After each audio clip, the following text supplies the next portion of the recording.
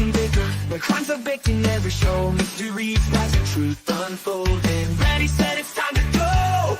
We sing it's time to go. Whistling through this battering news, mix the story solving the lies. In this kitchen, secrets are broken with a spark in our eyes. In the broken baker's kitchen, the secrets crumble like sunrise. We'll sift the blues to find the news with a spark in our eyes. Broken rise, broken rise.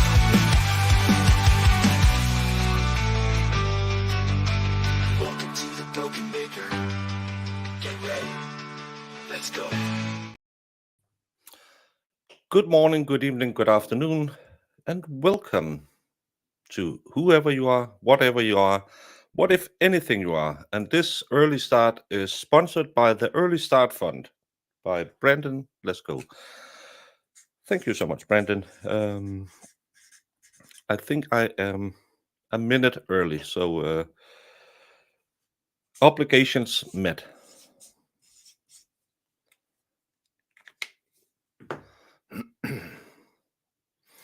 I wonder what song we get if you feed the AI Jackson's proctologist work. Ooh, yeah, I should do that because Proctor still have my video from Monday in suspended demonetization. He uses all the bad words when he talks about his co-workers, his suspects, his whatever it is. So bad. Aussie! And my pal Sal, how you doing? Nothing like a little bakery in the morning. Well, remember, in Scandinavia, everything is an inch longer. Well, at least on average. Some of us pulls that average way down. Thank you so much, Brendan. I'll let it dry so I don't have all those lip drippings. Peter, hey. Hey, Renee. Yesterday was so amazing that that's the best crust I've ever seen since Camilla Weskus with Amber. Can't wait to what today brings. Well, today will bring, I would guess, until lunch, we will be on Tully at least. And then it's going to be interesting. Are they going to bring in everyone who was at the Sally Port as well, just to try to hide what bad job Proctor did, or else he's the guy who did all the interviews, collected all the evidence? Then we need someone to talk about how they believe the car hit him. And then you need the ME. Again, a normal case, this would have been over 5 weeks ago. But this is Lally, so I don't know what it is. How will the state of Massachusetts kill their case against Karen today? Well, probably because Tully claimed he reprimanded Proctor, which Proctor said, no, he didn't. Good day, all. More importantly, Aussie, Aussie, Aussie. Oi, oi, oi. Helen from Holland. And a Mo Raid to start with. Good morning, Mo Raiders. That's why I married a Dane. I understand why. Just that little bit extra. Good morning, Ingrid and Stacy. Toy La Carissa. Happy not birthday to you too, Toy. Jaw. And talking about Pernilla, there's no one who sent this letter to me, but it arrived in my postbox today from Sweden. So let's see what, if anything, is inside it. But I think the only snake wrangler I know is a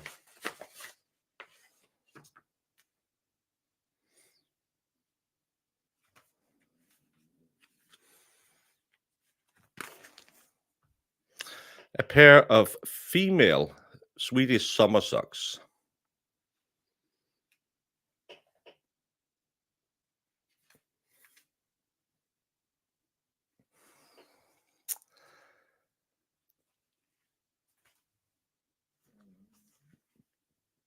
Thank you, Pernilla.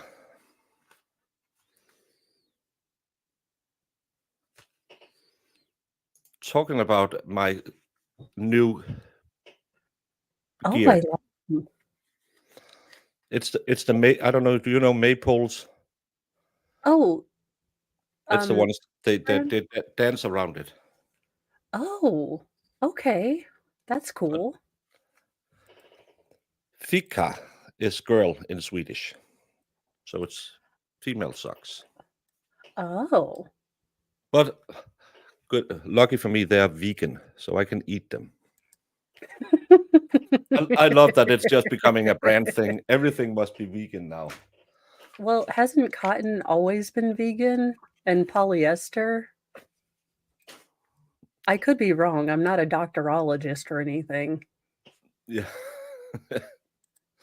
Yeah, it's but thank you, Pernilla.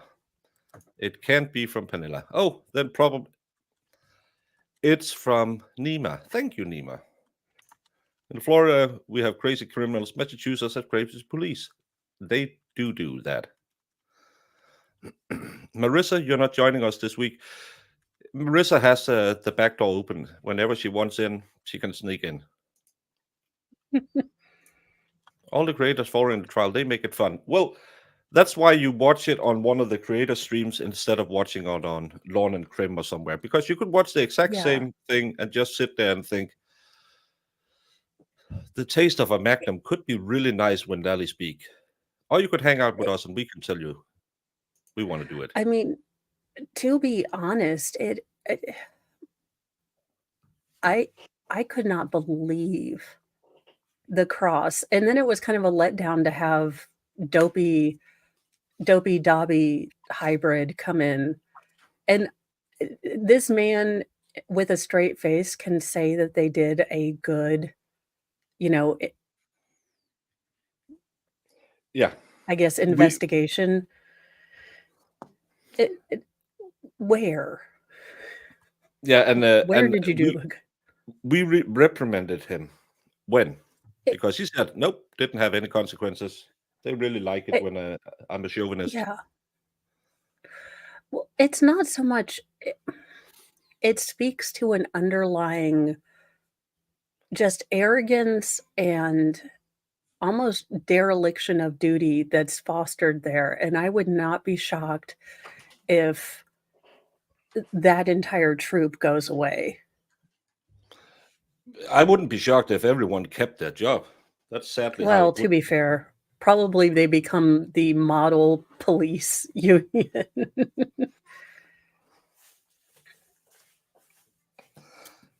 I just wanted to watch Super Troopers when we were done yesterday.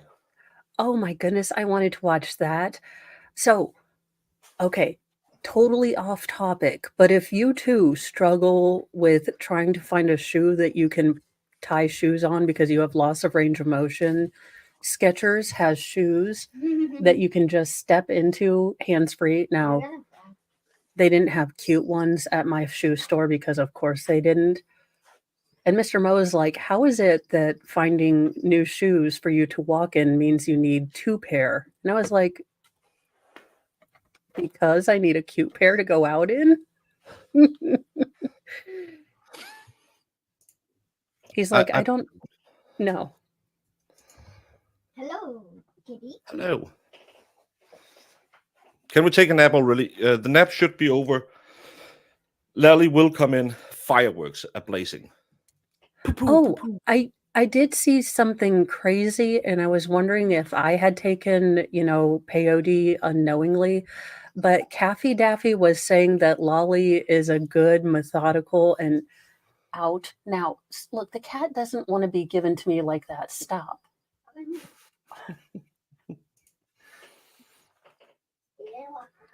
No, he just comes in bearing cats most of the time. He's like, here's a cat for you. And I was like, did the cat ask to be brought in?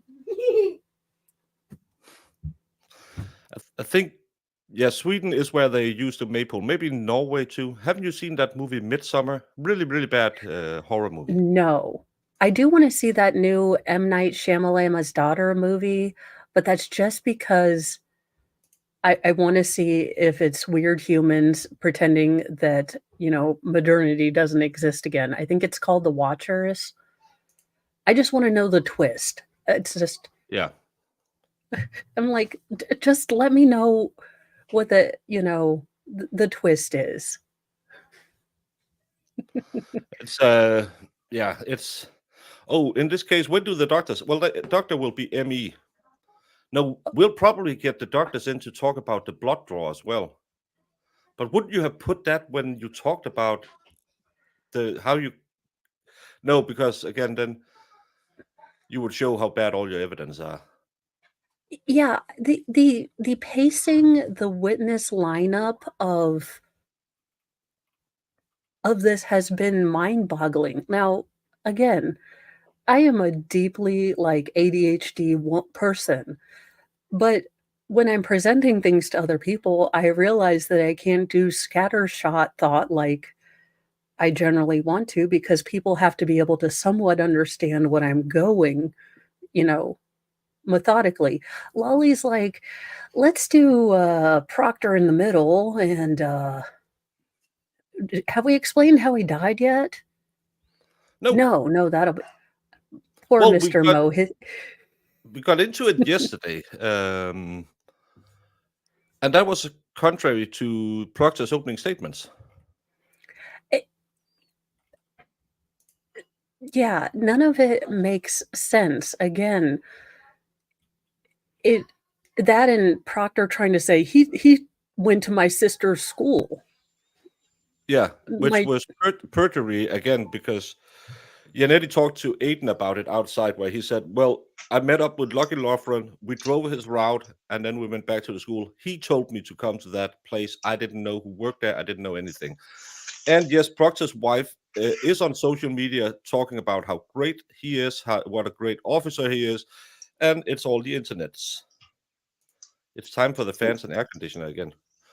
well, now, Send a little bit of that heat up here. to be fair, the internet did cause him to say all of these things on Yeah. his phone. Yeah, But that's what I remember. poor Mr. Mo All was like, "Wait, who are all these people?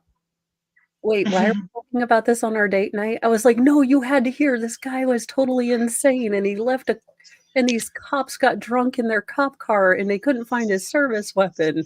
He's like, "Did this happen in real life or in the Super Troopers?" And I was like, "No, allegedly in real life." Sounds like Super Troopers, doesn't it? Yeah. He's like, have you been smoking today?" And I was like, no, this was all true life. I swear. It's stranger than fiction. Yeah, and I think if Lally could up his game and come off with some more energy, something could happen that could be good, but I'm afraid he couldn't maybe do that. And that's his biggest problem is he is such a bad storyteller.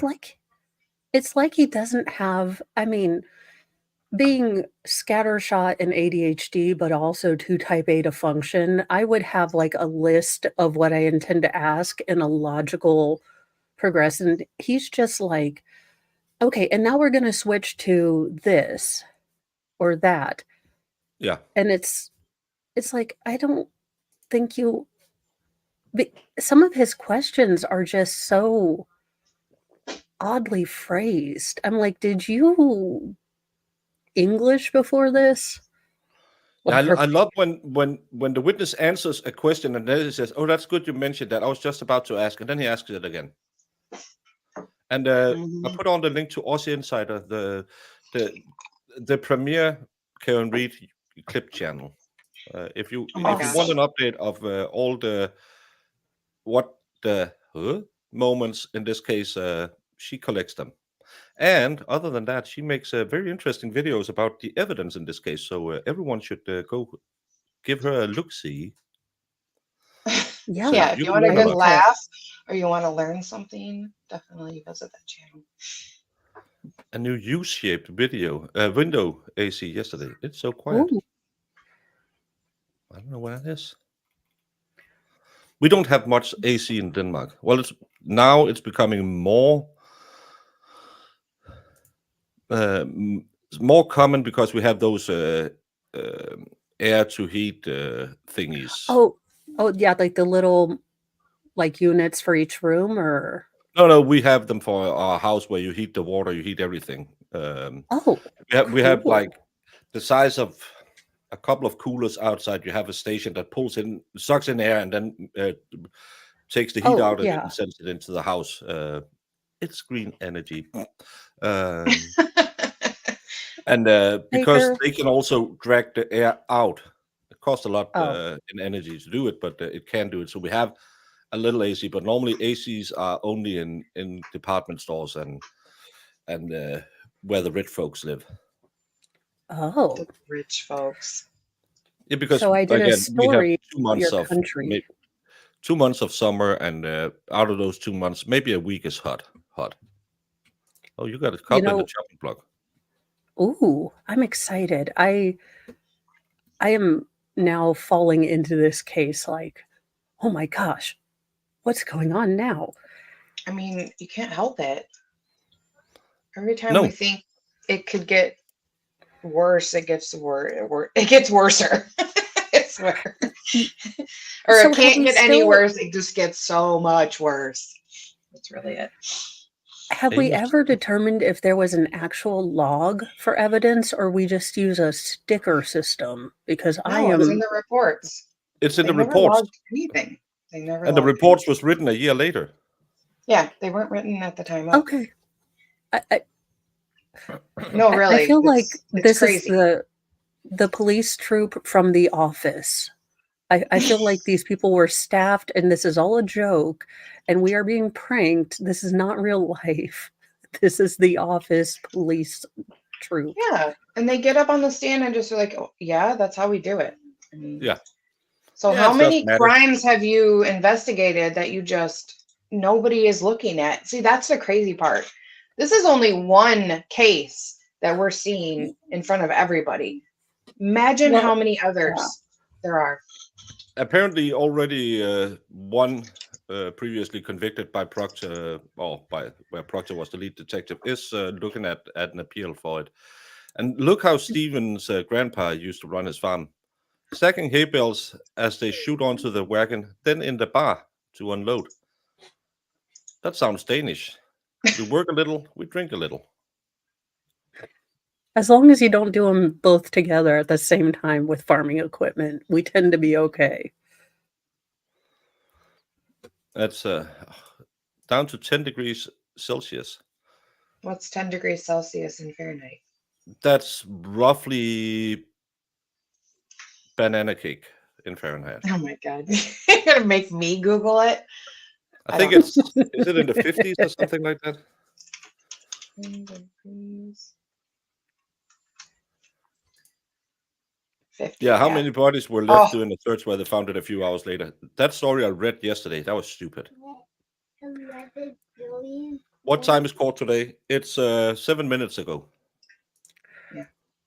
Oh my God. This woman, like, okay, I don't know if it's the type A in me, but I am of the persuasion like we start early if we've got shenanigans to do. This jury has to sit through Lolly without, falling asleep. And then Lolly, I don't understand why she didn't look at this in evidence. So now they have to have a sidebar every 5 seconds to have Lolly whine about stuff. It's just, Well, Tutti Frutti, you made it.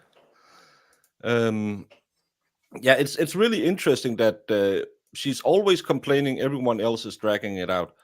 And she hasn't been on time one day. And when she's on time, she takes 10 minutes to do a sidebar.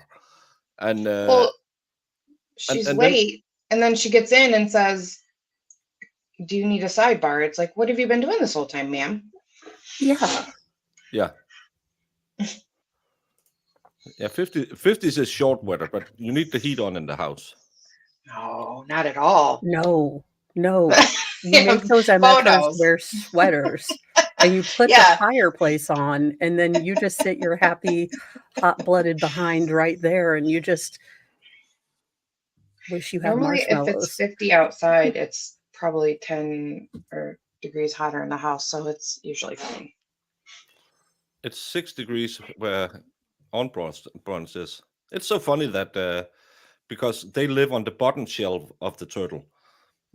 It's the opposite Yeah. way. Oh, So it's their winter time now, right? Yeah. yeah. Hey, Zach. Yeah. And then for us, it's supposed to be like an 85 today. Oh, my worst nightmare. Oh, I know. I You hate go it. outside and then it's like you're nice and comfortable in your car. You go outside, you're like, what? Yeah. Just 103. I would die in those temperatures. Absolutely not. That's against the law if I become Yeah. president.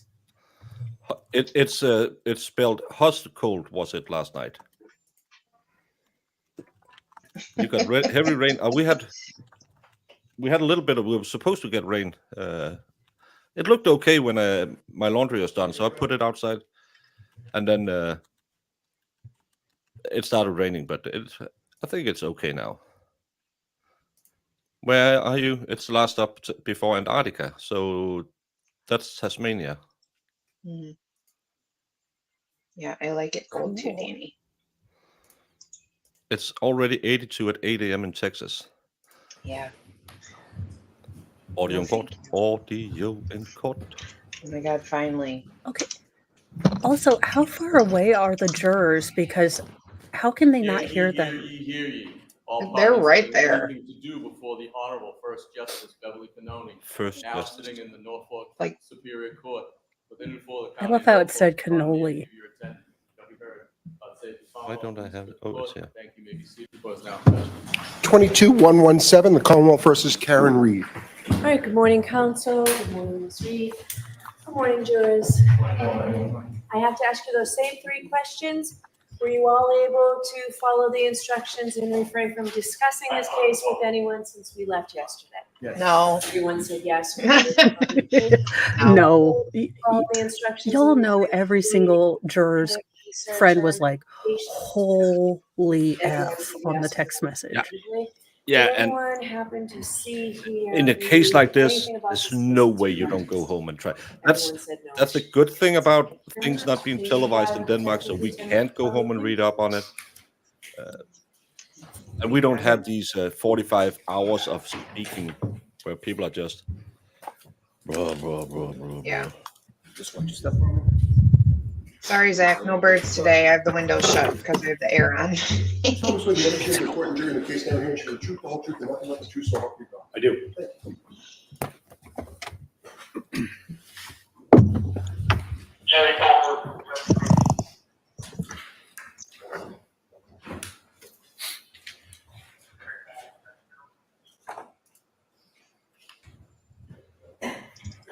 Yeah, don't be ready when court starts, Lally. Don't do that. Whenever you're ready, Mr. Lally. Okay, see, I'd be having a Good heart morning. attack Good now morning. because things not Again, prepared. if you could just please state your name and spell your last name for the juror. Brian Tully, Tully. Now, Lieutenant Tully, I'm thinking he had a stroke overnight and an aneurysm and maybe hit his head. He's going to start all over again. He, You know- he leaves the courthouse, he gets hammered, and he passes out. And this is why he is so unprepared every day. Yeah, I think they find him in the driving parking lot every morning with two spent cartons of cigarettes and maybe 4 or 5 spent cases of Fireball. 30 pack. That would, it just, I bet he went home and he thought, you know what? I did a great job today. He's like Stuart Smalley. He's like, you are good. You are worth it. You are beautiful. And gosh darn it, we're going to be okay. I think tomorrow, dear little Tuft, I'll fluff you extra because this was a good day. Oh my God. He has less hair now. You'd think that they do the hair plugs if you back could here do too. the middle split with the 6 hairs, where 3 and heavily gel it up. Ooh. Why He doesn't would he be a just hit with end the late days. this travesty of hair? Like, just get rid of it. He could do bald. I mean, Yeah, he's halfway there. yeah, just go for the gusto, sir. ask this gentleman where he gets his razor. Yeah. What, if any, hair products do you use on your bald head, Dopey? That hair is just singing Bon Jovi. Oh, we're halfway there, yeah. Hanging on. Hanging on a prayer. Yeah. Yeah, maybe someone left him too long in his car seat yesterday, so he rubbed his head too much. Oh, I don't even want to hear. Oh, shit. You were testifying yesterday, you were testifying in some part about a search that you did in conjunction with the CERT team at 34 Fairview on January 29, 2020, right? Yes. And at any point in time, did you or any other member of your unit conduct any search of the residents at 34 Fairview Road? No. And why not? We had no reason to believe there'd be evidence found within the home of 34 Fairview Road. Now, you didn't look, though. Lieutenant, if you could you inform the jury a little bit about sort of search warrants as far as residences go and what is required in Massachusetts for you to conduct a search warrant? Objection. So we haven't heard the question. Let's hear the question. That was the question, I'm sorry. I thought it was you informed the jury about search warrants and then what? If I interrupted Did you you. complete your question? I did, Your Honor, yes. Okay. So it's sustained then. Thank you. As far as, Lieutenant, over the course of your career, you've conducted search warrants of people's residences, correct? Yes. And what do you need to do that? A search warrant, consent, or exigent circumstance. And as far as a search warrant is concerned, what is needed or what is necessary in order for you to get a search warrant? Objection. I would think unconscious man on a lawn would be. Tell me to be quiet. What? So I'm going to allow him to build a foundation here. So the objection's over there. As governed by the Fourth Amendment of the U.S. Constitution and Article 14 of the Massachusetts Constitution, law enforcement is required to get a search warrant if we're going to invade someone's privacy. In order to obtain a search warrant, I need to gather facts that I swear an oath and affirm that are true and accurate, that there is probable cause, which means more likely than not that a specific piece of evidence will be found in a specific location and it's related to a crime. So I need to check those boxes in order to obtain a search warrant through the trial court. And you What if don't any think a information body you have, was related to specific at all? evidence of a crime in relation to the interior of the residence at 34 Fairview Road? I didn't have any. When thinking about residents and search warrants and evidence, I need to put the evidence inside the house. And so I don't believe that Mr. O'Keefe entered the home. So I had no based nexus off to of the what? house. Based off of And what? what, if any, evidence did you have that Mr. O'Keefe had ever entered the home at 34 Fairview Road on January 29th or on any other day? I don't. On the contrary, I have evidence that he was outside, but I don't have anything putting him inside the residence. Based off of what? So, based on everyone saying they didn't Now, see him. You're Yep. aware that, or you testified yesterday that at some point while you and the search team were conducting the search at 34 Fairview, that Sergeant Mechanic and Trooper Proctor were following a tow truck with the defendant's vehicle from Dighton to the Canton Police Department, correct? Yes. And in reference to taking the vehicle to the Canton Police Department, how was that decision arrived at? What, if any, discussion or what, if any, other options did you have? So Sergeant Mechanic and I had conversations. It was ultimately my decision of where the vehicle was going to go. And so we need to find a location that was secure, indoors, and preferably heated. And so we start going through checklists of what's available. So you start thinking, obviously, of state police facilities. So between Dighton and Canton, where our office is as well, you have the Foxborough Barracks, which was, I worked out of the Foxborough Barracks. The garage was probably not appropriate for that large vehicle to get in there. It's an old building. I worked at the State Police Barracks in Milton. That's even worse with a smaller garage that's attached inside of an older building. So the Canton Police Department was the next step. It was kind of checked all those boxes. It was inside, it was secure, and it was heated. Now,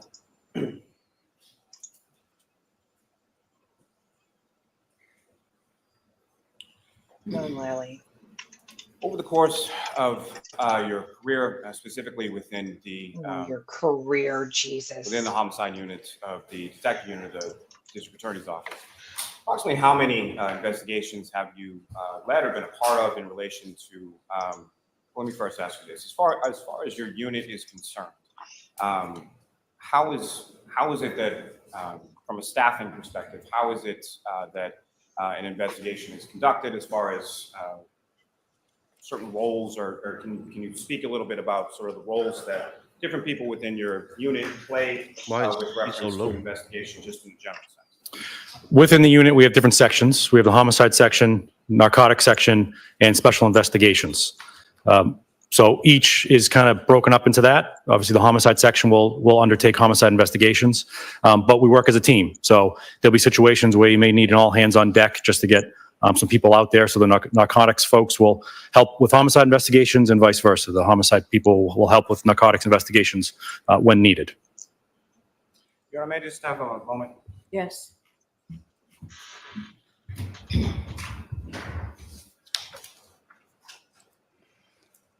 Isn't Lally very low today?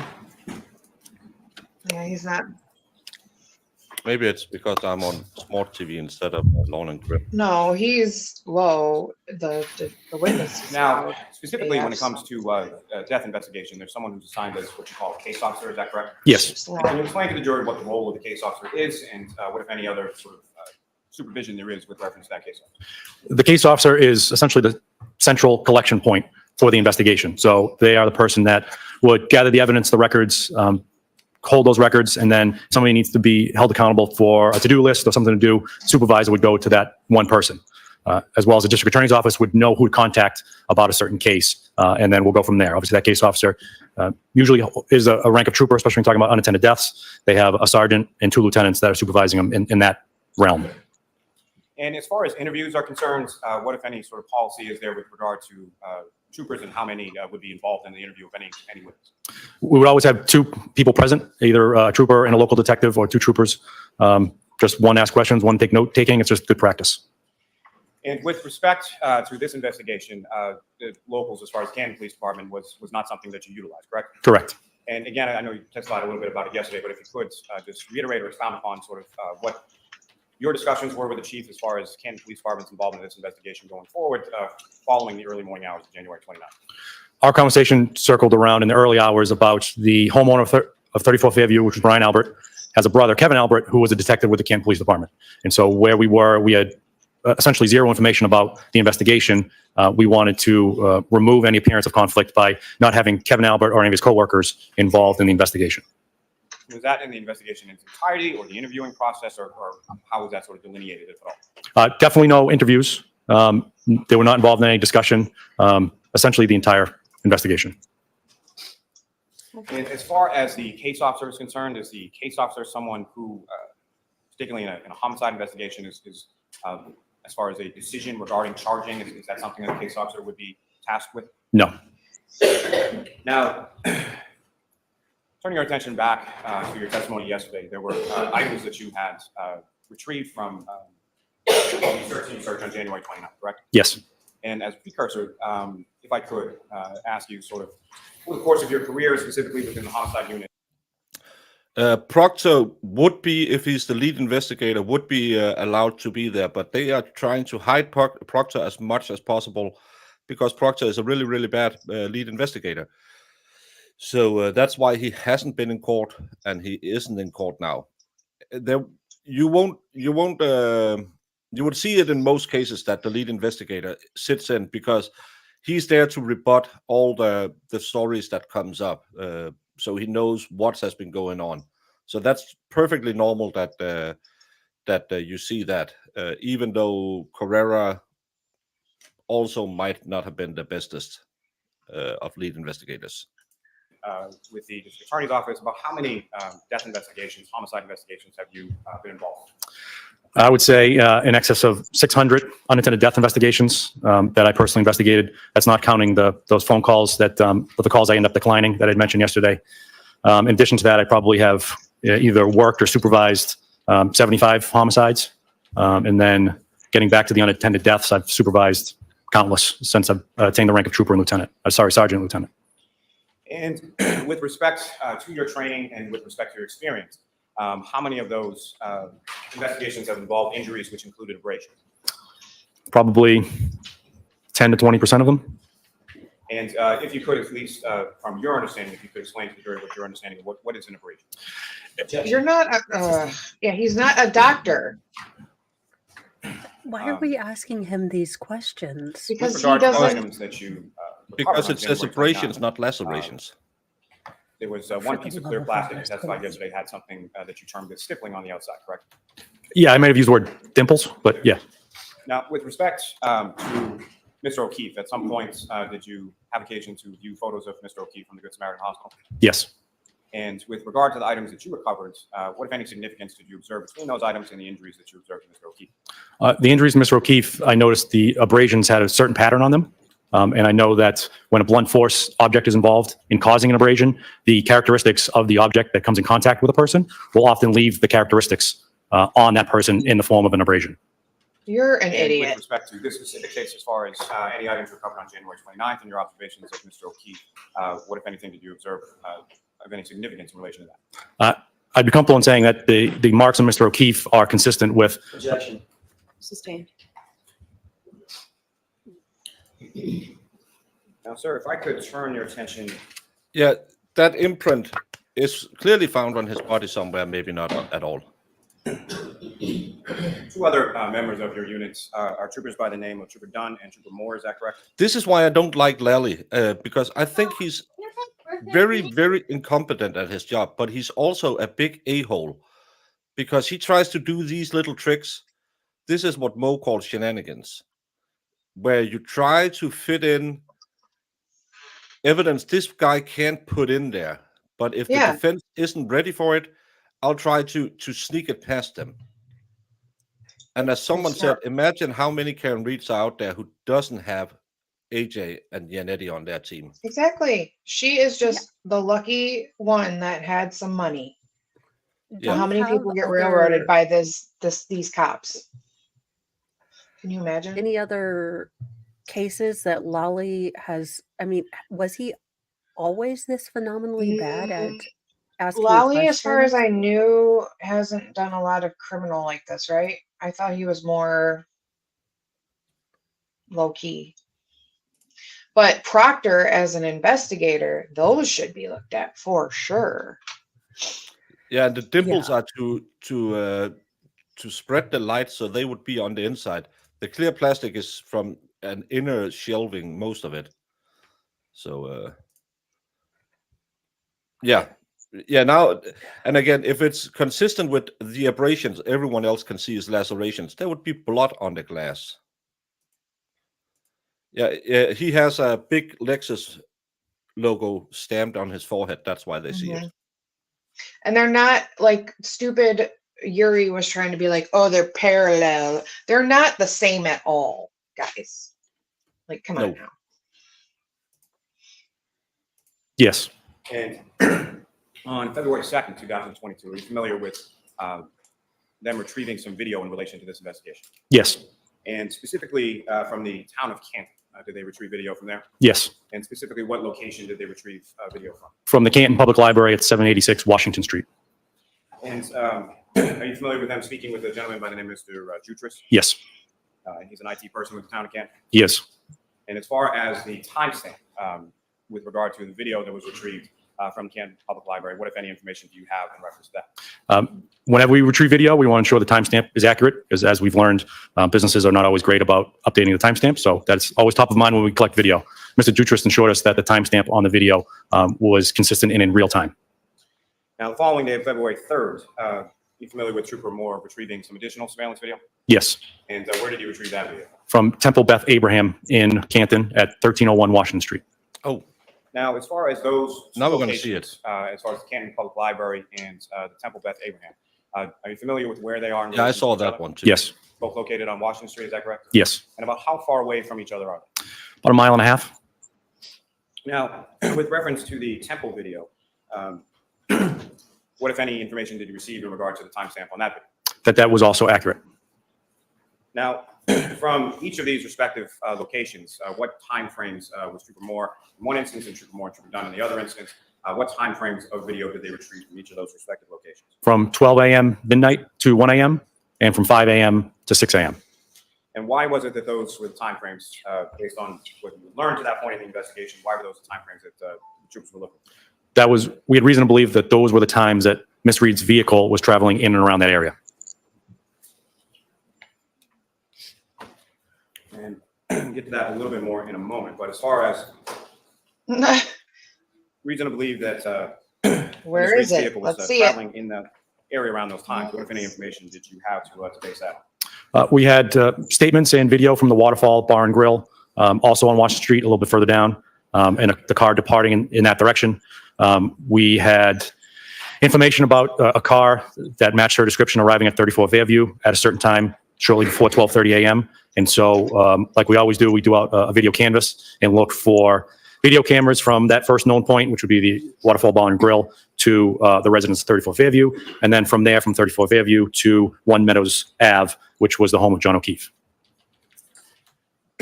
In reference to the morning hours between 5 and 6 a.m., the later morning hours between 5 and 6 a.m., what, if any, information did you have in relation to Ms. Reed's travel at that time?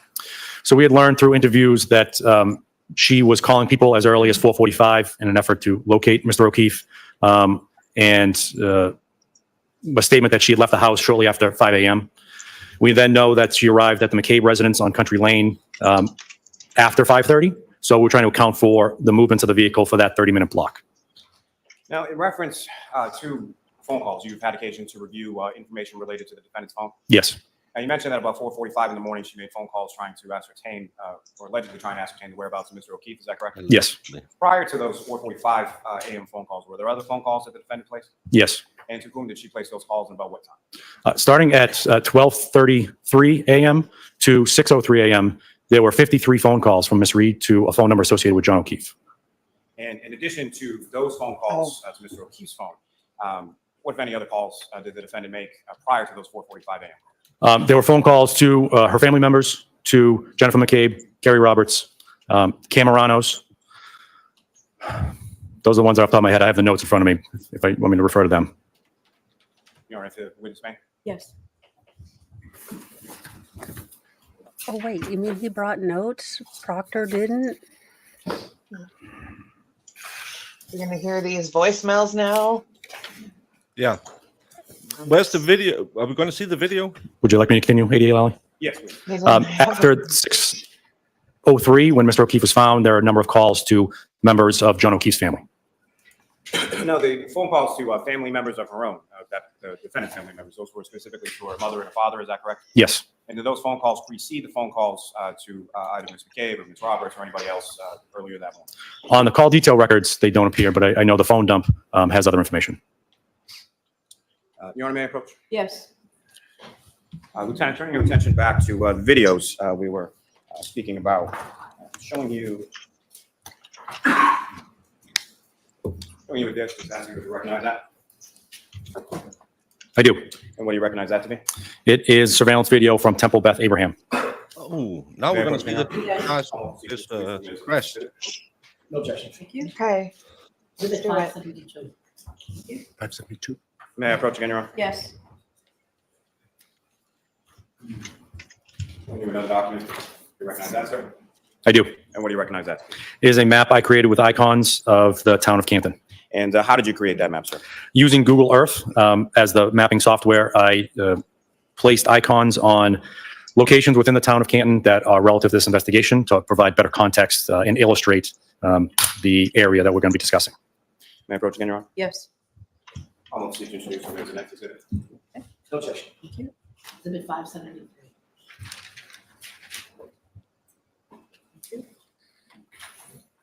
And Your Honor, may I return exhibit 573 to the witness? Yes. Your Honor, with the court's permission, if I could publish that to the jury at this time. Yes. So let's see. This is when they're claiming she's going back to the crime scene before. Lieutenant, do you have the laser pointer there for you? Okay? I do. So using that laser pointer, if you could direct the jury's attention to the icons that you inserted a reference to various points of relevant locations, as well as any sort of route to travel or roadways depicted in this video. So each icon is a house-shaped icon that I placed at different locations. The first one is red in color. It denotes where 34 Fairview Road is. Starting at the bottom, there is a pinkish color one that is the location of the Waterfall Bar and Grill. Just north of that, you'll see a brown one, which denotes the Canton Public Library. Following up this street here, which is Washington Street, you'll come to Temple Beth Abraham, which is denoted by the blue icon there. And then off to the right is 1 Meadows Lane with the green icon. Now, as far as, and if you could just use that laser pointer again to know where the temple is. It is the blue icon in the center of the map. Now, as far as where the temple is He located, just said reference it. to specific roadways, He did. mentioned located on Washington Street, correct? Yes. And so what if any roads intersect with Washington Street around the location of the temple? Chapman Street is the street that runs in this direction towards Washington Street. So again, the Washington Street is this street here. It continues and stays Washington Street as it turns slightly east in that direction. And as far as available points of directionality or ways to travel roadways from the area of the temple, it intersects in the area of Canton, is that correct? Yes. And so as far as available routes of travel from the temple to 34 Fairview, if you could note those on the map. If one was at the temple and were to travel to 34 Fairview, you could continue up Washington Street, take the left onto Dedham Street, which is that street you just mentioned, a left onto Cedar Crest, and to enter that neighborhood down here. One could take a left and come down Chapman Street and take the right to enter the neighborhood in that direction, straight onto Fairview Road. And if you're approaching sort of from the Chapman Street side of Fairview Road, as you come down Fairview Road, which side of the road would 34 Fairview be on? Left. And similarly, if you're approaching from the Cedar Crest side of Fairview Road and turn on Fairview Road, which side of the street would 34 Fairview Road be on? Right. Thanks. Now, with respect to each of these videos, as far as the Canton Public Library video and the Temple video, these are exterior cameras, is that correct? Yes. And sort of orientation-wise, where do they focus on or where are they pointed at? The ones that we focused on were the ones that captured Washington Street. Now, are you aware of another location right around the area of Temple Beth Abraham called Cassie's? Yes. And that's essentially like a convenience store, is that right? Yes. And were you able to, you or other troopers able to retrieve video from that location as well? I don't believe so. Now, Your Honor, with the court's permission, if I could. Did you find evidence? No. Publish portion of the video from the Canton Public Library, which is marked as Exhibit 110. Yes. Oh, now they have her. Oh, they got her good. And Ms. Gilman, if you could, from the first video, and from the time on the video, I'd ask you to go to about 12:15. Sorry, 15 or 15? 15, 1, 5.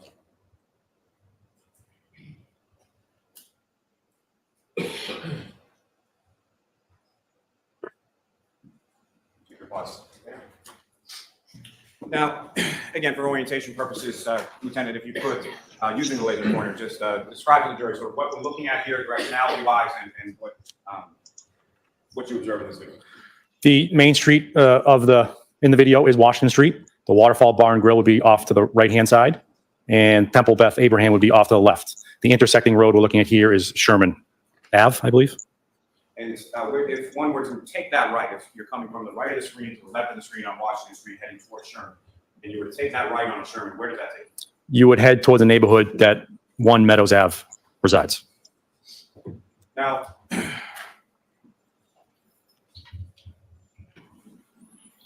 Look at all that snow, guys. were you also able? So no over one the course saw of the John's investigation, body? Did you have occasion to look at surveillance?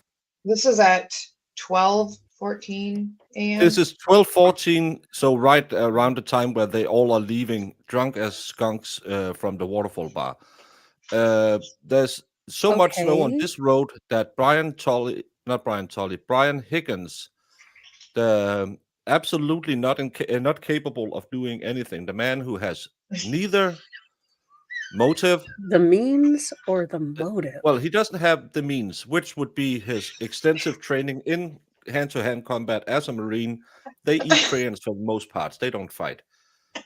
The motive, only that he wrote Karen Reed that evening, well, he doesn't have any motive to get into a fight with John O'Keefe.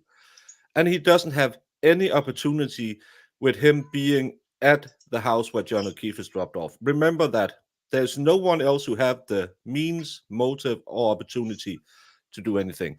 But he chose Brian Higgins because he's such a prankster. He shoveled the driveway within 5 minutes plus minus of this time at Fairview 34, because there was so much snow there. He shoveled the snow, and within 30 minutes, John O'Keefe allegedly will be deposited by Karen Reed via a massive body bump from a car, and will be totally invisible for everyone leaving the house because all the snow will be on top of him. I can see the effing grass on the lawn. I can see the bushes has no snow on them. I know this is probably a dumb question, but where are they getting the fight with John O'Keefe stuff? Is that from the 875 times she tried to call him and maybe left nasty voicemails? Yeah, like, where I the hell think are so. you? I think so. Okay. So Yeah, that's why, because she was afraid he was out whoring around. I mean, it seemed I don't this why it was upcharged, I don't know, and I wish we had more information on the grand jury, because it doesn't make sense, and he hasn't gotten to the point. Again, if he had streamlined this and you know, kind of gotten the she was mad at him for this, you know, hug weirdness and all of this, you know, his weirdly possessive female friends. And, you know, she was, but it's interspersed in a way that you're not going to link those dots unless you are paying attention. And for the jury's sake, I hope that they have like Common sense. pharmaceutical grade caffeine, because I don't know how they're staying awake. Yeah. This looks like a normal winter day. The whiteness looks like because it's frost.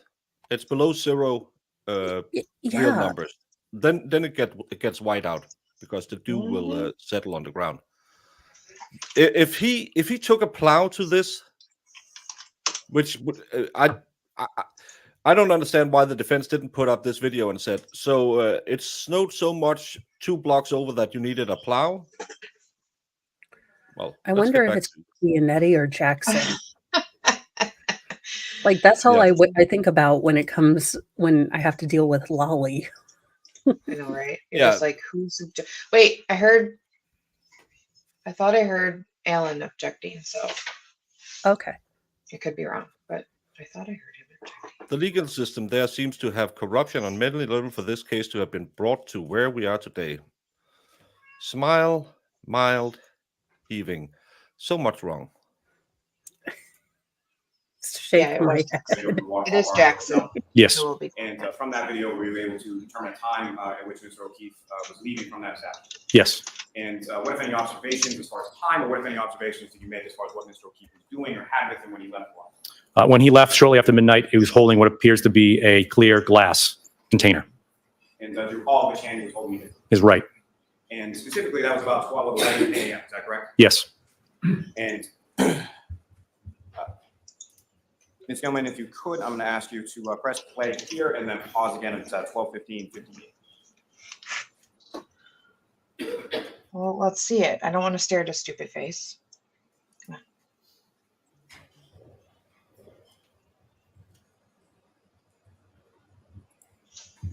Now, looking up at the screen now where it's paused at 12:15:58, Lieutenant, what, if anything, do you observe there?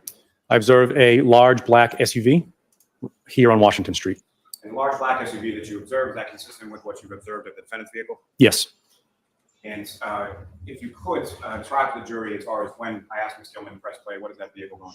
It's going to continue north on Washington Street through the intersection on Sherman and continue north on Washington Street. And what, if anything, is within that directionality as it continues off of the screen to the left? Be heading towards Temple Beth Abraham. Ms. Gilman, if you could.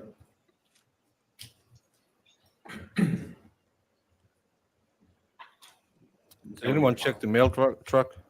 Now, with respect, you Your Honor, with the court's permission, if I could publish portions of the Temple video, Yes. and just as a continuing, my intention would be to. Yeah, and go back again, and there's forth with no that's all right before that. disputing. Yes. She went to the address. Everyone Yeah. said she was at the Yeah, address. No one has disputed. I want to see the back, the trip back I have one moment, Your with the Honor. broken Yeah. tail light. I The thought busted that- up car. yeah, wasn't there an act of God or something that stopped Israel's temple to not film when it was snowing? Well, we'll figure out now. And if you could, again, for orientation purposes, Lieutenant, if you could describe using the laser pointer there as far as what we're looking at. And again, a this big, particular large angle SUV. shot, How can you determine roadways. how many legs? This is an exterior camera from Temple Beth Abraham at 1301 Washington Street. Where it's paused now at 1201, I believe is the timestamp. You see a vehicle here. That vehicle's traveling on Washington Street. We are now on the other side of Washington Street looking at it than we were from the library. So the south and towards the waterfall and the library would be off to the left. North would be off to the right. And Ms. Gilman, if you could fast forward to 1217.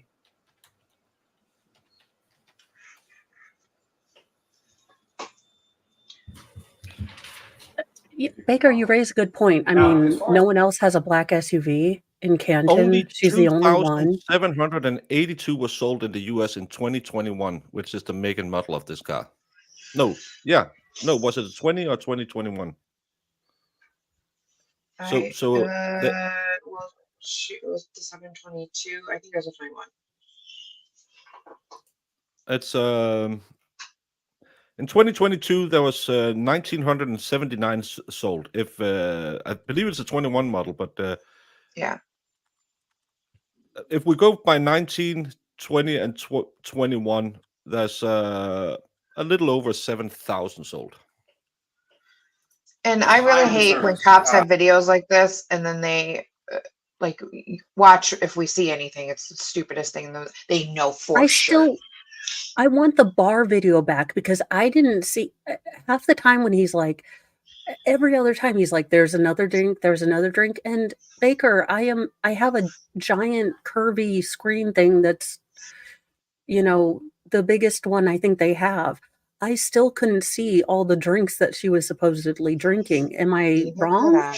I Nope. was actually, if I could find Aussie Insider doesn't have her DMs open on X, because I was sitting watching one morning and said, could you do one of those magic things, because I can't figure out how to clip things, and see whenever he says I saw her get a drink, because I believe I saw 2 drinks. The rest is behind John's body. Mhm.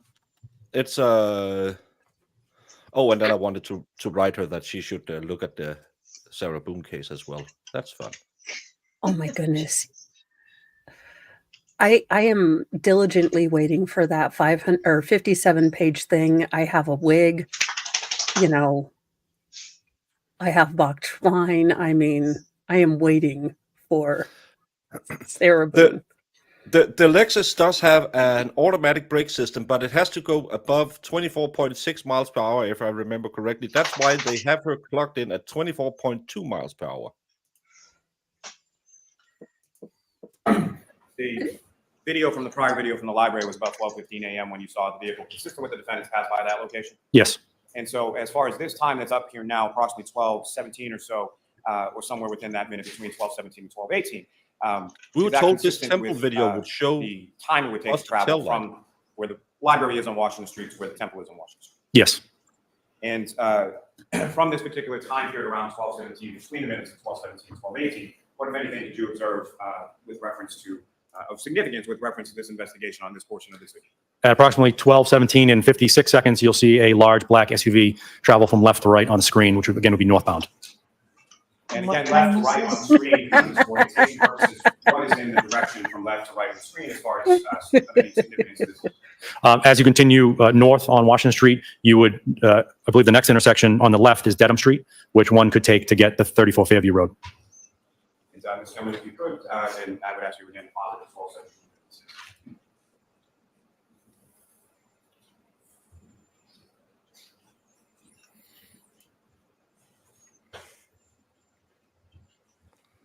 Boom, boom, boom, boom, boom. This is so interesting. Now it comes. Now it comes. No, that's not that. Is that that? Where? That was a car. I don't know. There's another car. You can't even tell what kind of cars those are. I can, with my Jackass. eagle eyes, see it's a 4-wheel car. Oh my God. I'm surprised they didn't draw a little stick figure carrying a long There it is. a There it tall is. vase-like There it glass. is. Again, Lieutenant, directing your attention to the screen, and if you Black could, car. using the laser pointer, direct the jury's attention to what, if anything, of significance you observe in this portion of the video at 12:17:56 from the temple. That you A can't large even black tell. SUV traveling northbound on Washington Street. And the large black SUV, is that consistent with the large black SUV that you observed in the prior video, exhibit 110 from the Canton Public Library? Yes. Is that also consistent with what you observed as far as your personal observations of the defendant's vehicle? Yes. This is before she allegedly hit him. Gentlemen, you can pause that. Take that down, please. Just gentlemen, if I could ask you for the Canton Public Library video again. And from this, I'm going to ask for from the second video.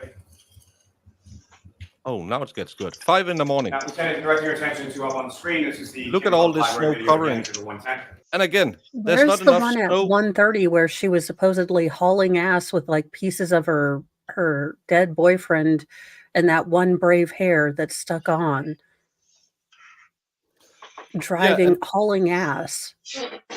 And where's all the snow? This is in the worst snowstorm ever seen this side of the Mason-Dixon. And you can see there's a couple of inches on top of the bushes.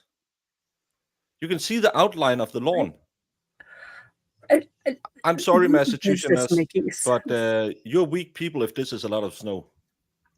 It's only Lally that's pushing the narrative. No, it's everyone in the house who pushed No, that narrative. Lally and all of his witnesses, should I say. Let me add on to that. Everybody else is like, nah, bro.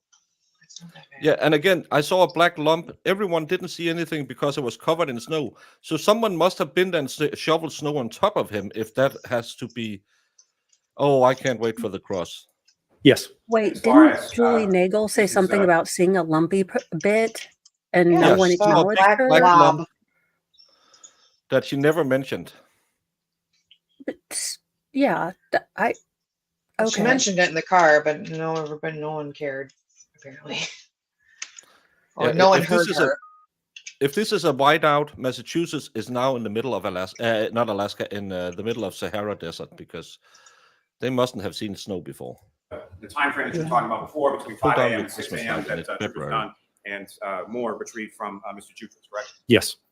And with reference to, as far as the conditions outside at this particular time between 5 and 6 a.m., what, if anything, did you observe in this video? The ground is now covered in snow. Oh my God. And Ms. Gilman, if I could ask you to fast forward to about 5:11 a.m. and pause it there.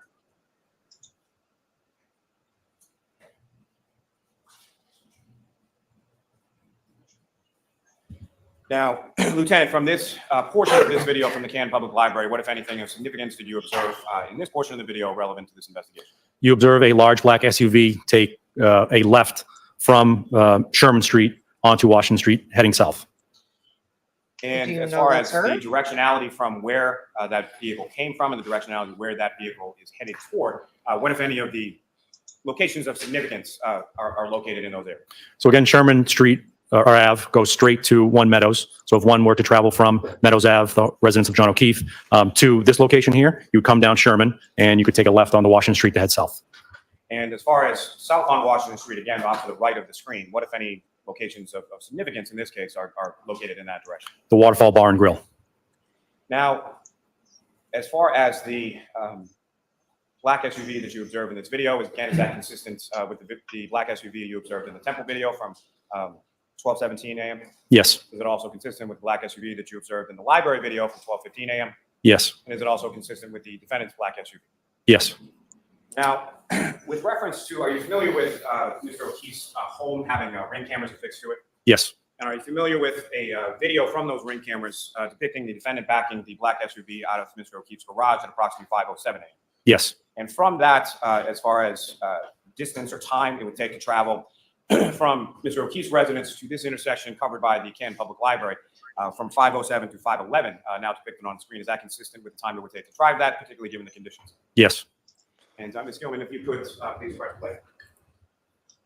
So she's going away from Fairview towards the waterfall. Ms. Gilman, if you could pause that. Didn't they Now, say Ms. she Gilman, went to if you the could fast forward to about Fairview? 5 minutes. I'm sorry, before she 15 picked and up 30 the other seconds. girls? That's what I read on Twitter a lot. Pause there, please. Now, Lieutenant, between these timeframes of 5:11 a.m. and 5:15 a.m., at any point in time, do you observe the black SUV traveling back in the other direction? Yes. And specifically around 5:15 and 51 seconds, what, if anything, did you observe on this video of significance or relevance to this investigation? A large black SUV will appear on the screen on the right-hand side and travel to the left-hand side, which again would be traveling north on Washington Street. Now, as far as, again, directionality, north on Washington Street to the left of the screen would be towards the temple, is that correct? Yes. And as far as the operation, as far as directionality is concerned, what you observe in this area from 5:15 a.m., is that consistent with what you observed? No, she on was Canton driving her own video car. earlier. She hit John's car. 12:15. Yes. And again, as far as the black SUV that you observe in this, it's consistent with all the other black SUVs you observed in the video and the defense vehicle, right? Yes. And Ms. Gilman, if you could press play.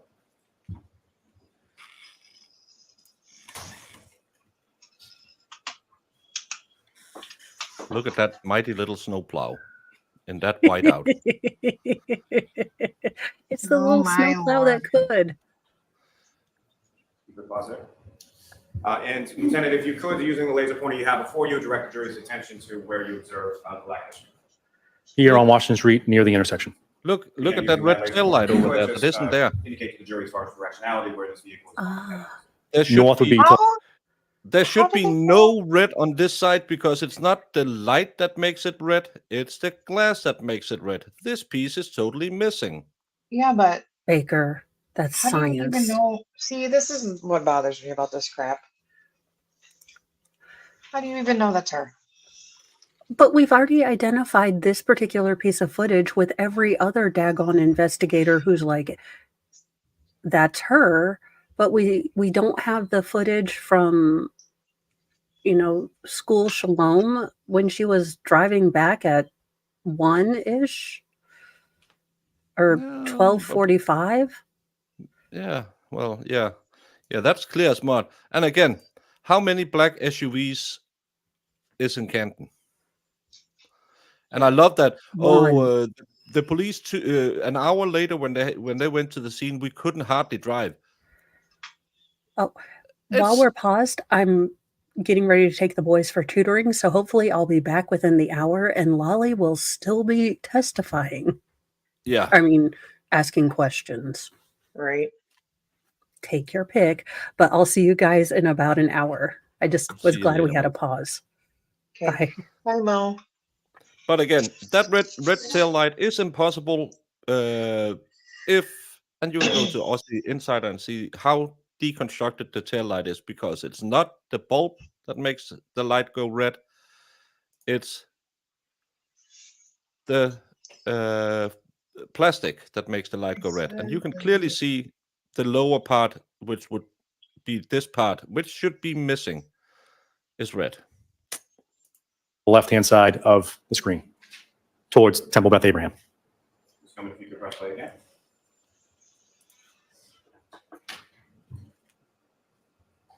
If you could pause there, Ms. Gilman, you can take this. Yeah, this should be like the Now, Ms. Scout Gilman, if I could unit. ask for the Temple Beth Abraham video again. And Your Honor, may I have just one moment? Yes. I love cats. Cats are fun. Well, I love cats when I don't have For cats. the record, this is from You should get a Temple Beth kitty. Abraham video. This is from the period of 5:10 a.m. to 5:20 a.m., which is the second video listed down within those. Now, Trooper, with regards to this video, at some point around 5:18 a.m., what, if anything, did you observe of significance or relevance to this investigation from that period of the video? A large black SUV travel left to right on the screen. And again, as far as directionality, where would that vehicle be coming from, and where would that vehicle be headed towards? The left side of the screen would be in the direction of the Canton Public Library and the Waterfall Bar and Grill.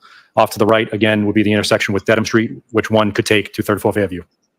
And as far as directionality, with reference to the earlier video from 12:17 a.m. from the Temple Beth Abraham, is directionality consistent in this video with what you observed at 12:17 a.m.? Yes.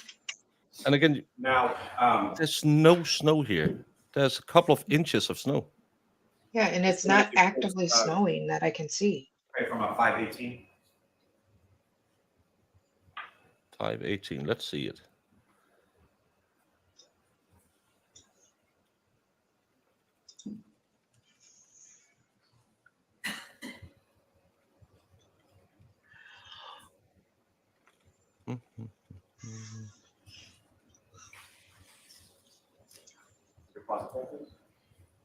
And Lieutenant, what, if anything, do you observe in this portion of the video? relevant That to looks this red to me as well. A large black SUV traveling north on Washington Street.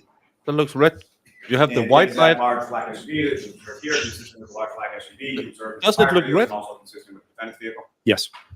I know I have This blue one filters lets you on my with, screen, but it looks red to me. Press up, play again. Thank you, Ms. Gilman. You can take that. What? Mr. Officer, we can have the lights back on. First of all, What, if More any, now. is the point of all this? Can someone just try to prove she did this? It's getting boring. No. Your Honor, if I could just have a moment. Sure. none of this is. What does this prove, Lally? This proves she was out looking for John Lieutenant. O'Keefe, as she stated. If That it's time- her, In the course of Just your investigation, are FYI. you familiar I don't know was- how they can see anything, but 5:18:11. with what time it was that the defendant, approximately what time it was that the defendant arrived at Ms. McCabe's home? 5:35 approximately. And Ms. McCabe's home is located on Country Lane, is that correct? Yes. Now, from the directionality of that vehicle in the 5:18 a.m. Video, as far as timing is concerned, 5:18 to about 5:35 or so, is that consistent with the time it would take to drive from that area of the Temple Beth Abraham to Ms. McCabe's residence on Country Lane? No, not if you were to drive directly there. And so to that point, as far as what about that time doesn't match up? Is it too short, too long, or something else? It would take you much quicker to get there. It's about a mile and a half from Temple Beth Abraham to Country Lane. You would continue north on Washington Street and just take a left into the Country Lane neighborhood. So the time to travel, a mile and a half. And from sort of the distance between either that Temple video and either 34 Fairview Road or Country Lane, were you able to find, locate, or retrieve any surveillance video in those areas that would capture the vehicle? No. Now, because you didn't as look. far as you had mentioned earlier in your testimony when we were talking about the earlier 12:17 a.m. Portion from the Temple Beth Abraham video, the directionality of that black SUV, both in 12:17 and 5:18, where is Fairview Road in relation to the directionality of the SUV that you observed? That SUV could take a left onto Dedham Street and then a left onto Cedar Crest and to enter down to Fairview Road. And But did it do from it? your knowledge of the Did it area as do far it? as travel is concerned, would Who was actually the lead detective? Why didn't Proctor describe this to us? Eh, Uh, mm, he was the case officer, the one who's supposed to keep track of all the logs, the guy who never wrote a report about any of it. Why didn't Proctor put this in? Did you watch Proctor's testimony? And I think this guy is the guy who collects all the technical evidence. I think he's the guy who collects the phones as well.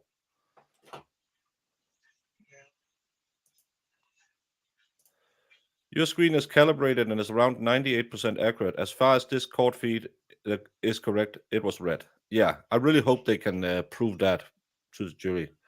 But yeah, why isn't Proctor, the lead detective, talking about this? Well, we have the tech wizard here, the guy who... Yeah, let's hear him discuss the inverted videos. from 5:18 to about 5:35 or so, would that Get some allow sleep. for I'll see you sufficient in the time morning. to go from where it's viewable on the Temple Beth Abraham video for the vehicle to then travel to 34 Fairview Road and then travel to 12 Country Lane? Yes.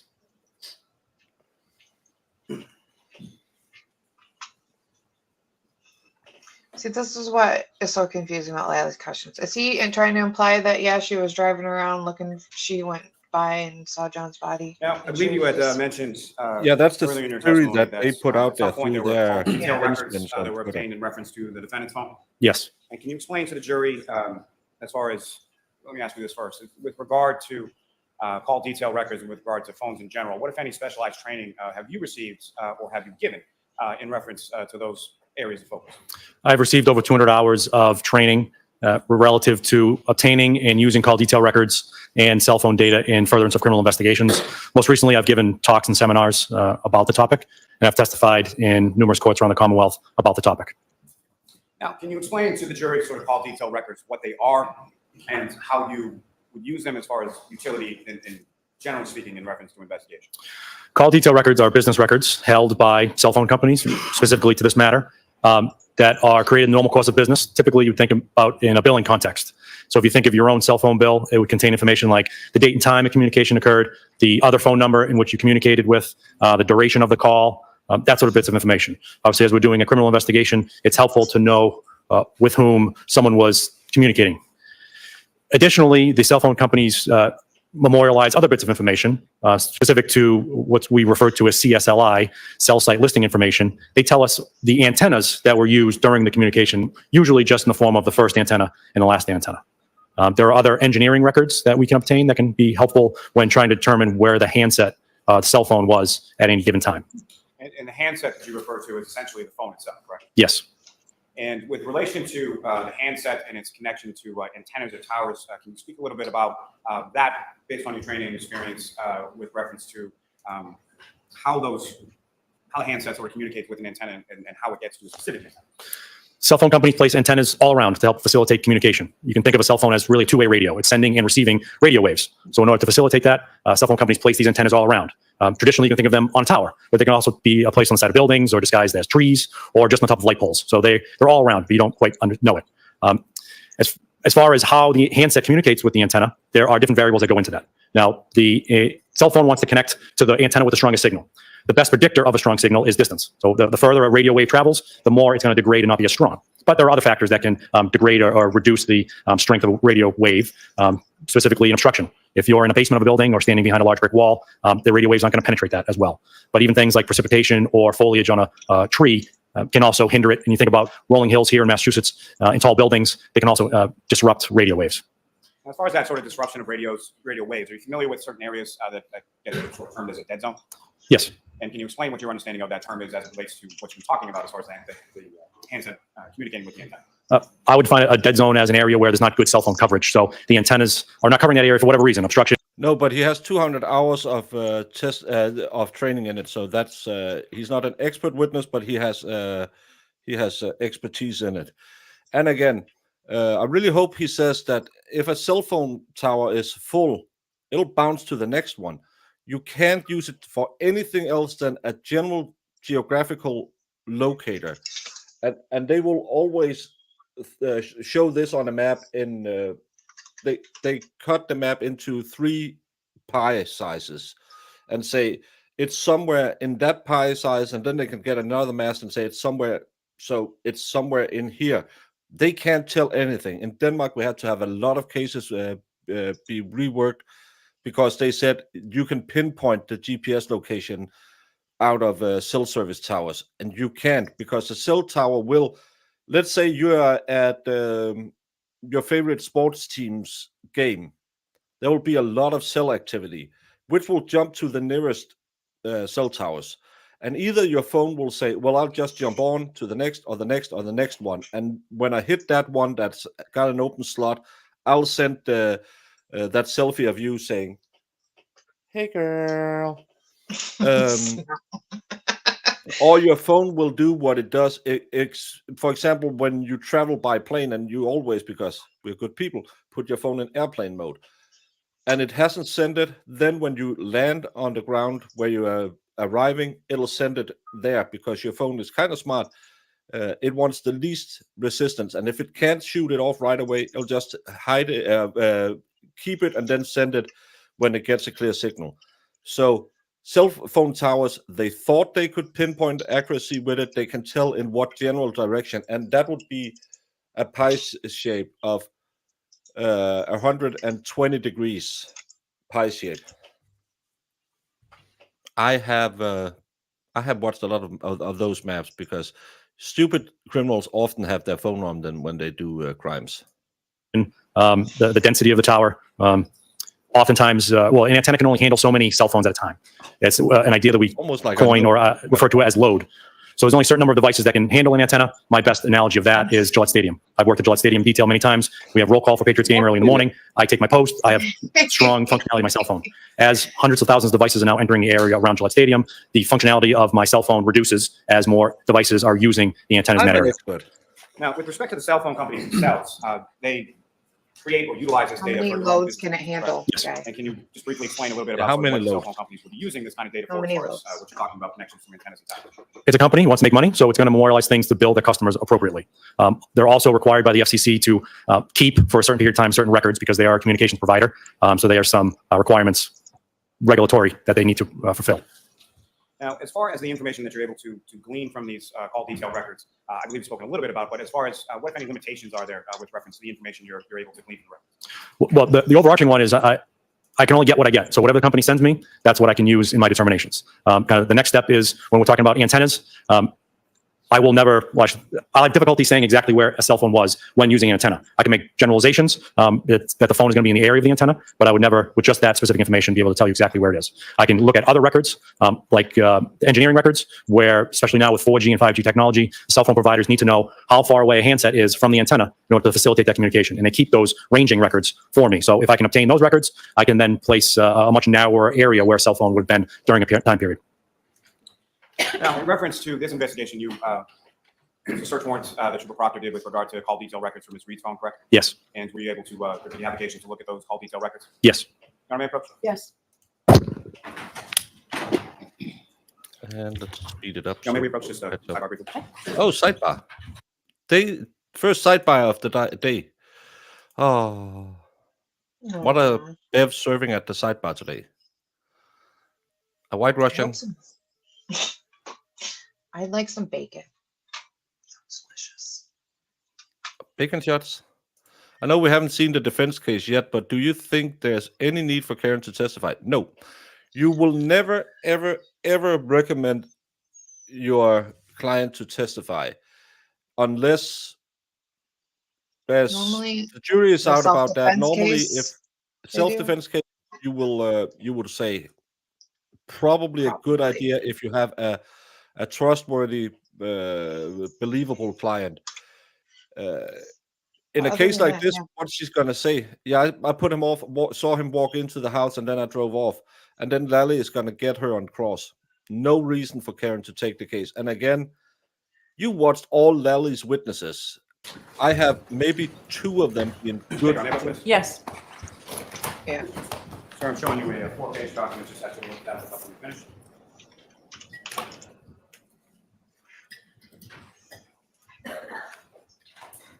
Hope the ME is a sassy lady. I really hope Do you recognize that document, sir? Yes. What do you recognize it to be? It is the subscriber information for the phone number ending in 9554. And through the course of your investigation, as far as that phone number ending in 9554, who, if anyone, did you find that number to be associated with? The defendant, Karen Reed. Now, with respect to the documents before you, that has some listing of account information, is that correct? Yes. And who is listed as the subscriber for that account with phone number ending in 9554? Karen Reed of 481 Gilbert Street in Mansfield, Massachusetts. And are you, through the course of your investigation, familiar with that address of 481 Gilbert Street? Yes. And is that the residence of the defendant? Yes. And Approach, Your Honor. Yes. I'm going to proceed to introduce in the minutes the next exhibit. No objection. Exhibit 574. I'm actually going to see counsel inside that for just a minute. Oh, another sidebar. Oh my God. We're probably gonna catch up soon, Jamie. How mad are the Patriots that this tool decided to mention them in this case? Lol. Oh, they are the ones at the Gillette Stadium. The Giants beat them twice in the Super Bowl. Oh, so magnificent. Especially that season where they could have been undefeated. That was Yep. a great season. Oh, nothing like watching the Patriots go down. Sorry, Massachusetts people, if you're a fan. Did they search all the phones of people at the Alberts that night? Tim, don't be foolish. Of course not. They didn't have a reason to believe any of them had the means, motive, or opportunity. Anything worded this morning? Only if you like getting your fingernails pulled out while listening to chalk on a whiteboard. Yeah.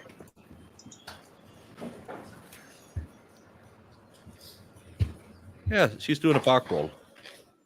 Now, Lieutenant Tully, Did we mark that, Madam Court Reporter? Thank you. So that's 570. 4.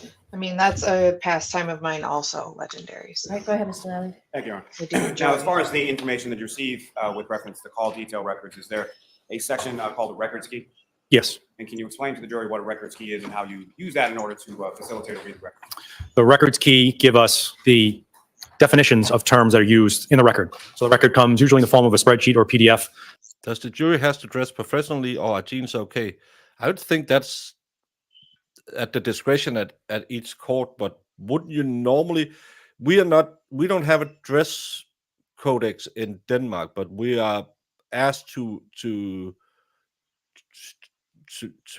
dress appropriately, whatever Yeah, this is. and when I had that jury duty, it actually had it on there that they didn't want you to wear like sweatpants. That was pretty much the only thing they put in there, though. Yeah, I would never. But I wear shorts to court. But I wear my khaki shorts, and I wear hoodies. I never wear anything with too much graphic on it. But normally hoodies or a polo shirt, because that's what people see from the other side of the bench. And then I'll try to wear, like, if I'm wearing shorts, I'm wearing like a pair of khaki shorts or jeans or something like that. You don't roll in there like you just woke up. If Yeah, Karen's phone is basically. accurate, then everyone else's is. No. Karen's is the only accurate one. It's the only one, yeah. No But when shorts or Jen- jeans in South Carolina.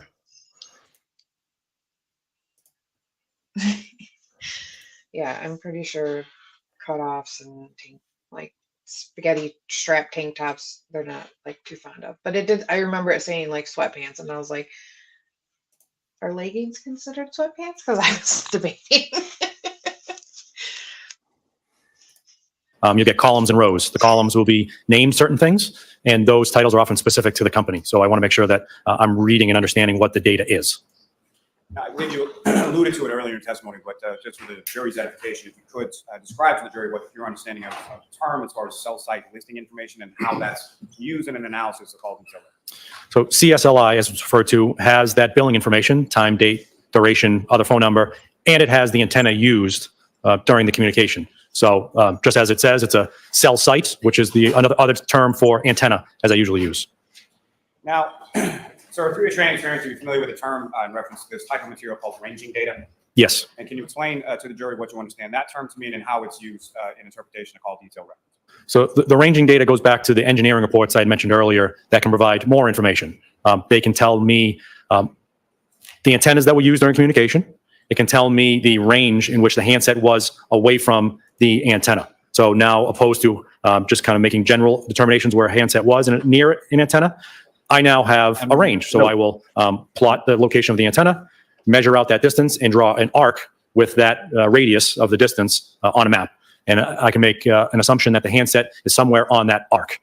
The ranging data is also helpful because the user does not need to be actively using the phone in order for a record to be created. Right? The billing record is going to be a phone call made or received, text message made or received. A cell phone, as it sits today, is still communicating with the antenna. You're getting notifications, it's checking email, it's updating, and because it's utilizing the network, your cell phone provider is capturing that data and it's generating a record, even though unbeknownst to the user. Okay, so to that point, or illustrative of that point, so if I'm standing right here with the cell phone in my pocket, not using it, not turning it on, not activating it in any way, that cell phone is still doing some sort of communication with the closest or some antenna within the vicinity? Yes. Now, you're also familiar with a term called UTC or Universal Time Code? Yes. Can you explain to the jury what that term means and how it relates I hate it when they have to tell. So UTC, or now known as Coordinated Universal Time, is the time zone along the prime meridian. So if you think of the globe, you got longitude and time zones. The prime meridian is a spot that runs through Western Europe and in Western Africa. That is the line in which all time zones around the world are predicated. And UTC will be a time there. And Remember, you have to stick around because what wasn't we shown? The video where Karen drives home from Fairview. That's the 2 minutes, 4 minutes that's missing on the tape. Just remember, we didn't see that part of the video. Oh yeah, we didn't. So stay awake for the cross. it's not That's determined by daylight savings time either. So all those time zones, like I said, around the globe are predicated on that. Because it's one standard time in a globe, a lot of records will come in UTC time, and you have to make the conversion. And they will provide records specific to a cell phone, what time it was locally, but it will tell me what the UTC time was. So for me to figure out what the time was locally during the time of communication, I got to do the conversion. And to that point, as far as the conversion is concerned, what type of conversion are we talking? Here on the eastern side of the United States, it's -4 hours during the summer and -5 in the winter. Now, as far as these records are concerned, what if any, I believe you spoke a little bit as far as the arc and plotting, but if you could expound upon that as far as explain to the jury what it is exactly you're able to do with the information from a call detail record. It depends on the judge. I think the judge will tell people to dress appropriately. Like Jamie said, there was a dress code, don't wear sweatpants. But a judge could probably at least tell them to go change. I think we have seen a case where someone was told to go back and wear something appropriate. Can't remember which case that was, but It sounds familiar too. Was it the Stout case where a jury was sent home because I think they came in their best hunting gear, their church hunting gear? Maybe, but it does sound familiar when you're saying that.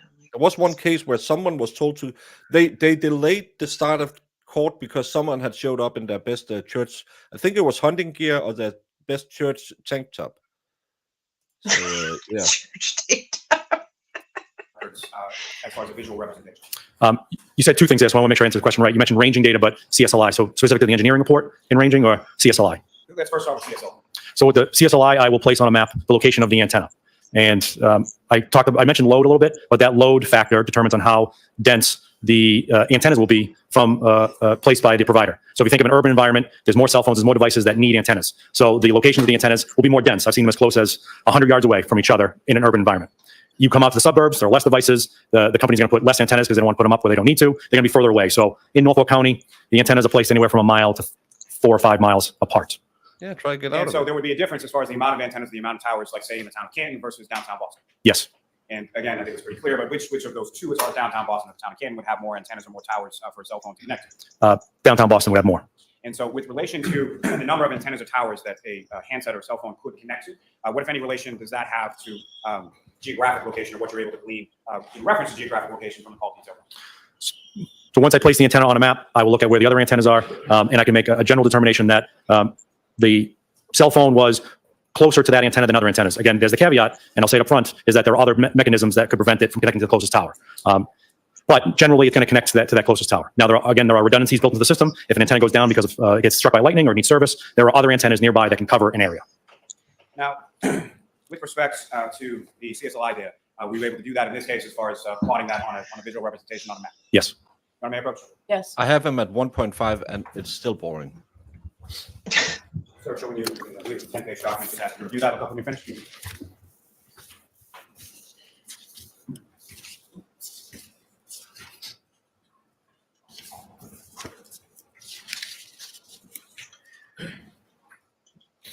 And you recognize that, sir? Yes. What do you recognize that? It is a series of maps that I created depicting the records obtained from that number ending in 9554. And that's plotted onto sort of a Google image or a Google Earth image? I use Google Earth to create the maps. I then take a screenshot and place it typically in PowerPoint in order to make it look nice. May I approach, Ron? Yes. I'm going to introduce and admit collectively, isn't it? No objection, Your Honor. 575, thank you. Well, we had that problem doing the vid, and then when they started the kerfuffle in Ukraine, that May I return they that to the turned down witness, the Your Honor? heat, Yes. so we had to sit with blankets on. May I have a moment, John? Yes. You need another moment? So Lieutenant, directing your attention to the second page there, Ian. And Your Honor, with court's permission, if I could publish this to the jury. Okay.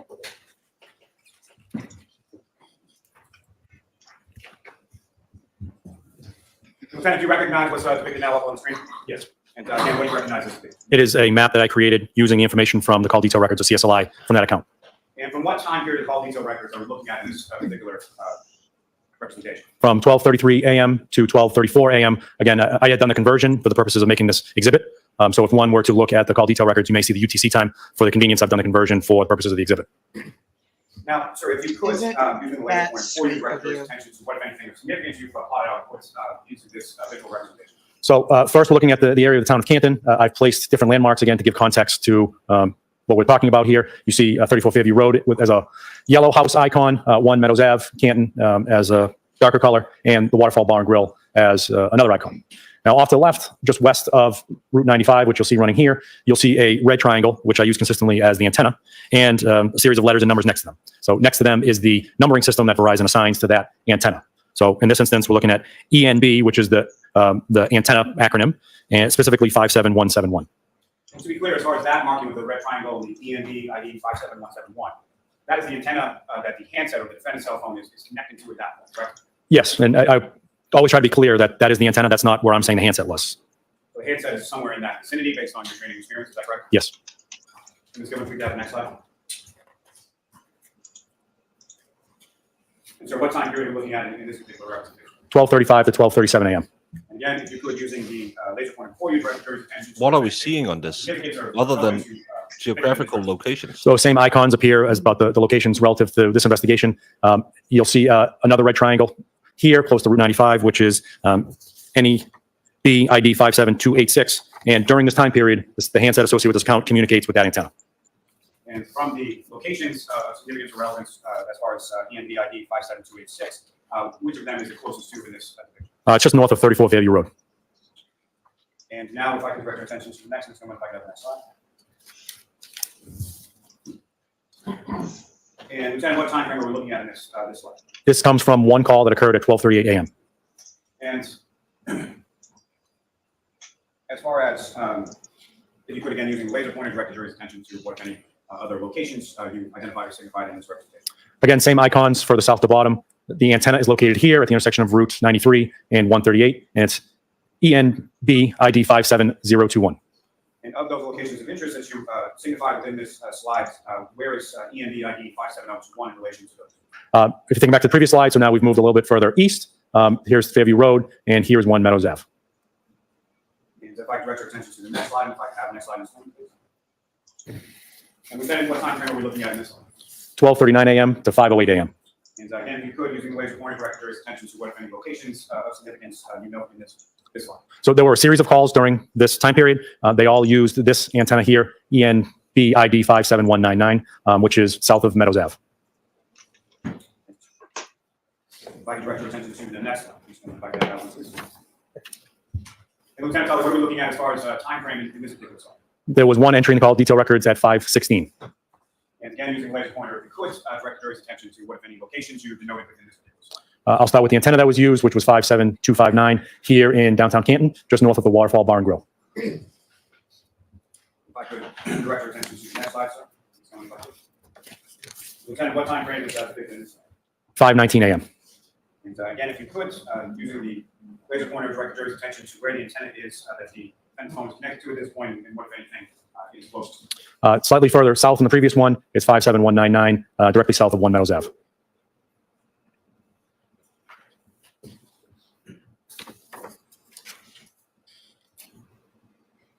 Now, I could ask you to turn to the next slide. Someone like that one. And Lieutenant, what time frame are we looking at? 5:20 a.m. to 5:37 a.m. And again, if you could, using the laser pointer, direct your attention to where the antenna is and what any of the locations you observe it, where it is in reference to those. I previously mentioned this one here at the intersection of Route 93 and 138. It's ID 57021. It's north of those locations I mentioned earlier, the 34 Fairview and 1 Meadows Ave. And next slide. We just know that she made a ton of calls. It's one entry at 6 a.m. from the record. And if you could, again, and we know she made a ton of calls.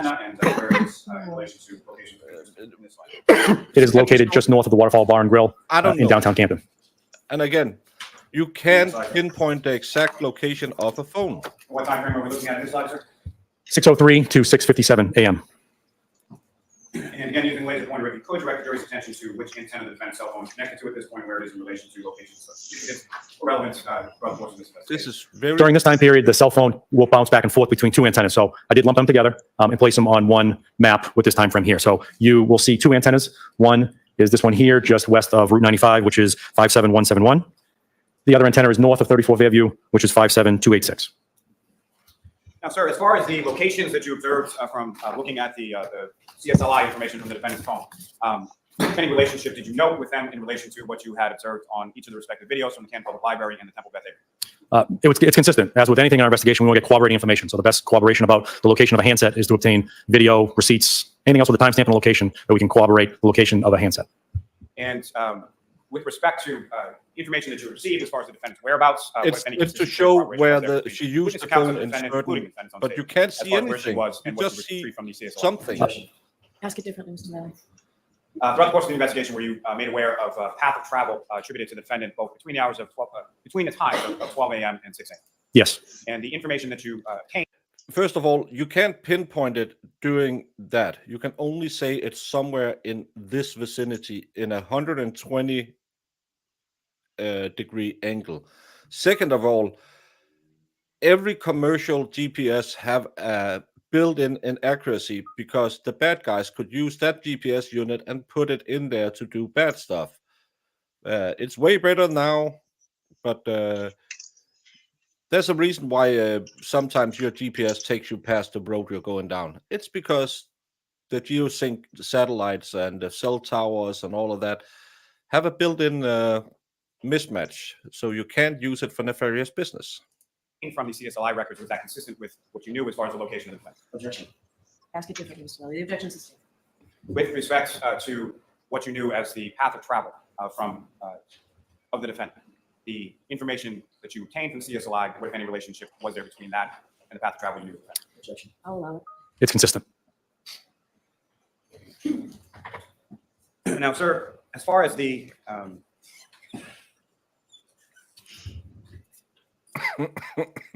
yeah.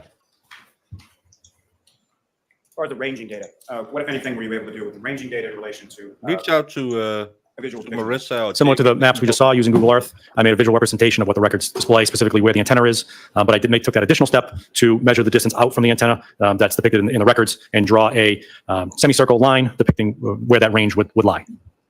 May I approach the witness room? Yes. Yes, Aussie, come join us. Pages, actually look at that. Yeah, but they didn't get any cameras from that school. And again, I would love to hear the defense talk about that Do missing. you recognize those documents, sir? Yes. What do you recognize those? The series of maps I created using a ranging or engineering report. May I approach, Ron? Yes. I'm off to introduce him as the next exhibit. Objection. Okay. Jesus. It was 2021.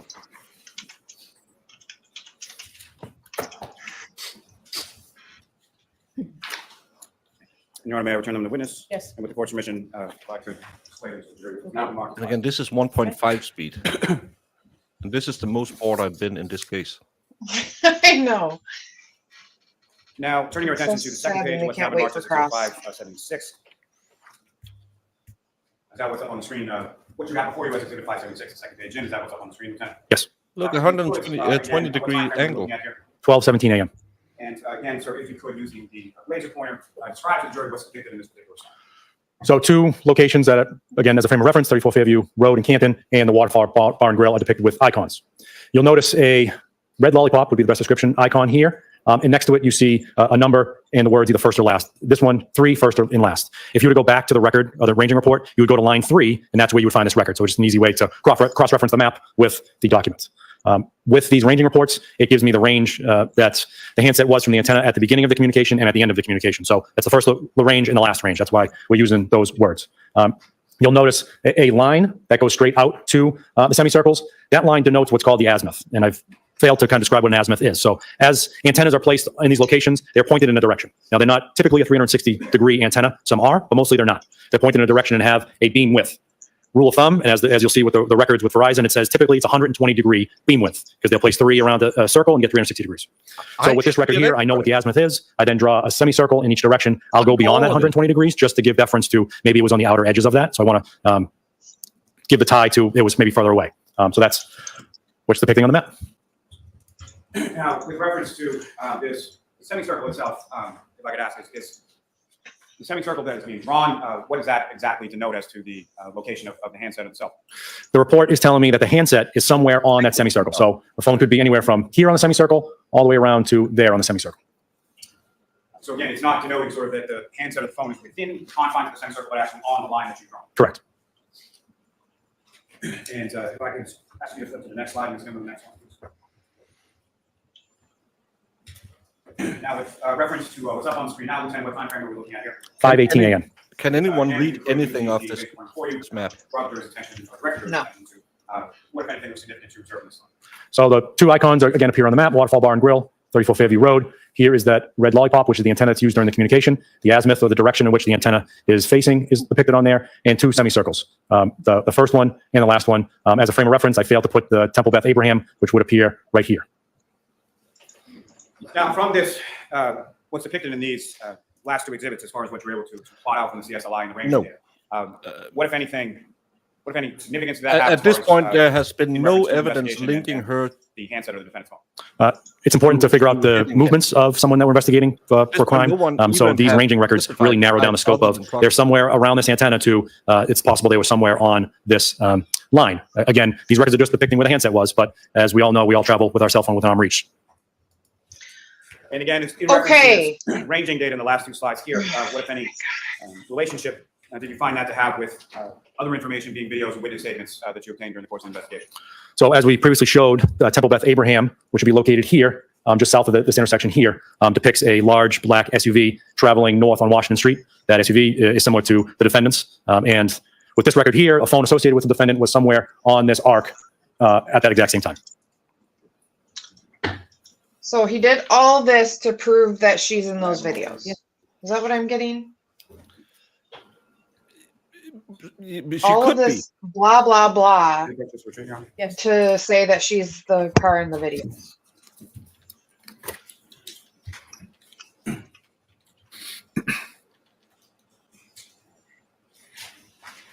Let's get on with it. Chip chop chip. Come on.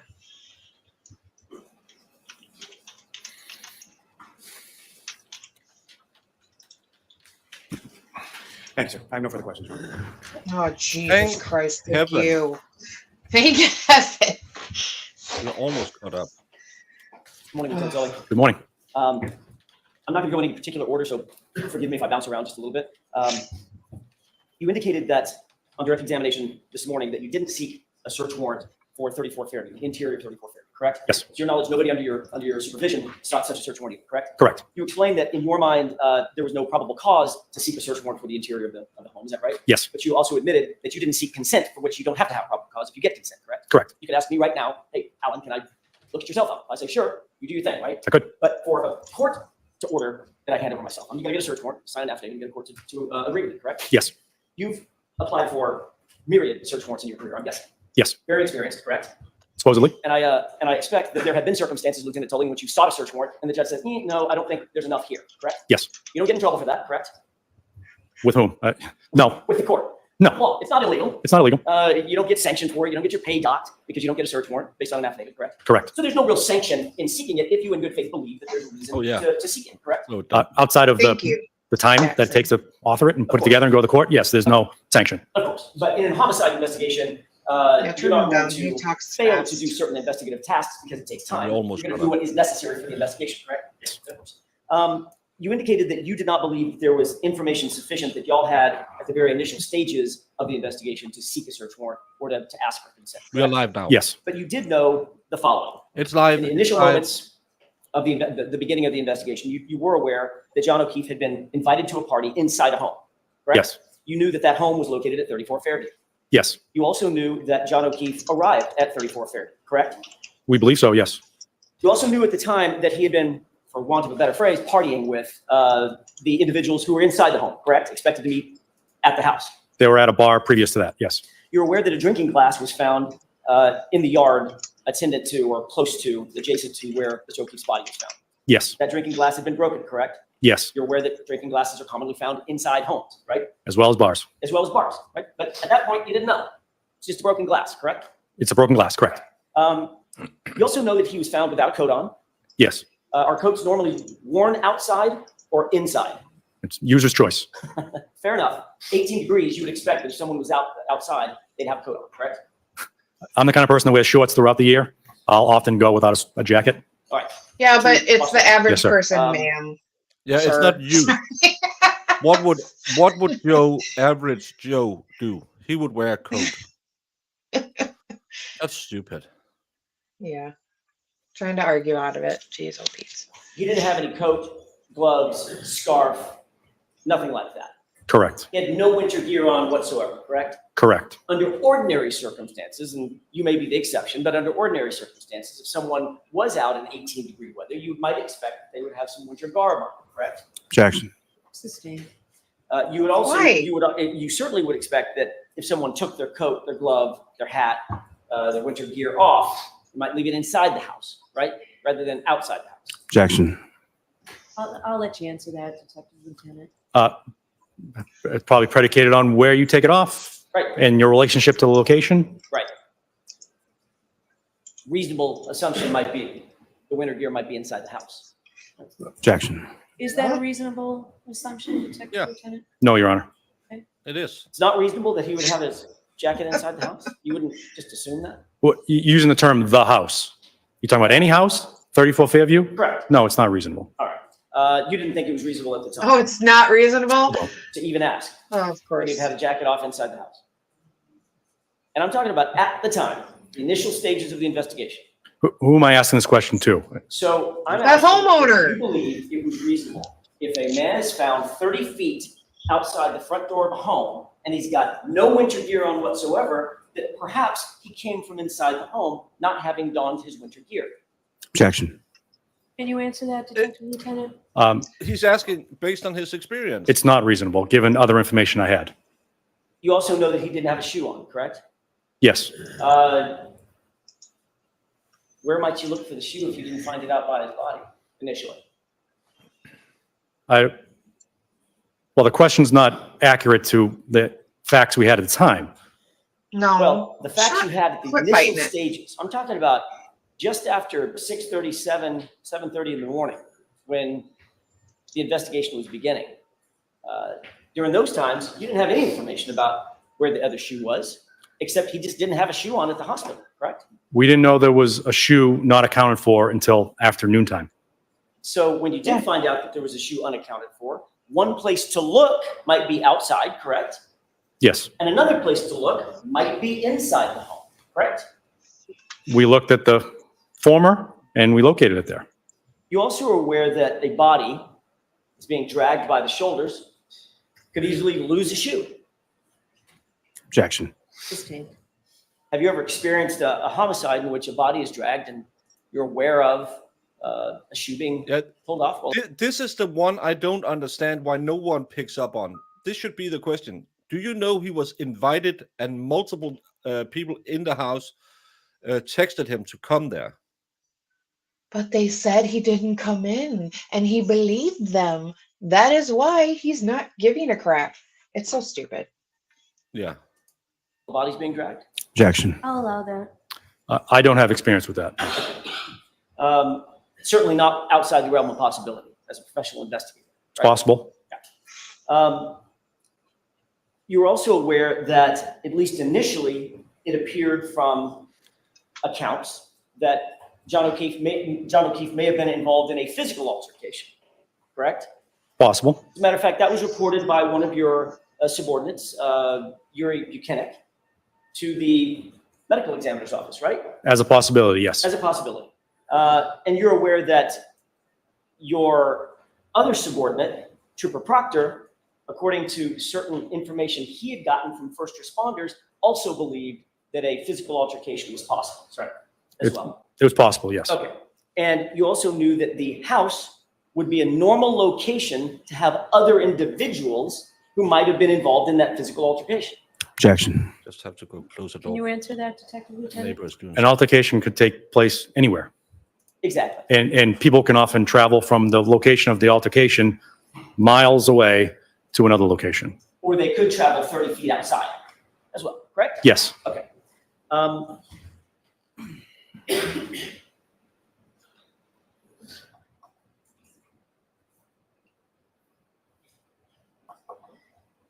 In the early morning hours of, well, let's say the hours following your Massachusetts State Police initiation or engagement in this investigation, you became aware of Brian Higgins, correct? Yes. That name was bantied about as a potential witness in the investigation, correct? Yes. And you're aware that Brian Higgins indicated that he saw a tall, dark-haired man enter the home after he arrived, correct?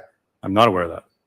And the reason you're not aware of it, Lieutenant Tully, is because nobody bothered to interview Brian Higgins until February 10th, right? Objection. So in that form, then it's sustained. Ask it differently, Mr. When was Jackson. Brian Higgins first interviewed?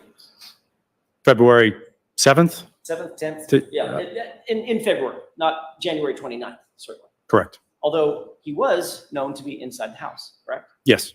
So had you known that, had you had the information, for instance, that Brian Higgins admitted to having seen a tall, dark-haired man walk in the house, that might have changed the complexion of your investigation at that time. Objection. Can you answer that, Detective Lieutenant? In the off chance that Mr. Higgins presumably had said something like that, I would certainly need more information describing this person. I would ask a series of questions to narrow it down to make sure that this person was John O'Keefe. Right, exactly. That would just be a normal part of the investigation. You just take evidence A and link it to evidence B to evidence C. That would be the normal way to do an investigation. We would normally follow the evidence. Correct. But in point of fact, nobody did seek a warrant to go inside the house, correct? Correct. Nobody did seek to have a forensic team go inside the house and look, Correct. and nobody asked for consent. Correct. I want to ask you about the Sallyport video, if I could.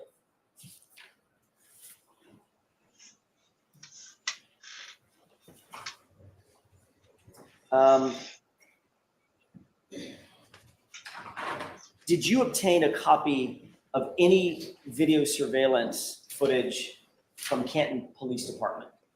Yes. Okay.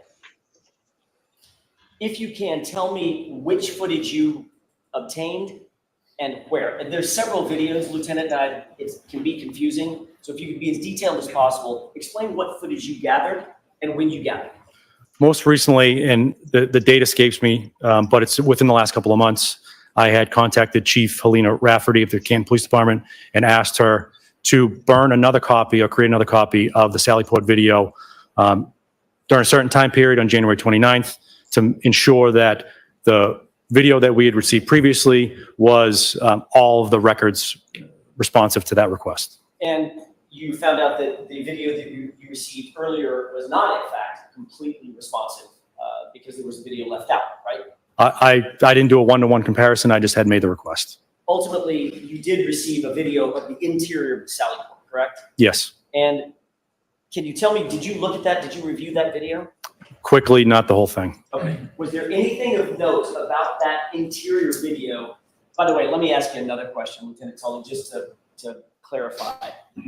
There's a very grainy, dark, almost black What the heck?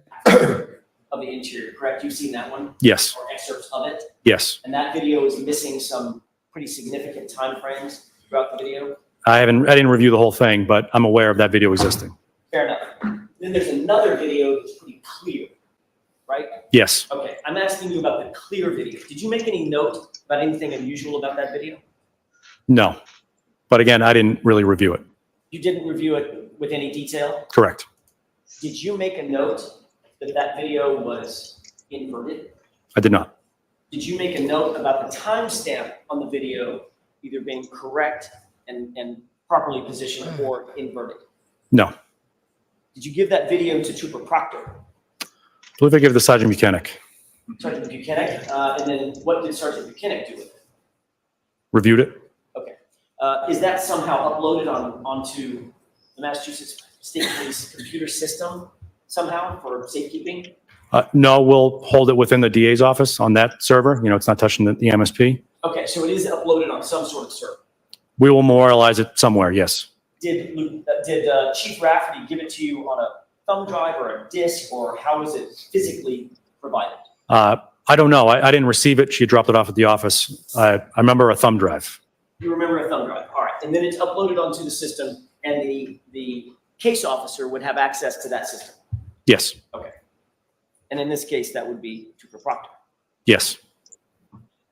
Did you notify Trooper Proctor, when I say immediately, reasonably quickly, after you received or after you got notice that the video had been dropped off by Chief Rafferty?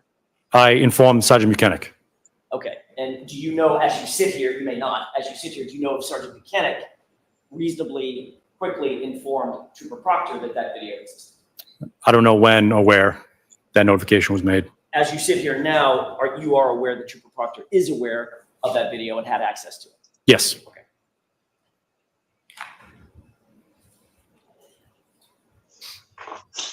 Yesterday, there were some testimony about taillight pieces that were found at the location, correct? Yes. May I have just a moment, Your Honor? Yes.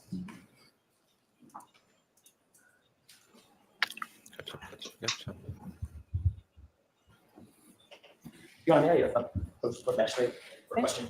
And another bench. With court's permission, I'd ask for the evidence bags that were entered into evidence yesterday. Okay. May take a minute.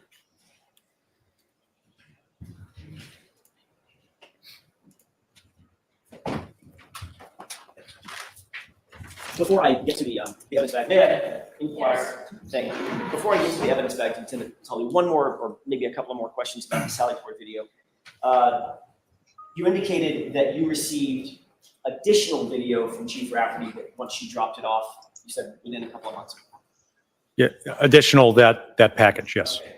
What was the original Sally Port video that you received? In other words, what were you following He up is on? on the defense. What you had previously described as a grainy black-ish video. Okay, and so just to be clear and close that loop, when did you receive that video, if you can tell us? Which one? The grainy one? The grainy one. Earlier in the investigation. A year ago, 2 years ago? I don't recall. Okay. Do you believe it was pretty early on in the investigation? I don't recall. Do you know what the mechanism was that you received that one? If Chief Rafferty is the one that gave over the clear video, how did you get the grainy video? I don't know. Was it you that received it, or do you believe that you commissioned Trooper Proctor to go get that video? It would have been a task for Sergeant Buchanan or Trooper Proctor or someone else from the unit. So the reason you don't know is because you didn't personally do it. Correct. That's what you normally see, Dory Kate. Yesterday, you testified that it is obviously your responsibility as not just the chief of the unit, but as the evidence officer to maintain and protect the integrity of the physical evidence that's found under your supervision, correct? Yes. You indicated that you took photographs of the items that were recovered on that initial search, and you took those photographs in place where they were found, correct? Yes. With the exception of one of the photos, you indicated that it had been moved by a shovel, and then you instructed the individual put it back down where it was found, and then that's the point at which you photographed it, correct? Yes. You took an establishing shot, then a closer shot, and then I think even a third close-up shot, correct? Yes. And you indicated pretty clearly yesterday what the evidence that you found at the scene was a red. Can you tell me, you have to reword this question, Troy. Hey guys, can you tell me what, if anything, important has happened yet today? I missed it all up to now. Lally showed a video that disproved his theory of the tail light being cracked. Other than that, Lally has been lallying for hours. Plastic taillight piece that was recovered first, then 3 feet or so to the south of that, the shoe was recovered, and then 1 to 2 feet south of that, another red plastic piece, and then a clear plastic piece next to that, correct? Yeah, you get the last two inverted. It's clear, then red. But Inversion, it's becoming a theme. Sorry about that. So it's clear piece, So I'm going to strike that comment. clear piece, and then a red piece next to the clear piece. yes. 3 pieces of plastic in total and a shoe. No, there was with the clear piece, there was 2 pieces with it. So clear plastic, multiple pieces of the clear plastic. Okay, so yesterday when we saw the photographs that you testified to, there was 1 piece of clear plastic that was photographed, right? 2. Didn't the photograph have 1 sort of arc-shaped clear piece of plastic that you described as having did you say dimples or stippling? Yes, I think I said dimples. Okay. What was the second photo? There's the next photo that was displayed was the second piece of clear plastic taillight. So in fact, that would be 4 pieces of plastic. Yes, Okay. But yesterday you testified that you found 3 pieces of plastic, and in your report, you reported that you found 3 pieces of plastic, correct? I didn't number the piece of plastic, if I recall my report correctly. I said we found clear plastic. And as I displayed out of the bag, there was 2 pieces of clear plastic that we, But there was only a photograph of 1, no, there wasn't. and your report says 3 total pieces of plastic, doesn't it? No. Let's take a look. What? Do you have your report with you, Detective Lieutenant? Not that one, Your Honor. Okay. Why not that one? Yeah. Let's see the report. Oh, Karen is. I may have just a moment, Your Honor. Sure.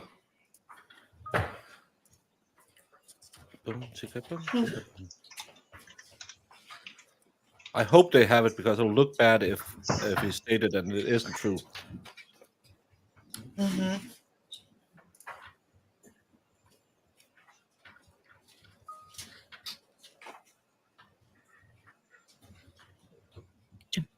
That was one from yesterday. Is it possible to take a recess while I'm wasting your time? I can use my time wisely. Sure. All right, Joyce, we'll take our morning recess. All rise for the court, please. Morning recess, and we're back to normal.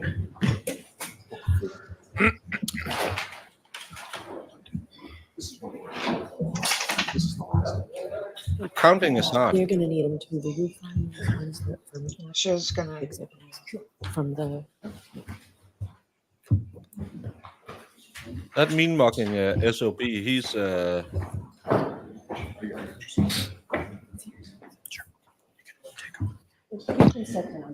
Thank you, Your Honor. Right, Jim, that's okay. They're gonna, they should probably mute court. no, just, Now we can listen along. Right?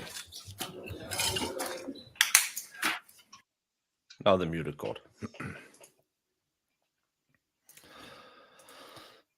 Well, interesting morning.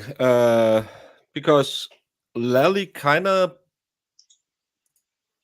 well, in my opinion, kind of blew up his own narrative with the red tail light piece and absolutely broken tail light that because if we do this one, oh, come on, stop doing that. Doing this instead. Come on, be nice. I was really confused by what they were trying to get at with the maps he made. Just Like, to what was show the she was in the ultimate- area, but they wanted to prove that she went back to Fairview, saw John's body, then went over to Jen McCabe's and Carol Roberts, then went home to Hillcrest, Lakecrest, whatever the address is, and then went back and found it again. Yeah. But in my opinion, yes, there's the small red plastic in here. That's, oh, I have to have this on. This part of the tail light should be on the other side as well, but you can clearly see that this is illuminating red. This entire side of the tail light should be gone. This picture, I hope they pull it up and ask, is this red? Because to me, this kind of removes the entire backlight, because you have the part that's sitting on the what do you call the back door, the flap, that should be intact, but this entire piece should be gone. So there should be a big white, because she's slamming the brakes here. Should be the big white light coming out of this, illuminating the right side, because it'll just be a white LED bulb lighting up everything. Yeah. So I think this is the worst thing so far. That's the worst Lallyism so much. Mm-hmm. But my problem with him is he has all this, what he claims is damning evidence, and he's not highlighting it. Yeah. And here's these maps. Let me talk about this one thing and da da da da da. And then they just Yeah. like graze over it so quickly. And it's like, this is your evidence, dude. If this is your evidence and you want to prove that this shows what, make it very clear. You're not. You're just fumbling around. Yeah, and there was indeed 2 pieces of clear plastic, 2 pieces of red plastic shown yesterday. I'm sure AJ has the report saying 3 pieces though. Yeah, there was the one weird shaped white, and then there was the white with the bubbles on it. To us, he might have blown it, but to the jury, they might be eating up every word these scumbags are saying as if it was bacon sprinkled donuts. I mean, That's all, you never know. Pedorowski. That's what we say every time we watch a case. That's why I went into this case with what we had before. I said there was a 75% chance he would be found guilty. I'm still 50-50 because the jury. Well, I think Proctor. I was at 60-40 before Proctor.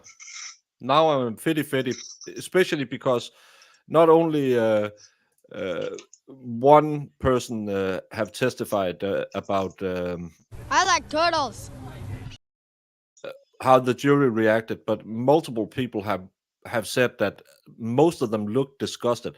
But will Lally put on 26 witnesses more, or 25 or 20, and they will forget how bad Proctor was? Proctor made the front page of newspapers in the Boston area for 2 days, and Shame on you, sir. that's probably the reaction most jurors have. It would be brighter too with the plastic missing. Yeah, and it would light up the snow down here because it would be just like a headlight. We didn't see jury selection. Jury selection could have gone bad for Karen. Jury selections always believe that when a suspect is put to court, there's a 90. No, in Massachusetts, they actually have a really low rate of conviction. But I always go in betting that there's a 90% chance you'll be found guilty. But the jury spends the day facing the O'Keefes who are just making faces at the defense table. Yeah, and we were told that Aunt Bev didn't want emotional gestures in a previous trial. In this trial, especially John O'Keefe's mom has been really bad. And someone watched at a sidebar, when Alan Jackson walked by, where someone mouthed what could be "F you," but again, that's kind of like body language-isms. Mm-hmm. Do you read lips? I mean, or it's just like anybody looking at the jury. You could say that they all look disgusted, or they're all like, it could go either way, to be honest with you. It could be like, whatever, this is just, you guys are just trying to make him look bad. Or it could be, oh my God, he looks bad. You know what I mean? No one knows what's going on in these people's heads.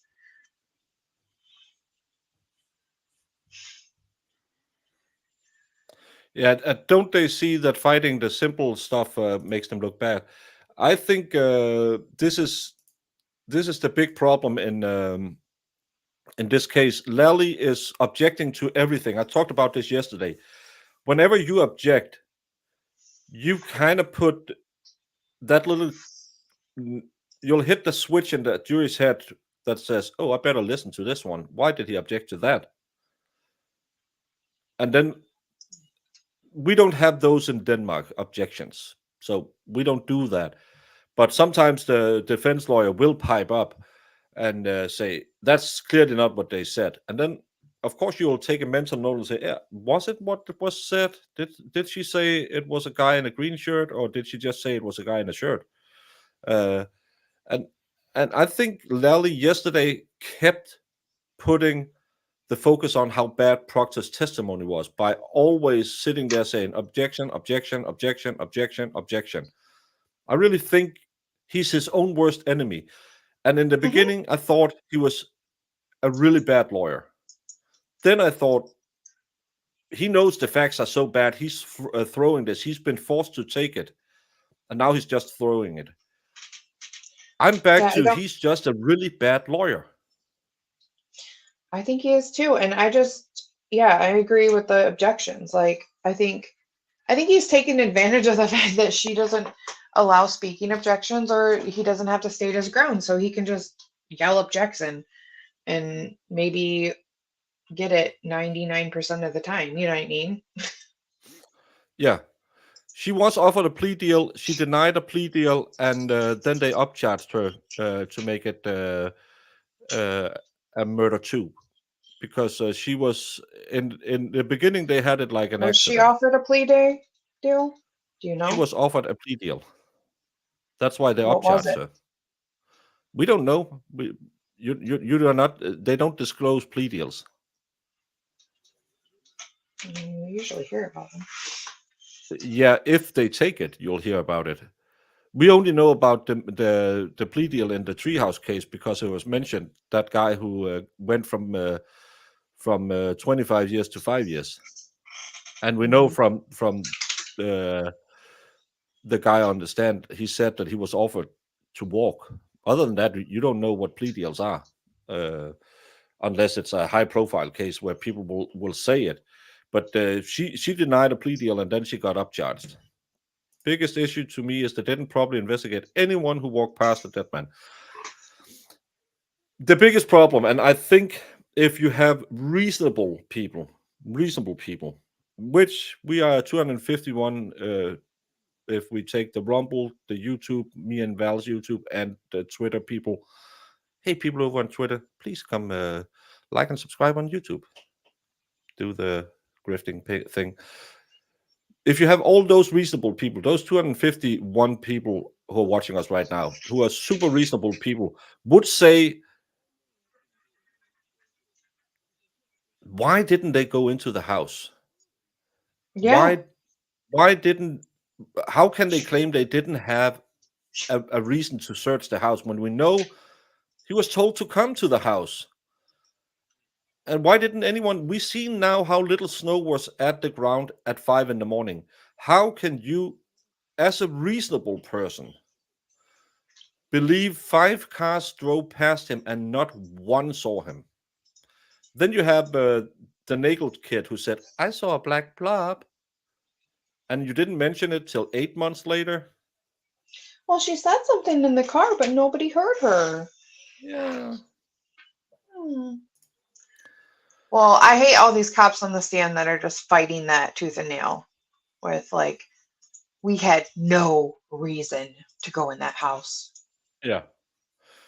Karen can disclose the offer. Yes, she can, but she probably wouldn't do that. I'm I would surprised she think, wouldn't, to be honest. what would she have been offered? 5 years in prison, probably? Probably more than that. No, because it was involuntary.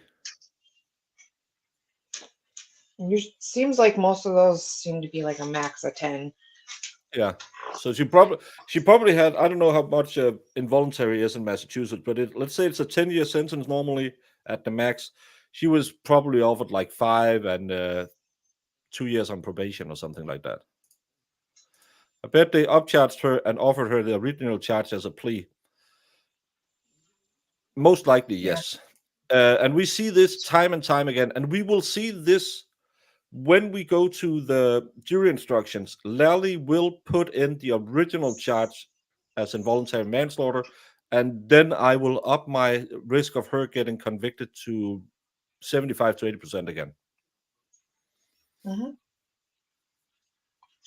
Well, his little game the other day when he was trying to, like, show, oh, well, we don't charge them. The grand jury decides based off of everything that was testified to make it seem like, oh, they had all this, it isn't them, it's these And other everyone people changed saw their it too. testimony. Everyone changed their testimony from the grand jury, and Troy is a little behind. The 2 questions that made up the suspicious behavior are: the police didn't search the house, and the occupants never came outside when they had a crime circus on the lawn. Yes, and I've seen the pictures, but it doesn't really give me an idea how big that lawn is. Everyone is saying it's it's not that wide. So there's no possible way they didn't hear all the commotion outside. And he claims he didn't wake up until Jen McCabe busted into their bedroom. Yeah, I think it was the glare that went when he went to Massachusetts. I think he said on one of his streams that he drove by the house to go look. And he said it's a really small lawn and there's no way based off of, where everybody left at that couldn't have seen him. No, and again, we saw that I think Microdots did the. No, it wasn't Microdots. It was someone actually filming where they went to the driveway, pulled out, and moved around, and the headlights would have shone directly at him. And now we know how much snow was at the scene. And this is at 5 a.m. Everyone said they left the house at 2 at the latest. So that's only 2 hours after we saw the first video where there was no snow. Mm-hmm. So you would see a body. He was in a gray sweatshirt and jeans. It's not like he was in a snow camo suit. No. Yeah, and everyone is saying, just remember they kept saying, just wait for the trial. There's a huge surprise coming. Those surprises should be that video. Everyone said, just wait till you see the temple video. I saw the temple video. You see a car with a red tail light drive by. Is it her car? Have we had anyone confirming it's her car? It's a black SUV. That's Black what I mean. SUV. I think black SUVs have been kind of the standard SUV color in the US since the Escalade became a thing in the rap culture back in the late 90s. Everyone has a black SUV. Oh. Yeah, Microdots played basketball with him. Consider that women generally get a much lighter sentence from men from the same crime. It's possible she may have gotten less than a year in jail with some probation. I think she was probably offered like 3 years in and 2 years on probation, or 2 years in, 3 years on probation. I have no way of knowing this. I just make stuff up as I go to fill time, but I would think probably they offered her around 5 years. If we look at the Karen Thaler case as well, where she could get life, I think they offered her 20 years time served. Her You live on conviction was involuntary, wasn't it? So I mean, and what was the max, like 20? Yeah, I think 20 to 25 was max, and I think they actually the plea deal ended up being kind of what she was convicted. You live on acreage and can hear commotion on the road. Yeah, me too. Hashtag me too. Everyone is going white or silver now, though. Yeah. Well, a silver Escalade, wasn't that the things the cool rappers used to have? Everyone around me have a white Ford F-250, but you live in the rural. You don't live in soccer mom country. A black SUV is just soccer mom vehicle number one. Do they serve chicken fingers in prison? Asking for my imaginary friend. I'm not sure, Doink. Mine is silver, black's too hot in the summer. Oh yeah, I forgot that that Massachusetts is in the middle of the Sahara, so they are probably white, all their SUVs. You drive a maroon, that will come off as black in those low resolution cameras. Imagine if it was any dark colored SUV is probably gonna look black in those stupid videos. So it could be a dark blue, it could be black, could be dark maroon. Who knows? Based on the time of death established by Lally, Higgins must have seen him. There's no way he doesn't see if anything happened, as I said. Especially after. And that's the part I don't get. Why did they place Higgins' Jeep on the street? Because it wrecks the Nagel testimony. And now, as I have shown many a time, if you have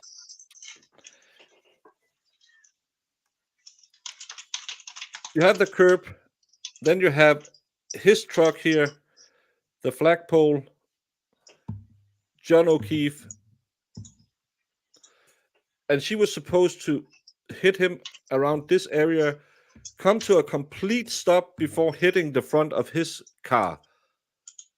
And when he turned on the light on his car, his headlights would have shone directly on the body. It doesn't make sense in any way to put his car out on the road.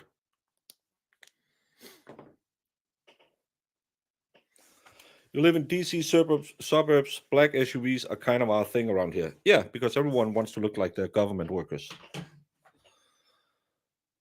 Who had the Ford Edge that Lucky saw? I think there's 3 Ford Edges connected to the McAlberts families. Colin, Brian, and what was the doesn't Kevin drive one too? They Yeah, said Kevin, Colin, and Brian. Too bad no text message between Alberts and World. Phone gone. Too bad. Well, yeah, they do have some of them. Where I go car shopping, I say 3 colors I will refuse are black, white, and red. Red always turn ugly.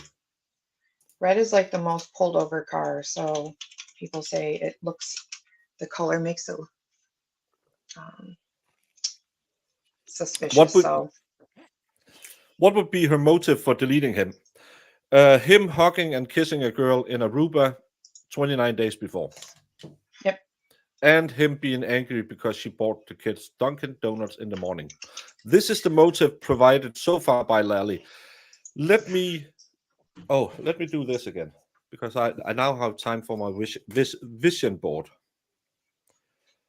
Let's do this. Don't forget when they were driving around looking for John, she was claiming he was sleeping at all these chicks' houses too. So yeah, Jen McCabe brought up, oh, this is his ex-girlfriend. This is his ex-girlfriend. She was mad about his ex-girlfriend. Yeah. Yeah, but there was Jen who said who it was. Mm-hmm. Let's put on Karen and Higgins. Karen, New Year's Eve, Aruba. That's her first motive. He fooled around with other women, a younger model. And Dunkin' Donuts is just called Dunkin' now, right? So and then they have the argument over the Dunkings to the kids because she spoiled them. Then we go to Higgins. Love affair, Karen. SMS at bar. Which of these two would you say has most motive? The guy who kept texting Karen when she ghosted him and sent an SMS at the bar, get over here, or it wasn't him who said, I'll bust your nuts. That was the other one. But Higgins have way more motive. In any objective police investigation, you'll always look to the closest first. And what you can come up with Karen is, not really anything. They had a normal relationship. They were arguing sometimes, like every other couple who's been together for 3 years. And then you would say, is anyone else interested in anything? And then you'll find this message from Brian Higgins and say, oh, you had a little thing going on with Karen? Yeah, she kissed me. And then you'll go to Karen and say, did you kiss? Said, yeah, we were in a bad spot in the relationship, so I gave him a kiss, and I might have been flirtatious with him for a while, but I never went anywhere with it. And then you'll go back and look at then you will download his phone records and see if those were the only phone records, the ones he procured and then threw away the phone. And then you say, what did you actually mean with the well at the bar? Well, I was just asking, well, so you were actually trying to get in her pants the same night her boyfriend deleted. Any reasonable officer would probably look more into what Higgins was doing that night and probably put the squeeze on the Alberts and say, that Higgins guy, did he ever talk about how he was in love with Karen Reed? Because when you see the text messages that he provided, he was way more interested in her than she was in him. I think she was just trying to get some attention. She was in a bad spot with John, you know, just a little peeved. And I don't think you could tell she wasn't all that serious. She wasn't, I mean, she wasn't all being all that forward. Jen McCabe was suggesting that John was at various ex-girlfriends' house, which in and of itself is completely bizarre. Yeah, instead of saying, oh my effing God, yeah, let's go back and look for him. No, let's see if... oh, did you know Chastity down here? She used to be at the Mouse here. Oh, she had a great pole split. And he used to bang her. Oh, did you know Cherry from down here? She used to be at the Drunken Sailor. The thing she could do with ping pong balls, he really liked that. Would you say that when you're going around and then call the 911 and said, well, a guy is found on a lawn at your sister's house? No. Why didn't anyone run up to that house, start banging the door? Especially because Jen called them 3 times and the phone was never answered. Wouldn't Connect the Dots be a great name for an Indian dating website? Zach. Oh, Zach. That high-speed internet really... I don't know if it improved it or whatever it did, but yeah. Oh, we have a slow pan.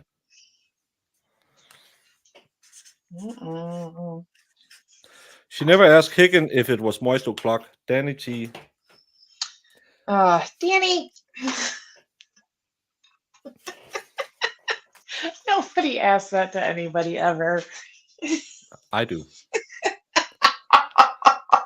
How successful is it?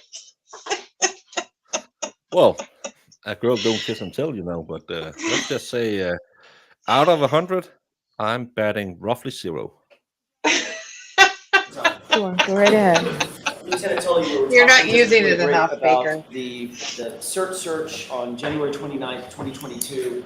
Obviously, it's important to be accurate in terms of the memorialization of things that are found of note during a search, correct? Yes, And the way that you normally would memorialize something like that would be in a police report, correct?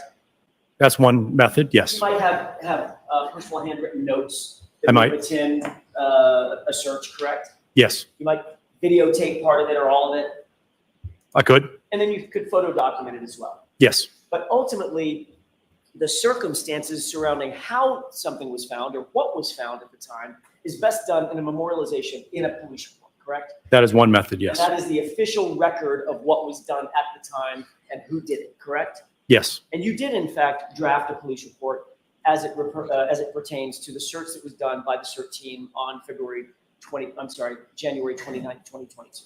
yes. Mayor Pro Charmer? Yes.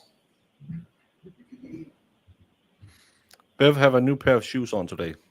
Nude patent leather, square toes, square heel. They're charming. If you would take a look at the face page of that and tell me if that looks familiar to you. It does. Is that your report that you utilized? Is that the report that you wrote, rather, not utilized? Is that the report that you wrote documenting the search that was conducted that you've testified to in front of this jury? Yes. What's the date of that report?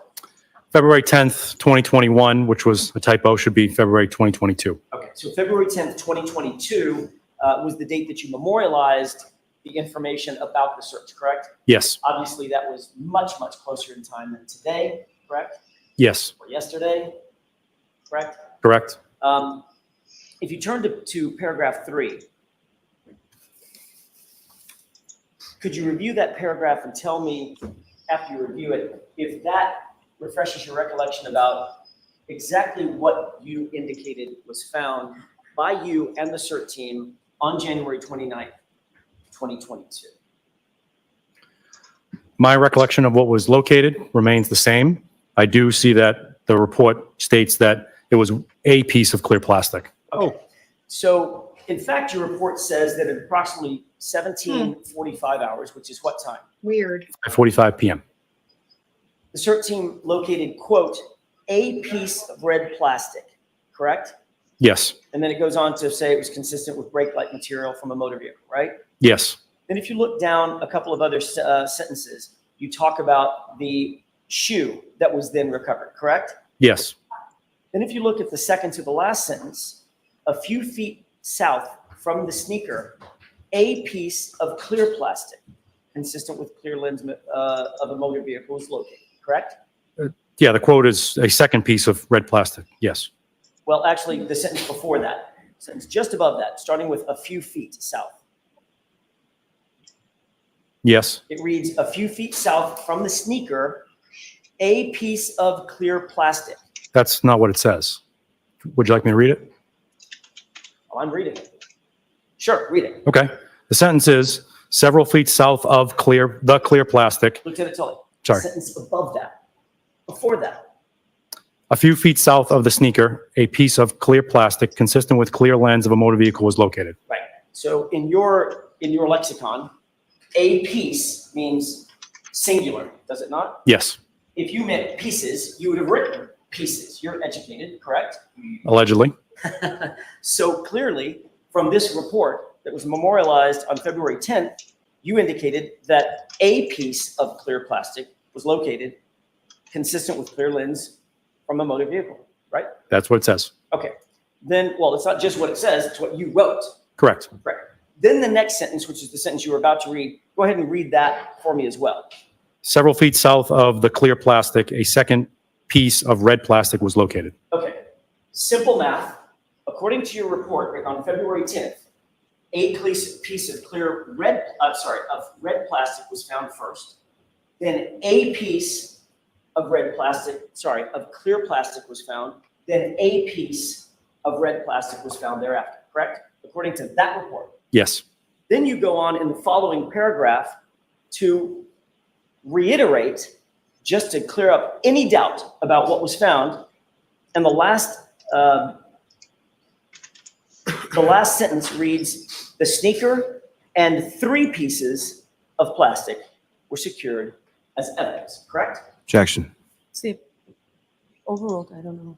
It's in his See report, Form. idiot. No, I'll allow it.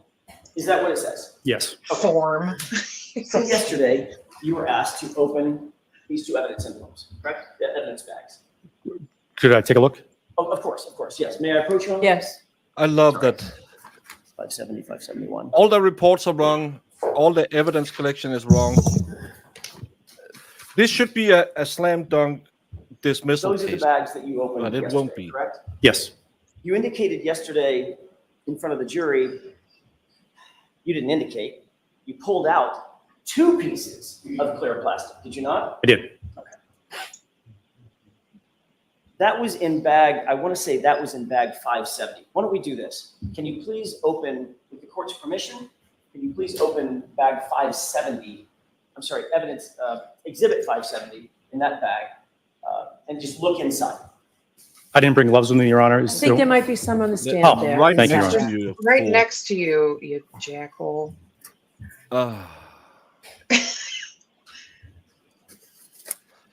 No, she said overruled, then he said to form. That's Yeah. what Well, she goes, I don't know. And he said, form. And she's like, I'll allow it. Yeah. Okay, Lally. Good job. I don't think he even knows. Because he Attorney Jackson, could you just repeat your request again, make sure I have it correct? Of course, Lieutenant. Let's start with 570. Okay. I don't remember which one it is, so if you could just open it and look inside and describe for us which items are inside that bag. So 570, the description is pieces of red, hard plastic taillight cover contained inside this bag. Just look down in there and tell me, do you see red plastic pieces? Yes. Okay. Yesterday, you pulled out 2 pieces and indicated that was what was contained in the bag, correct? Correct. Take another closer look.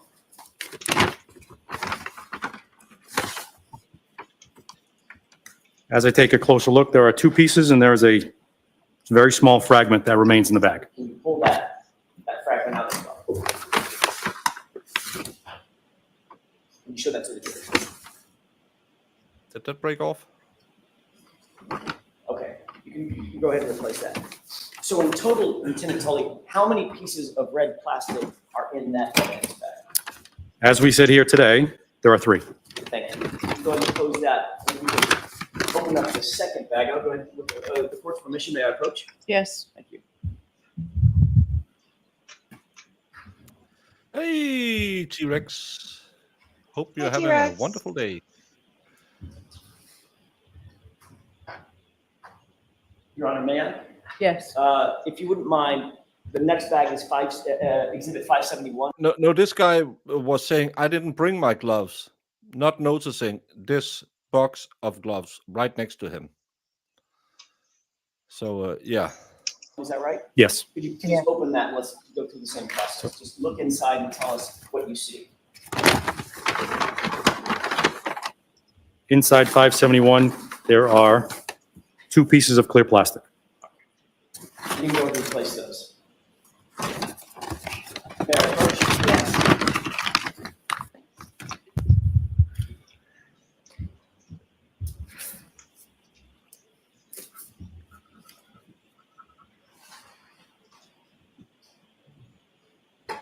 Thank you, Lieutenant. Those 2 bags are supposed to represent what was found by the CERT team on January 29th, 2022, correct? Yes. There's 5 pieces of plastic, 2 red, 3 red, 2 clear, correct? As we sit here today, yes. My question, Lieutenant Tully, is where did the other pieces of plastic come from? Be more specific? Which pieces? Where did the extra 2 pieces of plastic come from in those evidence bags? Well, it appears to me that small fragment I pulled out may have potentially come from the larger piece. The other, Just to clear that up, you believe, as you sit here, that smaller piece was broken off from one of the larger pieces? again, I'm making a big assumption here at your request. Okay. So yeah, that's what it appears to me by looking in the bag. And by the way, Lieutenant, this isn't a trick question. I'm not asking you to assume anything. You were there and you recovered the pieces and you described recovering 3 items of evidence, correct? No. Didn't you just read in your report? I'll read it again. Last sentence, the sneaker and 3 pieces of plastic were secured as evidence. That's 4. That's 4. No, that's a Sorry, sneaker I is said the items piece of evidence. plastic. Items of plastic. Let's leave the sneaker out of our discussion for the time being. Okay. Okay. You were the one that conducted the search, correct? The CERT team conducted the search. I was You present. memorialized the search. Yes. You were there photographing the things that were covered in the search, Yes. and ultimately you were responsible for bagging those items up, correct? Yes. There are 5 items in that bag, or in those 2 bags, right? Just the plastic. Correct. And yet your report very clearly says there were 3 items of plastic evidence recovered at the scene, correct? Yes. So my question, once again, is where did the extra 2 items come from? The pieces of plastic? Well, as memorialized on the bag, it says pieces of clear plastic. So I'll take the hit that my report does not properly memorialize it. But I would argue that the handwritten notes on the bag that are contemporaneous to the collection of the evidence would be more accurate, as is in my memory of 2 clear plastic things being collected. Now, as to the 3rd piece, again, I'm making an assumption, but it appears that that is a small piece that was separated from the other 2 pieces. You don't know that that small piece was separated from the other 2 by being broken off, do you? No, I don't. Just a guess on your part, right? It's a guess. The bags were, out of our custody at the crime lab for a period of time. They had done an analysis. We did an evidence review with you, yourself, and other defense counsel on December 1st of last year. We pulled all the evidence out. It was memorialized by your investigator, and it was put back in the bags. You didn't see our investigator snapping pieces off the plastic, right? He did not. Then what was the point of saying that? Yeah. To try I want and to shift gears for a second. Lieutenant, and talk a little bit about the cell records that you testified to. Specifically the Verizon call records that you testified about. Why do we have to clarify as we sit here? Can we use the as we breathe air for a change? So maybe as my digestive tract creates. During your training, the 200 plus hours of training that you had, you've learned how to read Verizon records to determine cell towers that are used in your investigation, correct? Yes. You were also taught how to read Verizon call records to determine the sector or the side that a cell tower is pinging, for lack of a better word, called a cell face, correct? Yes. All right.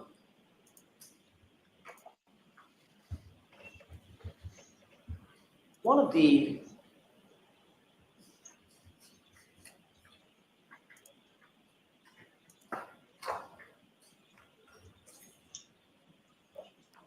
It's hard to count. Yes. Thank you. It's common core math. One of the documents that you rely on pretty heavily is ultimately it's a call record that gives you certain information provided by whoever the carrier is, Verizon, AT&T, T-Mobile, whoever, right? Yes. Do you recognize the document that's in front of you or the portion of the call record that's in front of you? It appears to be a portion from the call detail records we referenced earlier. Okay. My questions about this are relatively simple. There is a sector number that provides information that describes the directionality, if you will, of the target phone number, which part of the cell tower that target phone number or that target device was facing, correct? Yes. In your maps, did you include any of the cell face data about which portion of the cell tower was pinging vis-a-vis the phone that was being tracked? No. Can I explain why I made that decision? Please do. When the trouble with depicting and making exhibits when relative to cell phone records is you don't want to make the map too complicated. So as I describe it to the jury, I want to make sure that the record is clear. Now, I don't typically will use the sector as part of my maps. I would argue that it gives greater deference to the defendant because the phone could be anywhere within a 360-degree area of the antenna opposed to a narrower 120-degree area around that antenna. So for the purposes of making a clear depiction, I typically will not use sector unless it's absolutely important to show that a handset was in a specific location. And so you did not include the sector information on the maps that you provided, both to Mr. Lally and that you showed to the jurors and provided us, correct? Yes, whereas relative to the CSLI ones, yes. So in point of fact, according to the map at least, wherever that little triangle is, that red triangle that you use to denote the cell tower or the antenna, the responsive phone, the device, would be anywhere on a 360-degree azimuth from that antenna, correct? Yes. I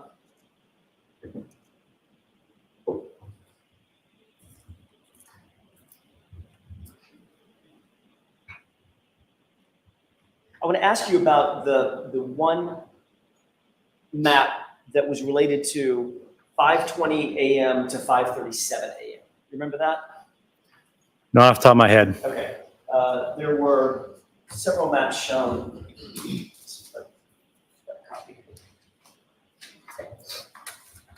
Can I approach? Yes. Good morning, Wicked Bookie, and welcome. We are a little That's bit a copy of a page cross on this one. of an exhibit that's already been marked and entered into evidence. You recognize that? Yes. And that's a copy of your map that you did dealing with ENBID 57021, correct? Yes. And the time frame was 5:20 a.m. to 5:37 a.m. Is that right? Yes. All right. And by the way, do you know what ENBID stands for? No, that's why the legend key is helpful. It's node is the NB, but I'm unsure on the E.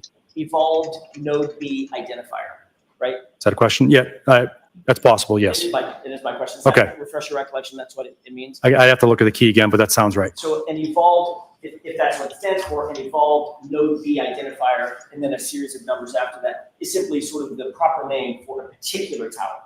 Correct. No two towers have the same ENBID, correct? Correct. Okay. With regard to, and I'm just going to call it ID 57021, do you see what appears to be, on your map, what appears to be the cell tower that is associated with that ID number, 57021? Yes. Okay. And there's one address that's denoted on your map, correct? Is that 34 Fairview? No, there's multiple. Okay. What are the other addresses that you noted on your map? 1 Meadows Ave and Waterfall Bar and Grill. Okay. May I approach you on? Yes.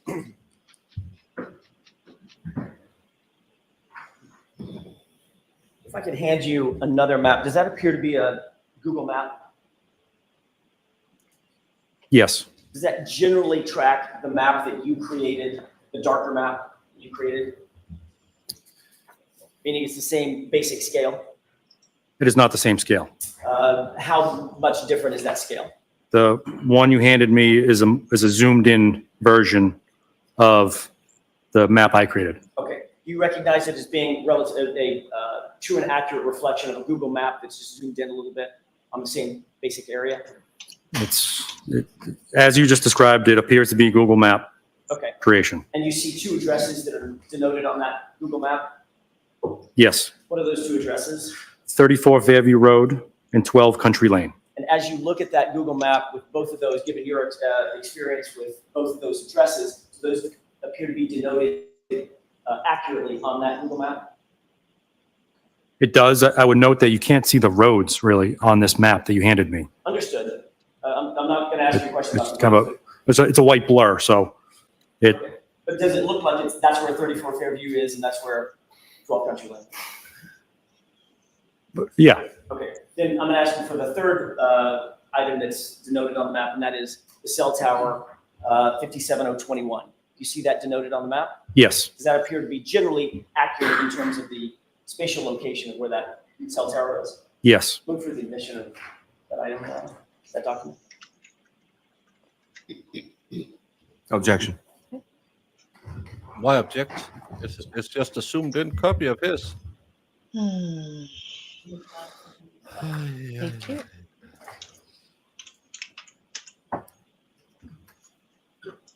Thank you. Taking a look at that exhibit, would you agree that the cell tower 57021 is significantly closer to what's denoted as 12 Country Lane, the McCabe residence, physically as a crow flies, than it is to 34 Fairview? I would not characterize it as significant, How would you characterize it? that it is closer. Okay. May I publish, Sean? Okay. Oh, let's see. Take a look.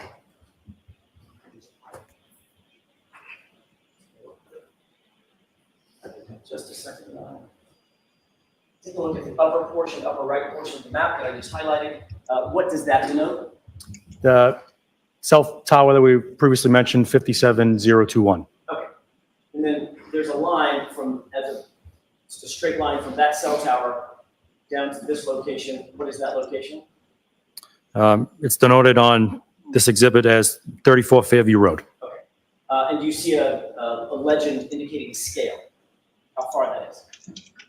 I see numbers and miles written on there. Does that appear to be reflective of the, given your understanding and your experience with this location or these locations, does that appear to be a relatively accurate delineation of the distance between the cell tower and that location, and that address?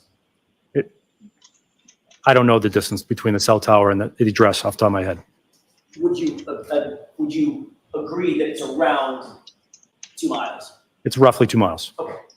Then I'm going to ask you to take a look at the same proximity, cell tower at the top of the screen, and then the address at 12 Country Lane. Do you see those two items denoted on the map? Yes. And do you see the approximate distance between those two items? See it on the map? All right. And does it appear to you that the distance from 12 Country Lane looks like it's less than half the distance to 34 Fairview?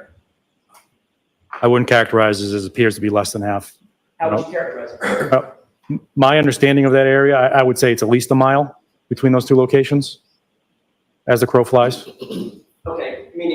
between cell tower and 12th entry level, Yeah, right? Yes. And it indicates approximately a mile, correct? it does indicate that. Okay. And the other location indicates approximately 2.4 miles, right? It does indicate that. All right. So would you agree that a mile is less than half of 2.4 miles? I would agree a mile is less than half than 2.4. Thank you. We can take that. Oh God, dude. You also I concur. noted that there were two cell towers much closer to 34. There are two cell towers much closer to 34 Fairview than the 57021, correct? Yes. And as a matter of fact, you already noted that for the jurors that say at 6 a.m. or 6:05 a.m. and thereafter, when it's clear that Ms. Reed was at 34 Fairview, she found the body of John O'Keefe, that her phone was relaying to those two towers bouncing back and forth, correct? Yes. Those two towers are 57171, correct? Sorry, I don't need to test your memory like that. I can. Can I approach? Yes. And we can. This is just his grand jury. I'm just gonna give you that habit. Lieutenant, like I said, it's a memory test. If that helps refresh your recollection of the name of the two towers closest to 34 Fairview. I'm alive. Hey, sassy pants. Welcome. Hey, sassy pants. You have that in mind? Yes, sir. Okay, so the two towers closest to I 34 can't remember. Fairview are 57171, correct? Yes. And 57286, is that right? Yes. And both of those towers picked up Miss Reed's signal at 12:33 a.m. and again after 6:03 a.m., correct? You asked me about 1233, so if it's okay, I'm going to refer back in the exhibit, Of course. and that is correct. It hit the 57171. And then after 6 a.m., it was also picking up, bouncing, I think you said bouncing back and forth between 57171 and 57286. Yes. Both of those towers were picking her up. Yes. Importantly, though, between 5:20 and 5:37 a.m., neither of those two towers ever picked up her phone or any signal from her phone, correct? Correct. So based on those facts, it's far more likely that Karen Reed was actually at Jennifer McCabe's and on her way to Jennifer McCabe's at and around 5 a.m. than going to 34 Fairview, correct? Objection. Sustained. May I approach just to retrieve? Sure. Yeah. But everyone can, Did I- hopefully the jury is awakened. Oh, I'm sorry. That goes with that, I believe. Oh, you handed me that. Here's the marked item. Perfect. Make sure that stays there. There were two other documents you had handed me previously that are not marked. Okay. Thank you, Rod.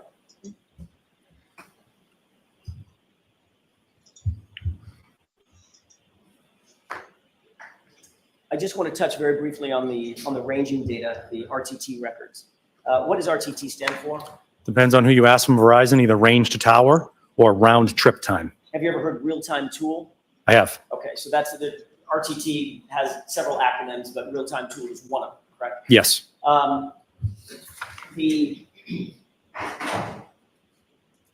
The RTT data is what you earlier described as a ranging data or access distance, correct? I didn't use the term access distance. I know that Verizon may, but I said ranging. So it's just in common vernacular, it's the distance from the tower or from the antenna to where the signal is going, correct? Yes. All right. May I approach one more time? Yes.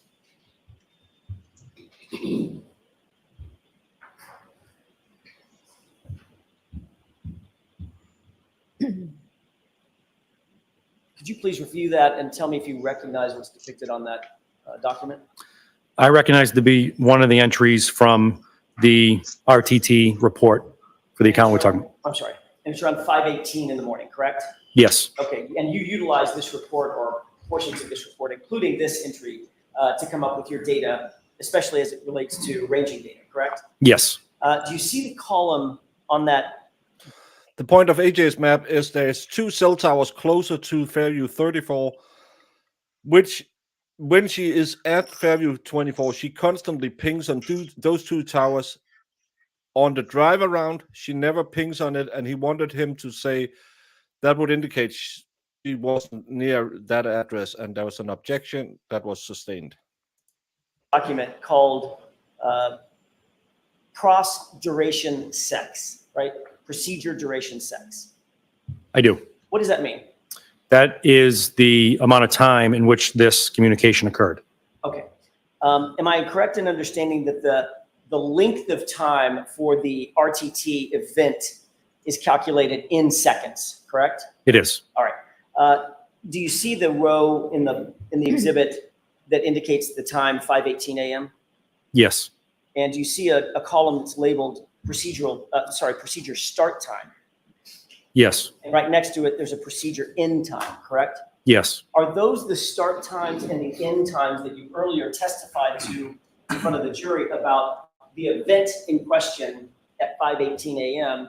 or thereabouts, the start of the interaction or the communication with the device and the end of the communication with the device? Yes. When you say communication with the device, what does that mean?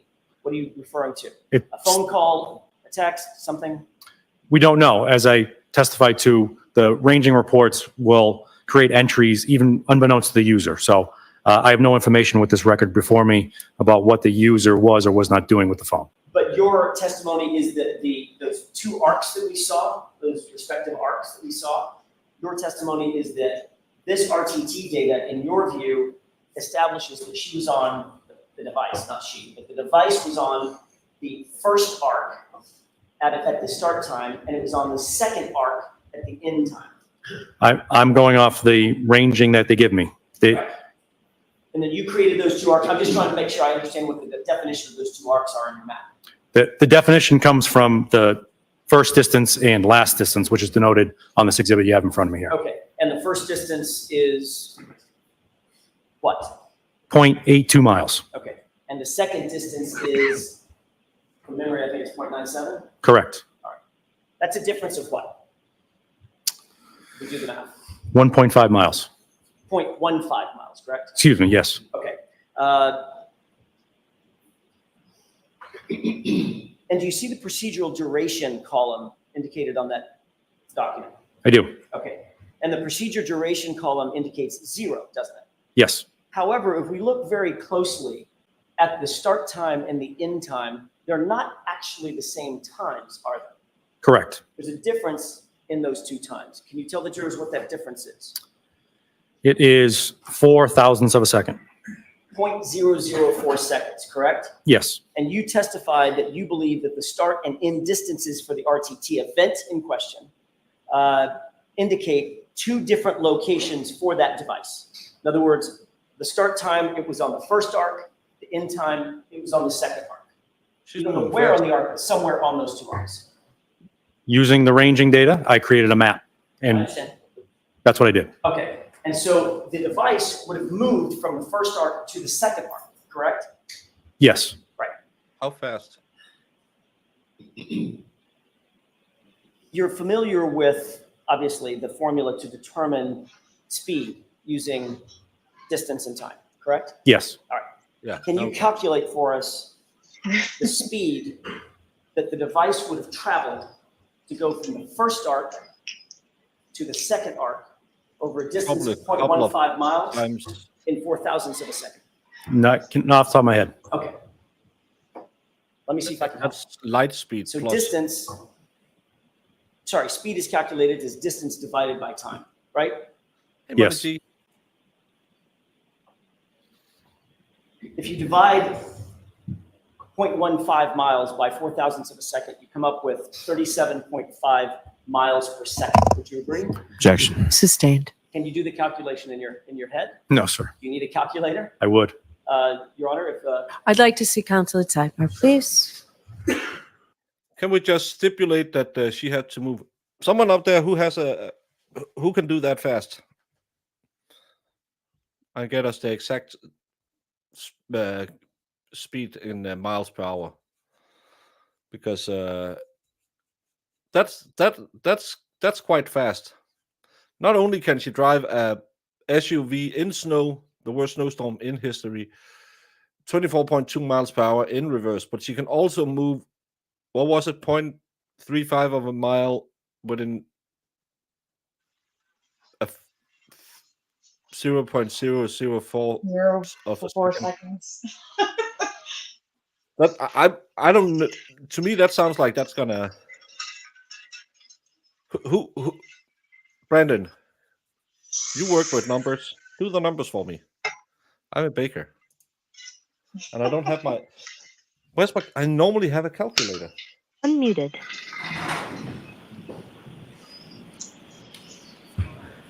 So Natoli, do you happen to have your cell phone with you?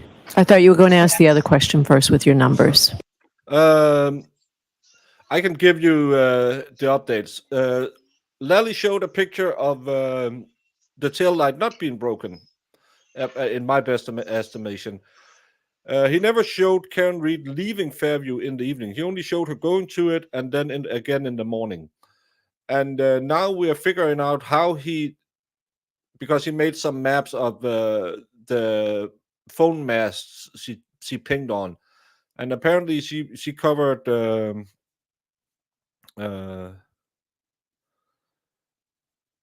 she covered a distance at 133,200 miles per hour. It's no, It's pretty yeah, amazing. 135,000 miles per hour. How fast is the speed of light? Fast. That could take her. The moon is what?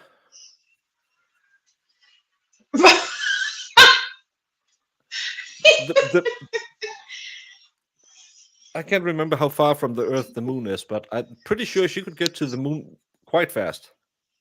Oh yeah. Yeah, she did 0.15 miles in a fraction of a second. She could do the Kessel Run in 5 parsecs. I want to take trips with her everywhere. They're so fast. 290,000 miles to the moon, so she can hit the moon in less than 2 hours. Let's go. Come on, Karen.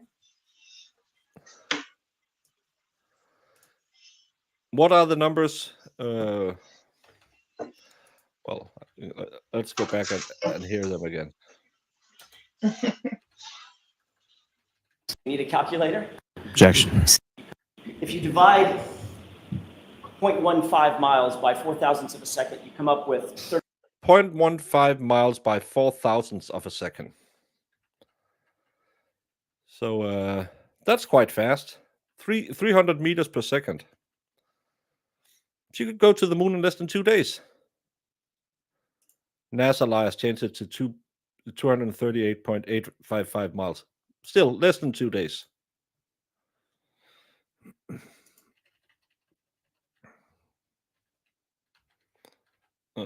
mine right here. Right.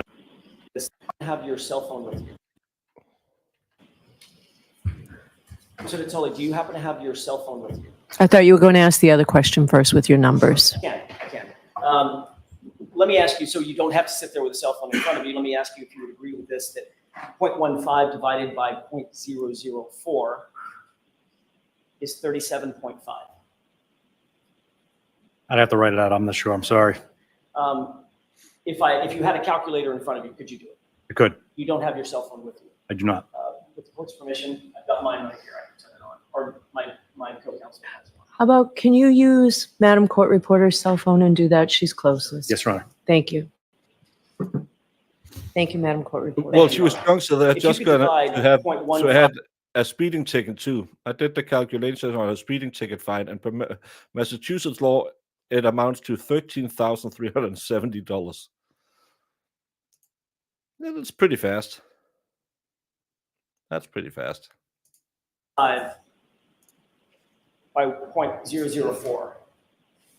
Let me know what you come up with.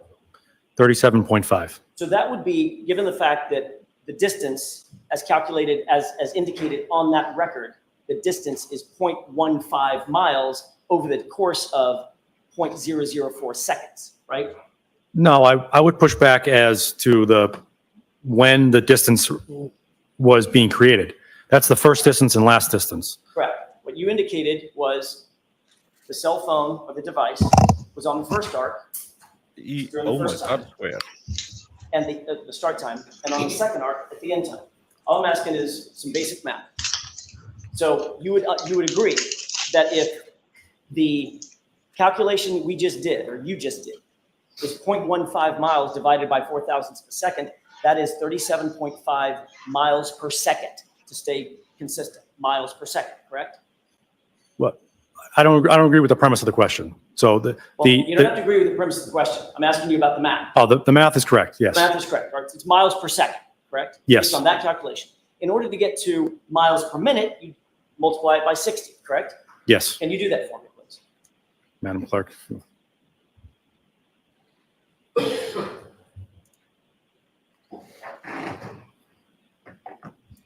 Yeah, because he said it was between the 2 points with that. So if The question again, sir, I'm sorry. Yes. this isn't correct, then Multiplying the rest of this map is 37.5 correct. times 60 Again, reasonable doubt. would give us miles per minute. What is that number? 2,250.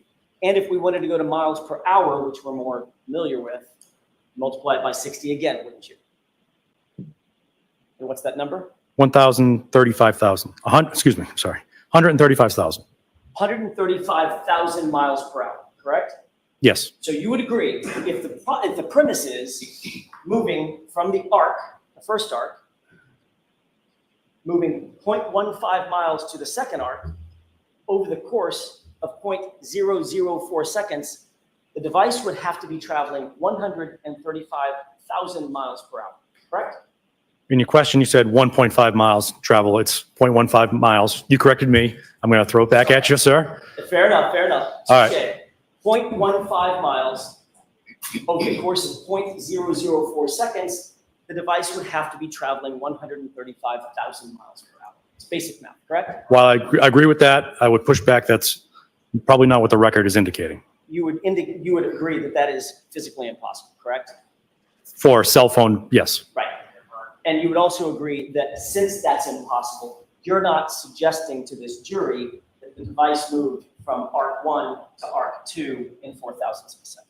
That can't be what you're suggesting. I'm not suggesting that. Okay. In fact, what actually makes more sense is that the signal was moving to and from the device at light speed, 186,000 miles per second. It does. Radio Radio waves move at what?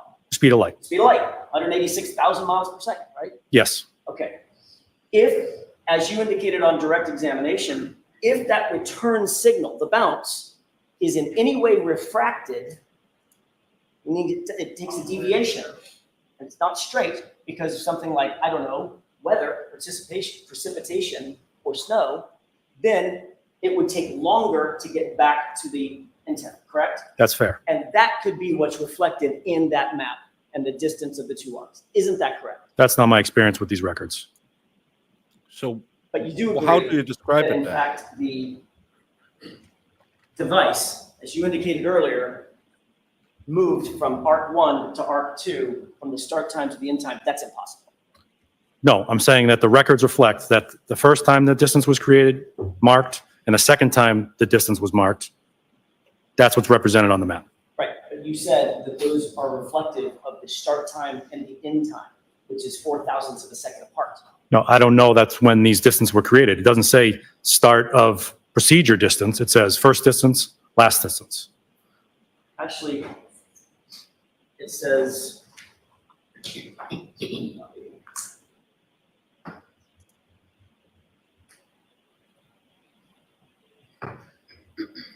if I got the copy of what I just gave you. I don't. Fair approach? Yes.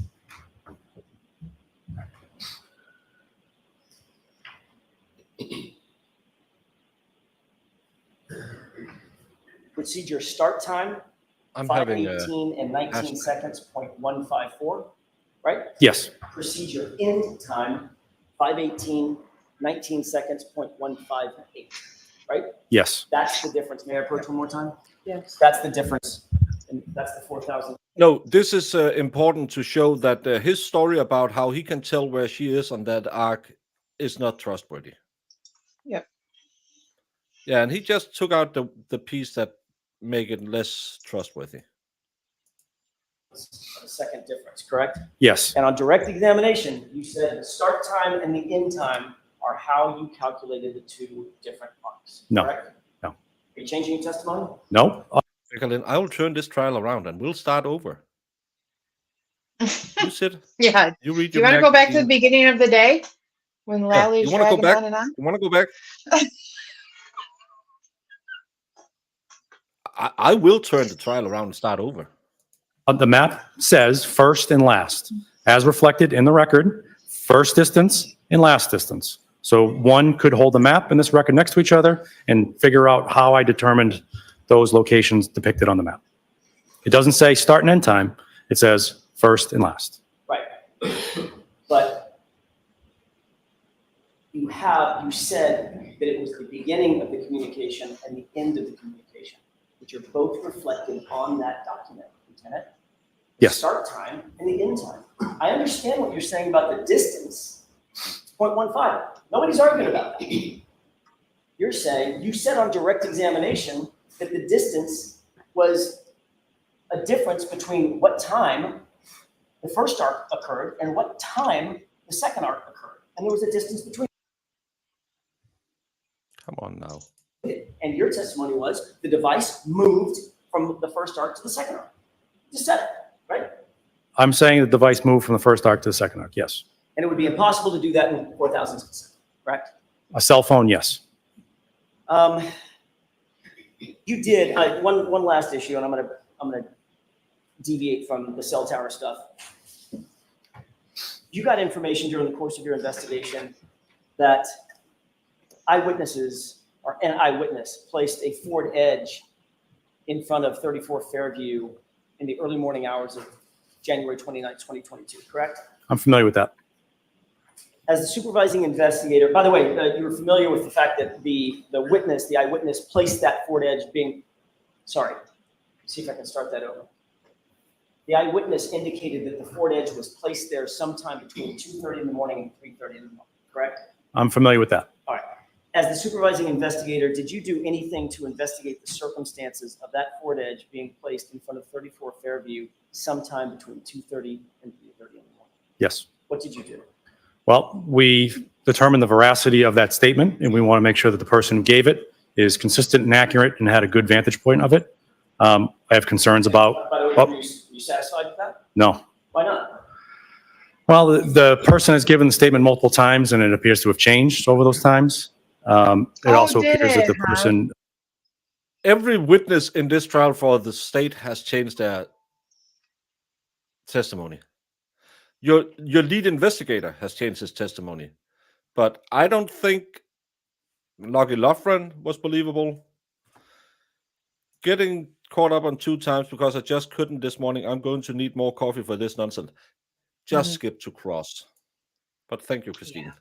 Observe this vehicle from a distance, and also the identification of a Ford Edge seemed highly suggestive the way that I had read the account of it. If I had done that as a police officer, this court would throw out that identification.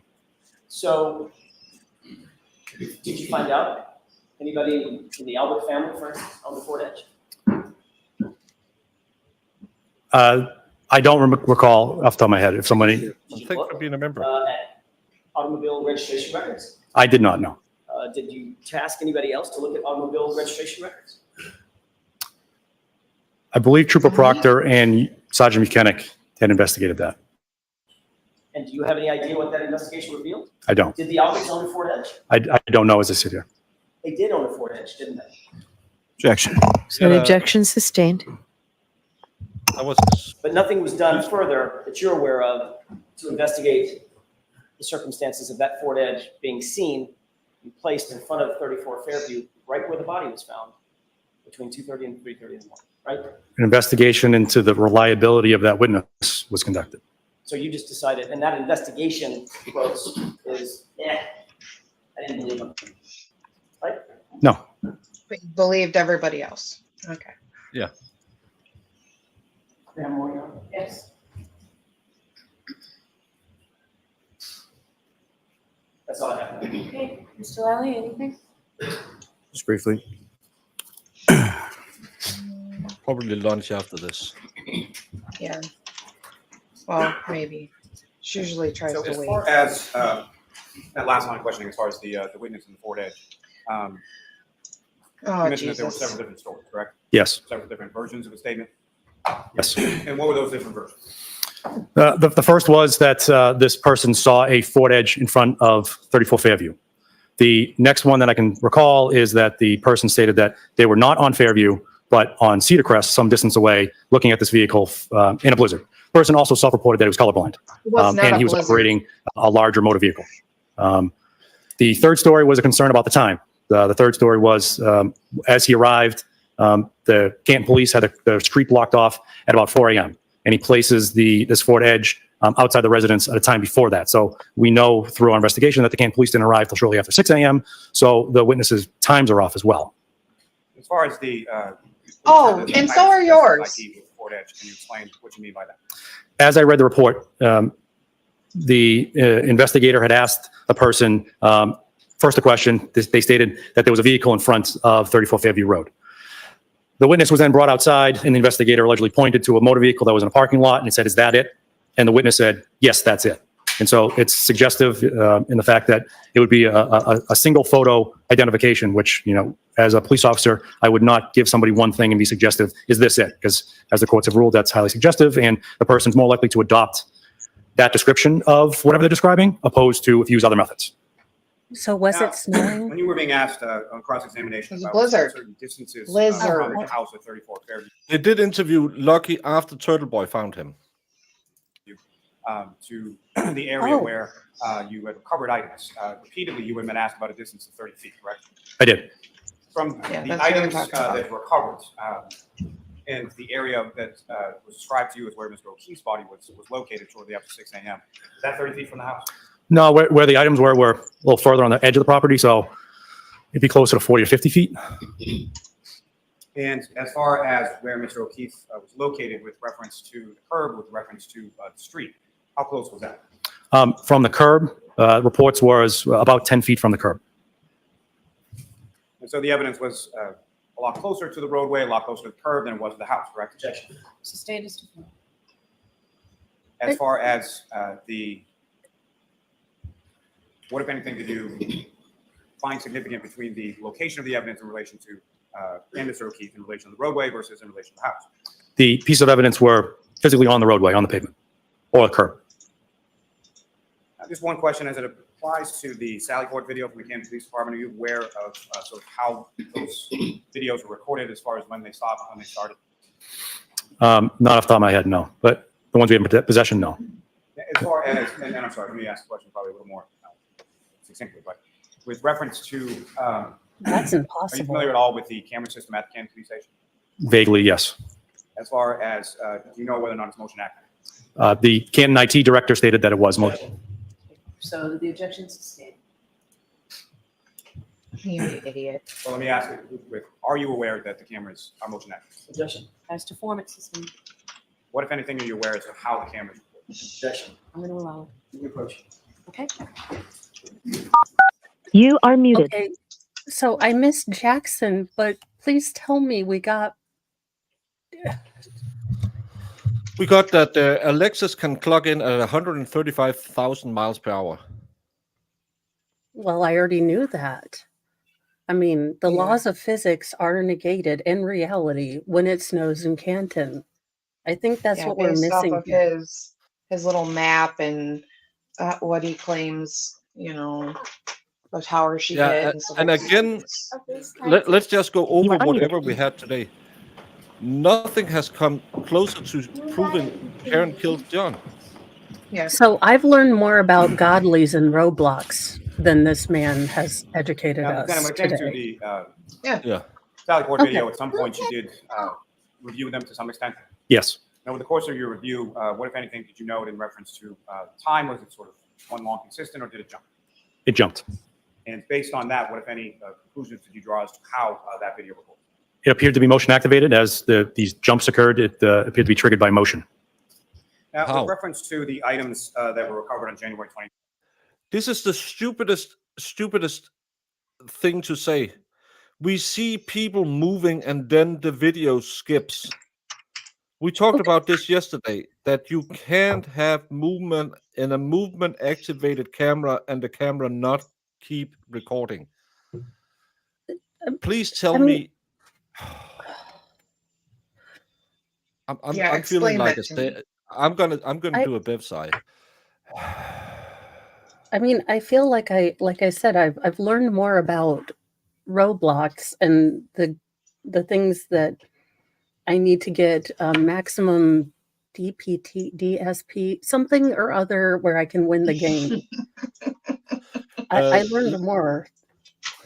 Lynn, you missed that Alexis can do 135,000 miles per hour. Other Okay, than that, but Karen Reed was nowhere near Fairview 34 other at the evening and the morning when they found the body, even though everyone on Twitter have claimed, well, she went back, found the body, and then went picked up Jen to make an alibi. So, and they showed a video where you can see the tail light looks very intact. But other than that, so that Lally was snow, though. It was crusted and encased in oh yeah, like and that there was no Kevlar snow. like snow. Oh, for the And love you of missed that God. there was What is absolutely no snow. what is this? What is the point of this? I mean, I love that I'm getting a bunch of cross stitching done, but I feel like I'm losing my grip of on sanity sometimes in this trial. Yeah. During the search team search that you were present for. In addition to your police report, how, if at all, were they memorialized? On the exterior of the paper bags that they were contained in. And when was that done? Before or after February 10th when your report was written? Objection. Did he explain why solo cups were used? When was the memorialization on the evidence bags done in relation to when you wrote the report? Objection. I'll allow it. Thank you. The difference would be the notes on the outside of the bag happened at the time of collection, and then I wrote my report 11 days later. So, as far as your memory, as you sit here and testify today and yesterday, as far as the items that you took out of the bag, are those the same items that you recovered or were recovered by the search team on January 29th? Yes. Now, the information from the call detail records that Mr. Jackson presented to you, there was essentially two little columns, correct? 2 rows, yes. Two rows, excuse me. And was that sort of the entirety of what you reviewed as far as the call detail records in relation to generating the slides that would fit to the jury? No. And sorry, may I approach him? Yes. May I see the exhibits? I'm sorry. These are not marked. Mark. Which one? Whatever the last one was, Mr. Jackson. So, May I approach Winchester? Yes. what level Pointing out of the mark 30 is, minutes 5 cents. are we into this very short Jackson had given you recross? earlier. Lieutenant, from what's depicted on there, what, if any, issue do you have with the depiction on that exhibit? Like I mentioned, it's difficult to get a good sense of what we're looking at because the roads 20 minutes. don't really appear on here. If they do, they're light and faint. There are the large black line kind of intersects with a lot of them, with the words of them. At the bottom, it looks like it's written map scale next to a scale, but I can't attest to the veracity of that. Those would be a couple problems I see. Now, with reference to the slides that you created with the different time frames, not just the one single time. Again, the times that you observed or the location of the handset of the cell phone of the defendants that you observed from the call detail records, were they consistent with other pieces of evidence that you had, whether it be video and or witness statements? There was 5 pieces, but he claims that even though he only put 3 in his report, it's because magic. Counting is hard. Again, remember the mantra. If you don't think about it, it makes sense. Yes. And that would be consistent with the location of the defendant, correct? Yes.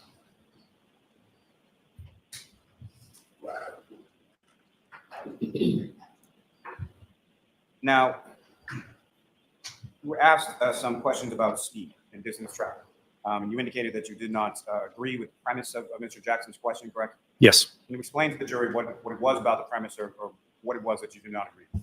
So while I agree it would be impossible for the phone to travel at that distance, I disagree with the premise that the procedure that was being captured here and the distances may not be at the same time. So there may be a distance could have preceded the procedure, and the end distance could have been after the procedure. There are other ways to capture that information. Again, all I'm doing, and I'm at the mercy of the records, is illustrating them. I then take the next step in order to corroborate that information, ideally through video and other location-based information. Now, in relation to speed, is that something that you've done in other cases with call detail records? Yes.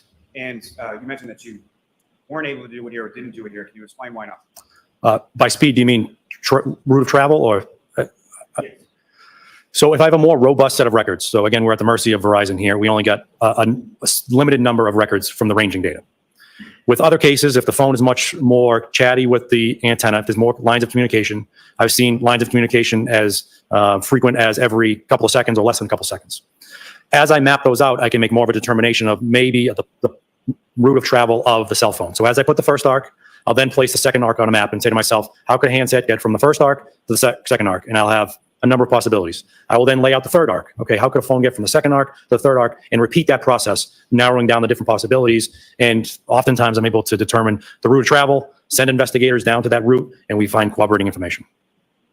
So it's guesswork. And again, why was it that you weren't able to do that with this information that you received from Verizon in this case? We received a limited number of entries in this record. And what, if any, relationship does that have Because to Verizon the is area of mean. geographic location as far as the town of Canton is concerned and the number of antennas there?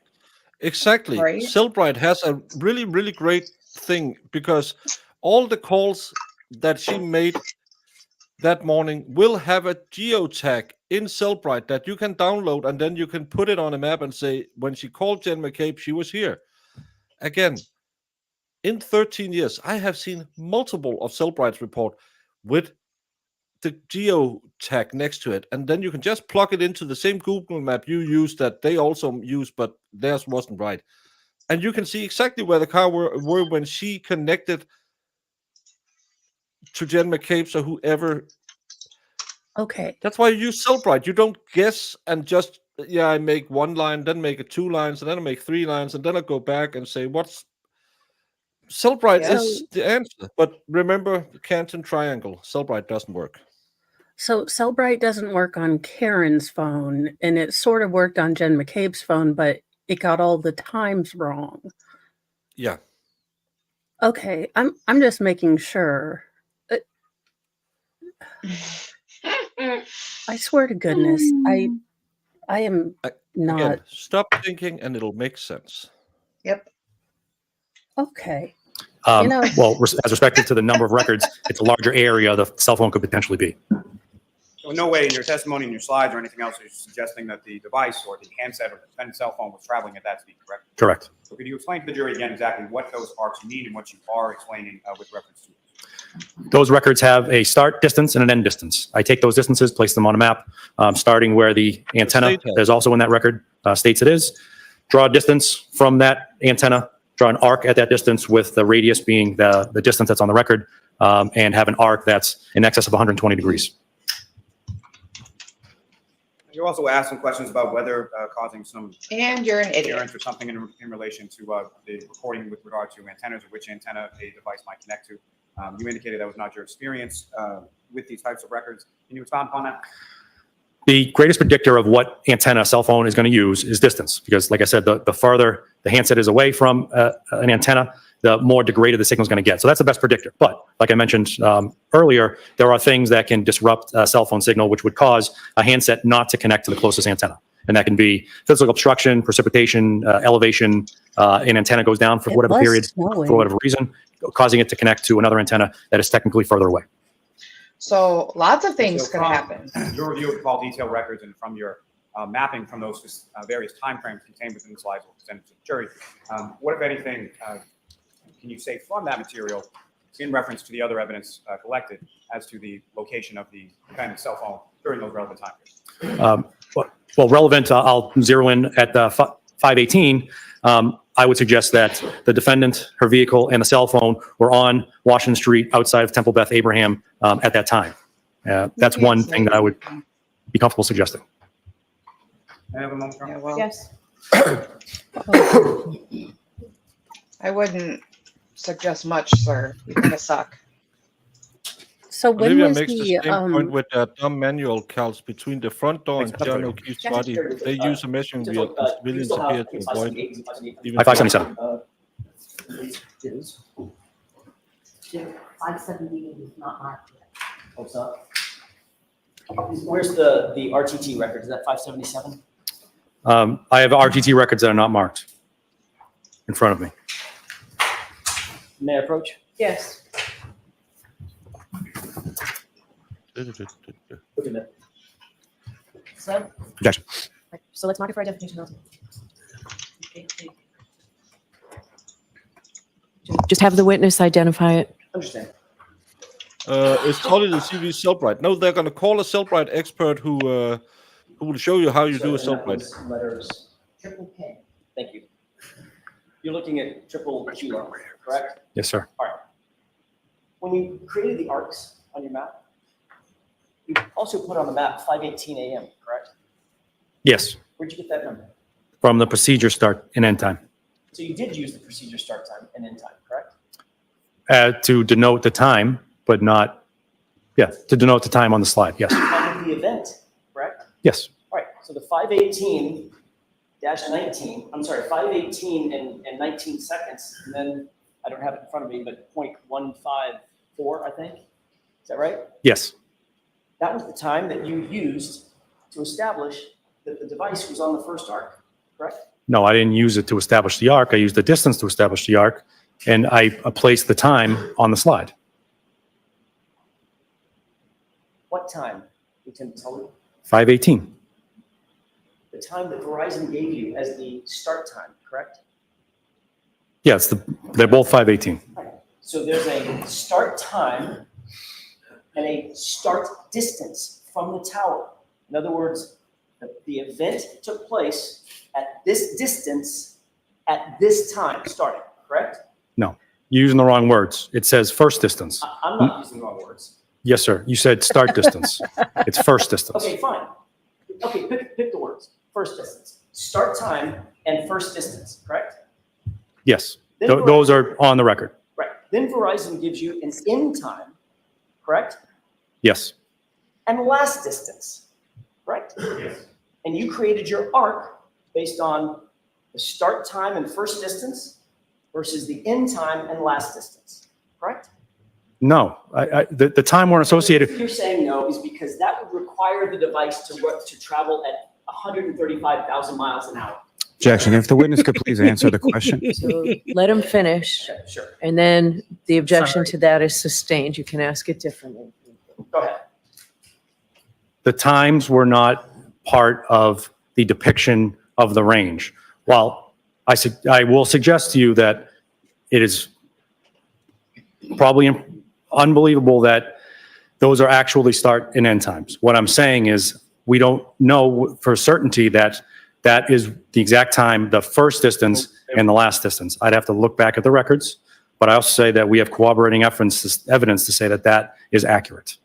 So you'd have to look back at the records, correct? Yes, That is your record. No, That's what you looked at, isn't it? the record's key. And where's the records key? They were provided by Verizon. Where are they, sir? I don't have them in front of me. He's asking where they exist in this time period, not on you. May we Dingus. approach this briefly? Okay, Jesus Mary. don't leave yet, Detective. May we just approach briefly? Why is he sighing so much? Because math sucks, and I never thought I'd actually have to use distance, rate, and time anywhere outside of Miss Fleener's class. But now I'm getting aggravated.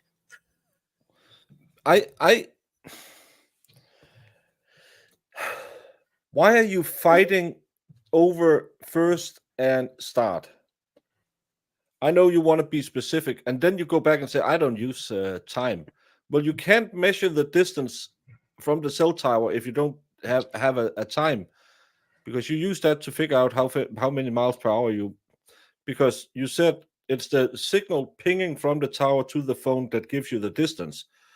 And the distance is based upon the traveling the signals has to do from the tower to the phone. And that is measured because it's a constant. Baker, we're breaking your cardinal rule. We are trying to logic this out, where they obviously Yeah, we chose not to look at that part of the evidence. Your Honor, I believe this defense counsel as well.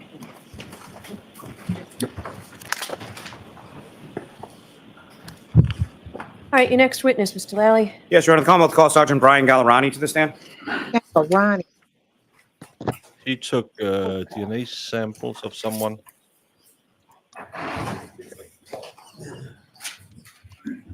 Did he take? He took the DNA from.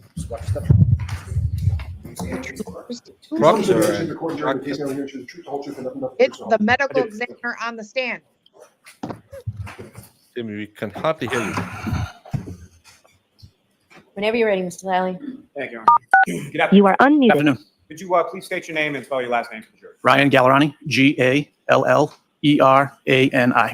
And what do you do for work, sir? I'm currently employed as a sergeant for the Needham Police Department. And how long in total have you been a member of the Needham Police Department? I graduated the academy January of 2006. And how long have you held the rank of sergeant? Just under a year. Now, prior to you holding the rank of sergeant, what was it that you did within the Needham Police Department? I was a detective from September of 2014 to June of 2023. Now, over the I'm course just of your going to work as speed a through this detective because and sergeant I've in the just seen on Department, Twitter what training it you is. received in regard to collection of biological samples. As part of a sexual assault class I took in January of 2015, I was certified in DNA collection by the Mass City Police. And can you explain a little bit to the jury about sort of what that certification process entailed, or what was it you did to become certified?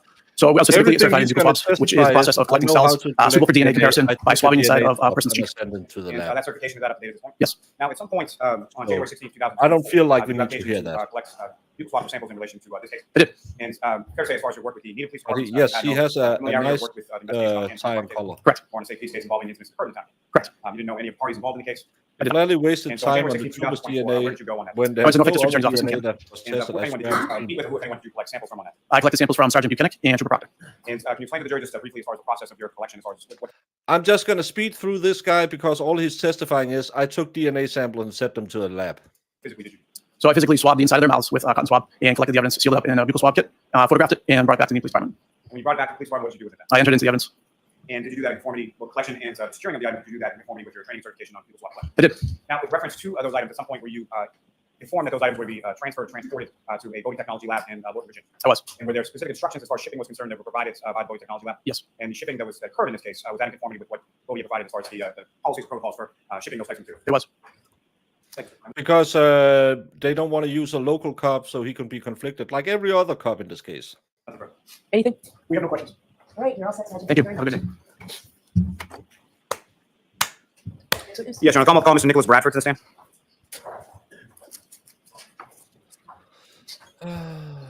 That was absolutely not a waste of time. Nope. I learned a lot. He looks like a doctor. Oh, he looks even more boring than Lolly. This is going to take all of my caffeine. He's. Forgive me, Your Honor, I have just one moment. Sure. You just called him. You already had a moment. You are a moment. Good afternoon, sir. Good afternoon. Could you please state your name and spell your last name for the jury? Yep, it's Nicholas Bradford, Bradford. And sir, that microphone before you is adjustable. You can place it anywhere that's comfortable for yourself. Okay. What is it that you do for us, sir? I'm a DNA analyst for Bodie Technology in Lorton, Virginia. Okay, you're definitely going to have to keep your voice up, sir. Okay. Sorry about that.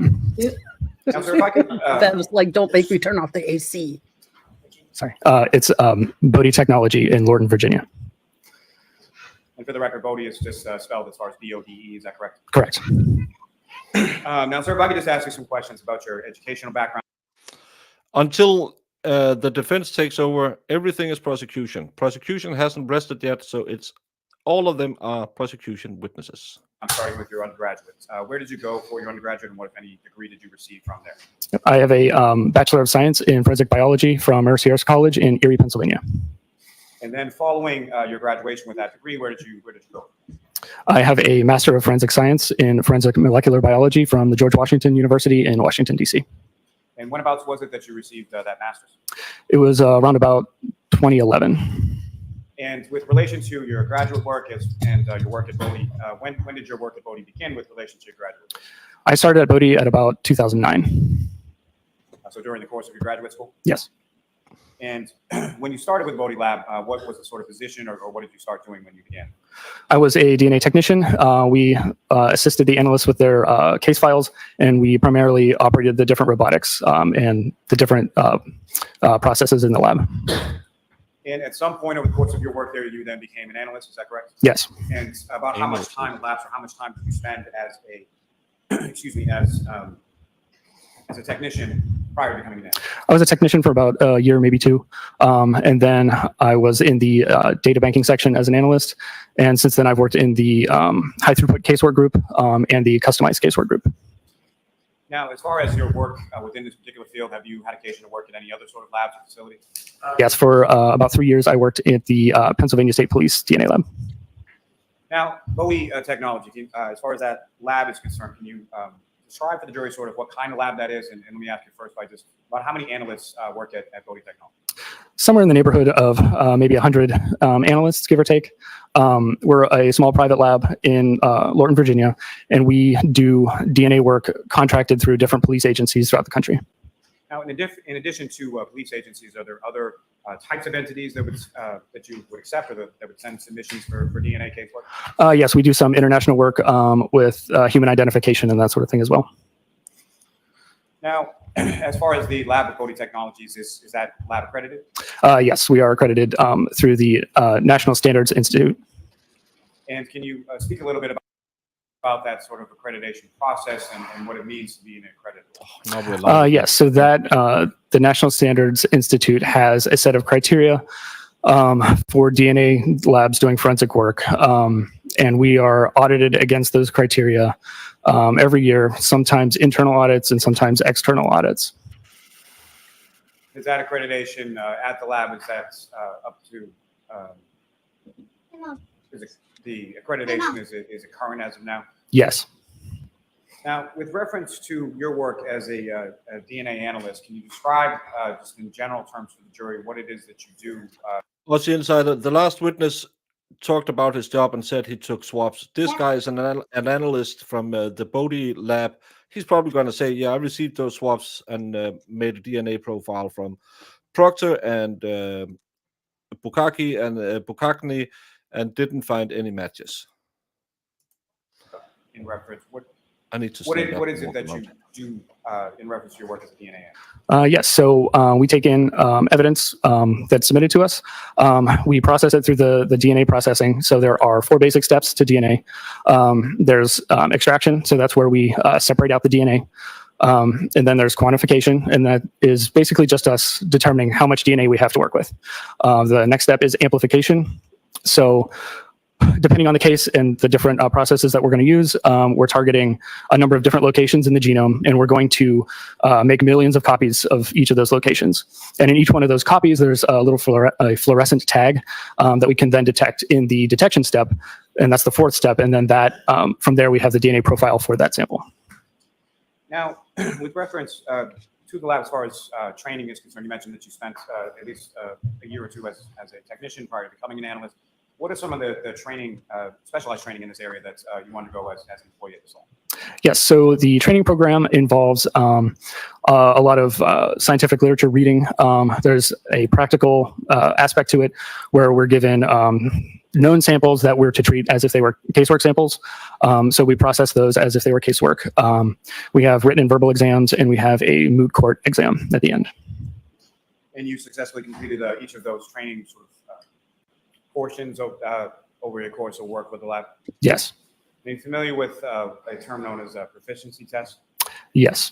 And can you explain to the jury what that is and how it relates to your work as a DNA analyst at Bodhi Technology? Yes. So part of our accreditation is we have to do proficiency testing twice a year. And that is when an outside company sends us known samples and we process them again as if they were casework. And then those results are sent to that outside company, and then we get the results back to see if we are proficient in those technologies or not. And with respect to yourself, as far as the proficiency testing that you've undergone, what, if any, issues have you had with proficiency testing that you've undertaken? I've passed all my proficiency tests. Now, what is DNA? Unlike them. So DNA You know, is essentially the blueprint for a living thing. It's in most of our cells. and it's unique to an individual with the exception of identical twins. Now, at some point in January of 2024, did you receive a particular assignment in regard to DNA analysis from a number of items that you received from Massachusetts? Yes. And specifically, can you describe the process as far as like when an item comes into the lab at Bodie Technology, how it's sort of processed, or how from the time of receipt to the time that the item gets to you? Can you explain a little bit about that process? Yes. So the item is generally sent via UPS or FedEx. It arrives in our secure evidence room. That room has limited access to only certain individuals. And from that point on, when it's received, a chain of custody is started for that shipment. And anytime anyone touches or uses that item, we need to check it out from the secure evidence room. And then that's all logged on the chain of custody. Now, when So the something comes in, is DNA it lab assigned has chain of a, custody. a sample name or a case number or an ID number in some way, shape, or form? Yes. And is it also identified by sort of the corresponding numbers from the external vendor? This where it is came witness number Yes. 59. Now, in reference to Bodie case number 15 CCA to go. 2416-0023, did you perform work in relation to that case? Yes. And there was a corresponding agency case number of 22-02184, is that correct? Yes. Haven't seen that And one. that would have been from the outside vendor, or at least one of them, as far as the Massachusetts State Police crime lab, correct? Correct. So there were a number of items that you received.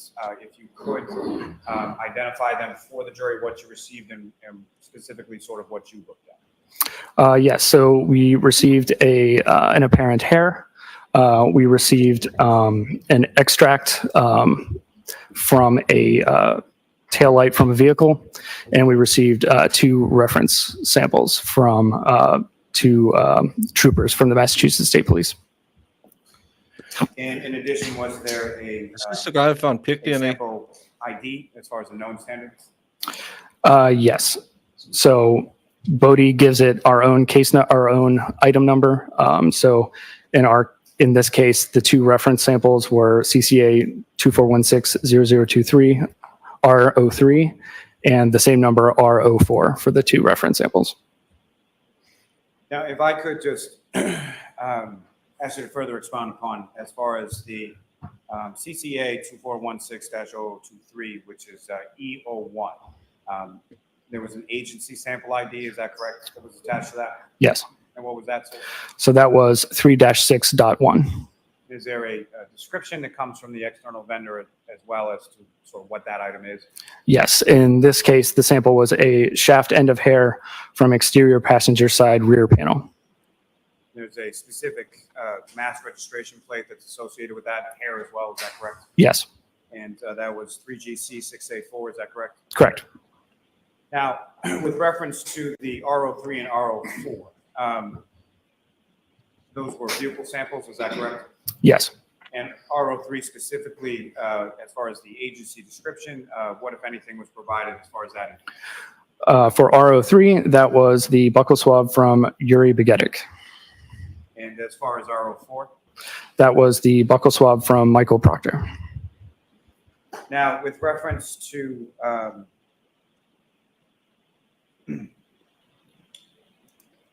the extract portion, that was E02, is that correct? Yes. And if you know when we say extract, can you explain to the jury sort of what you understand that term to mean, or what is an extract as far as what you looked at? Yes. So when I described the 4-step process earlier, so the extraction was already done prior to us receiving the item. So essentially, the extract comes to us in a tube, and it's a liquid. And provided with that would be the negative control that was associated with it. So from that point, we have the quantification information from the lab that did the extraction. So then we would amplify and then detect the profile from there. And just to be clear, as far as the EO2 that you were talking about, as far as the extract They always call it an apparent hair until they check it and make a determination that it is hair. that you had received, what was Hey, the Nick agency Raiders. description on that extract? So that was the sample from passenger side taillight with the same registration number, and that was labeled as an extract. Now, in addition to that, there was a known blood standard, which you indicated was item or agency sample ID 8-1.1.1. Yes, And what was the agency description on the known blood standard? that would be from, excuse me, sorry, that was the sample from John O'Keefe, the profile, I should say. And so when you say the profile as what do you mean by that? Yes, so the profile was generated by the Massachusetts State Police Lab, and then that profile was given to us to do a comparison. Now, as far as the profile that was provided, as far as your observations of that, what, if any, issues did you observe in your observations of the profile that was provided by the State Police Crime Lab in Massachusetts? It looked like a standard single source profile. Now, starting with, as far as there was a STR processing that was conducted, correct? Yes. What does STR stand for? It stands for short tandem repeats. And essentially what we're doing with that is it's the DNA process that we use in forensic testing, where the areas that we're amplifying are short repeats of the genetic sequence that repeat multiple times. And we're just measuring the number of times that sequence repeats. And those numbers together are the profile. And we go back to figuring Now, out how far the car the profile from the, excuse me, the profile from the extract that you received as lunch far as can't EO2, consume enough. excuse me, from the passenger side tail light of the vehicle. What, if anything, were you able to determine based on your analysis and STR processing of that? Yes, so we determined that it was consistent with a mixture of 3 individuals, including at least 1 male contributor. And so, if you could just walk the jury through as far So no as clear DNA profile. process, as far as the testing, what is it that you're actually doing in the lab? What are you looking at, and how are you making a comparison? So once we have the DNA profile, like I said, we're measuring the number of times the sequence repeats at a given location. So we have a series of those, and then we compare that to the reference profile that we were provided, or that we generated for the 2 reference samples that we actually processed. And then we determine if it's possible that the individual whose reference profile it is could be a possible contributor to that mixture profile that we got from the evidence. And then we need to do a statistical calculation to determine the strength of that possibility of an inclusion. Let me ask you a little bit about, as far as that statistical calculation, how is that done, or where does that come from? So in this case, we did what's called a likelihood ratio. Essentially, what we're doing is comparing 2 explanations for the DNA profile that we observed. So if we have, say, person A, one explanation would be that the DNA profile is a mixture of person A and 2 unknown individuals. And then the other explanation would be that it's simply 3 unknown individuals and it's not person A. So then we compare those 2 explanations of the profile and determine which one is more likely. Now, as far as the sort of reference samples that you had the DNA profile of John O'Keefe, correct? Correct. And I'm sorry, before starting that, you had the extract with the DNA profile with multiple contributors from the Most tail. likely. Yes. So then you have the known blood standards or DNA profile from John O'Keefe, correct? Yes. And then you have the buccal samples from Uri Buchanan and Michael Proctor, correct? Yes. And so with reference to those specifically, as far as the reference samples, is that what you're generating the DNA profiles from? So we're comparing those references to the mixture that we obtained from the taillight. Yeah. And so in your comparison, let me start with the the known one as far as John O'Keefe. What, if anything, did you find from your comparison of the John O'Keefe DNA profile to the DNA profile from the Taylor? Yeah, so in this case, when comparing the John O'Keefe profile, assuming a mixture of 3 individuals, it is at least 749 million times more likely to be observed if it originated from John O'Keefe and 2 unknown unrelated individuals than if from 3 unknown unrelated individuals. And we provide a sort of verbal qualifier to that because most people probably don't have a lot of experience with non-alien. So in this case, that would be very strong support for inclusion. On his If you girlfriend's know car, he non-alien, touches how all the many time. zeros are we talking? Yeah. So that would be the number with 30 zeros. Very sus. And so that Who would are be the a two strong others? support for inclusion, correct? Yes. Now,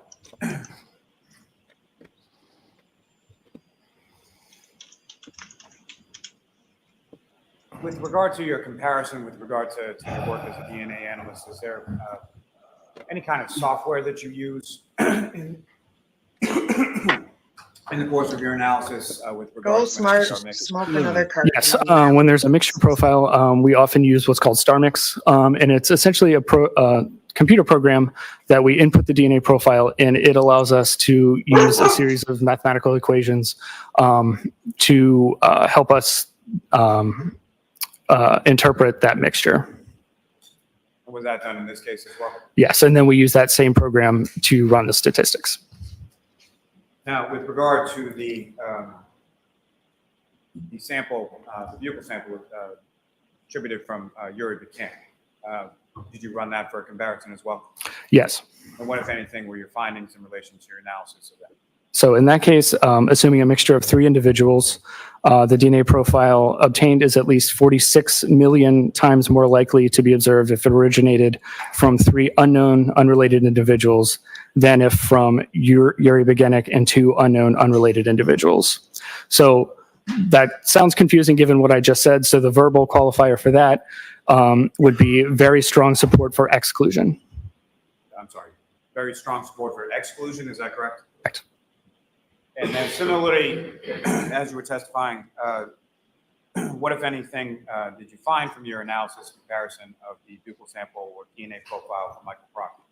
Yes, so in that case, assuming a mixture of 3 individuals, it is at least 76,000 times more likely to be observed from 3 unknown unrelated individuals than if from Michael Proctor and 2 unknown unrelated individuals. So that would be strong support for exclusion. So correct me if I'm wrong, but your findings with regard to the 3 samples is strong inclusion or strong support for inclusion of John O'Keefe, is that correct? It'd be very strong support for inclusion. And strong support for exclusion of both Yuri Buchanan and Michael Proctor, correct? Correct. So who are the 2 other unknown people, the people who beat him up? Now, sir, in addition to that, you had mentioned that there was an Makes no E01 sense. sample that was a shaft end of a hair from the exterior passenger side rear panel of that same vehicle with the same Massachusetts license plate, correct? Correct. Now, with regard to DNA as it pertains to hair samples, can you describe for the jury sort of that process and so what is it that you're looking when you receive a hair sample as far as an extraction is concerned? What is how does that process work, or what are you getting that extraction from? Yes, so when we have a hair, generally we'll take a look at it, and a forensic biologist will give their opinion on if it's likely that we'll obtain a profile from that hair, because hairs can be a little tricky. So in this case, the forensic biologist determined that the hair would likely not provide a great profile from STR testing, but we went ahead with it anyway, just because sometimes it does work. But in this case, we extract it, and that involves dissolving the hair and forming an extract like the other samples. And then we quantified the hair in this case, and the quantification that I used targets what is called autosomal DNA or nuclear DNA. And in that case, the results were below the limit of detection. So we did not process that sample forward for STRs because we would not have obtained a useful DNA profile from it. Sir, if I could just take it back a little bit in that. Earlier in your statement right there, you just indicated that hair samples or DNA from hair can be a little tricky. Can you expound upon that and explain to the jury sort of what you mean by that? Yes. A lot of times, hairs are, unless they have a root attached, they're not a great sample for nuclear STR testing. They can be, but it's sometimes hit or miss. As far as what's actually being tested as far as STR when it comes to hair, it's not the actual hair. Is that correct?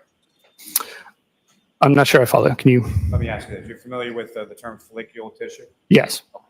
Can you explain to the jury what that means in relation to a hair sample and DNA test? No one cares, Yes. So when there's a follicle attached, that's generally where you will get the nuclear DNA from, not the hair itself.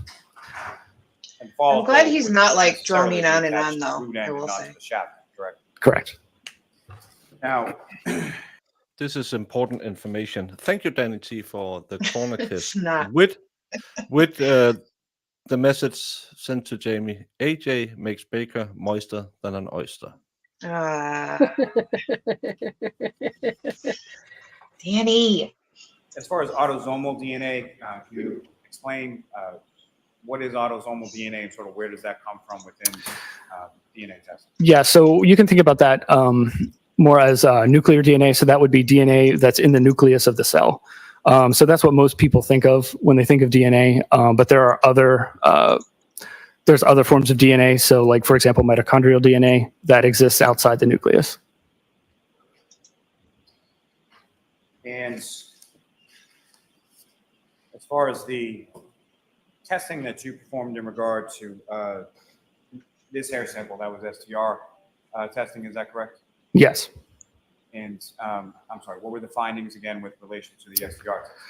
Yes. So like I said, we quantified the hair and it was below the limit of detection. So we did not process that hair forward for STR.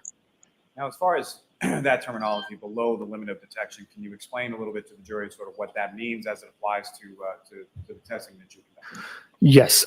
So the instrumentation has a limit of detection. So there could be potentially small amounts of DNA there, but it's below the limit that we are confident to say that there is DNA present.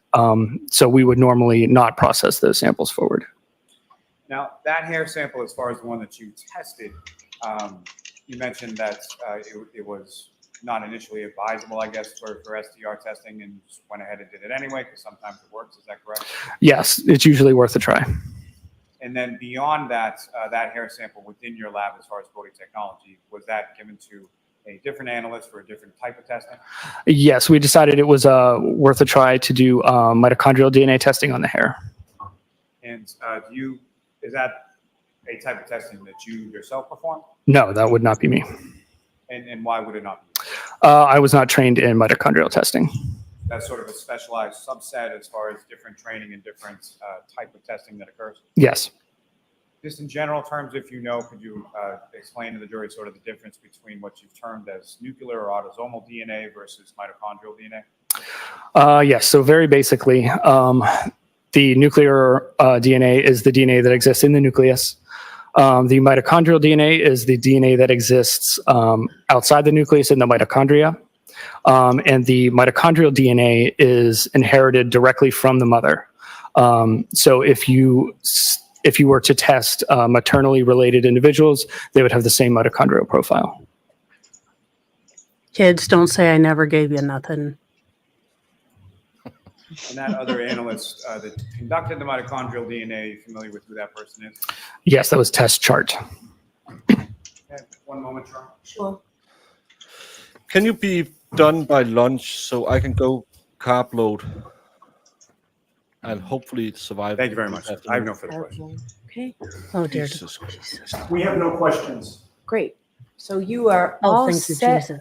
Mr. Bradford. Thank you. you very much. Thank you for not wasting our time, guys. So jurors, we will take our luncheon break and we'll have more witnesses here for you this afternoon. Who in the what So now? let's say 40. The only question they could have asked is, All rise to the court, please. Your Honor, may we approach this? Sure.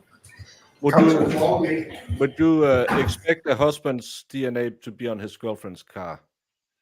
Yeah. That's the only question they could have asked. This And- man hasn't had a girlfriend. He wouldn't know that question. That was mean. This Aww. I was told to show this. I don't know what it is. We're here in casting for auditions for Canton Confidential, and our first actor is Maureen Hancock. Please state your name and tell us what role you're auditioning for. Maureen Hancock, I'm auditioning for the role of Judge Beverly Canoni. Whenever you're ready. That's what I'm thinking about. Jurors, I'm going to instruct you, when you leave here, you're not to talk to anyone, see anybody, do anything. You are going to stay in your little house with your little stupid dog, okay? Mr. Jackson, ask it differently. Mr. Yannetti, we talked about this at sidebar. None of this conversation. Can you answer that? Can you answer that? Sustained. Mr. Jackson, ask it differently. I We're gotta gonna jump take a off. break Bye, guys. now. I'll see you after lunch. We're gonna take This 5 woman is breaks my today, hero. and I'm gonna go down to my Cape house. We're gonna go till the end of June, okay? And defense says they're gonna present their case in 4 days. I don't believe it, okay? Ask it differently, Karen. Stop rolling your eyes. Okay, jurors, do you need to stretch? Do you need to take a break? Because I do. It's hot in here. Speak up, Mr. Lally. Speak up. We can't hear you. And I'm going to have to turn off the air conditioners. It's really hot in here. I'm sick of this. And thank you. Thank you for coming in today. Thank you. This has made my day. Now I officially feel okay after being assaulted by math, which I was told we wouldn't have to do as semi-lawyers. Thank you so much for sharing that. I haven't seen that, and Oh my gosh. I needed that Why because can't I do- my energy level is sloth right now. I mean, the stupidity of this is actively making my leg hurt, not the fact that I'm wearing shoes for the first time. No, this is directly at Lolly's feet. I don't know if I have to put my desk up and dance around in the afternoon. I'm fighting, and it's 7 o'clock, and I'm fighting. I don't know how you've done this, for the year and then this. Well, I took a week in Tennessee, True. drinking beer and getting hammered by Wallstrom, so that fixed it. That's one way to getting unwind. hammered with Wallstrom.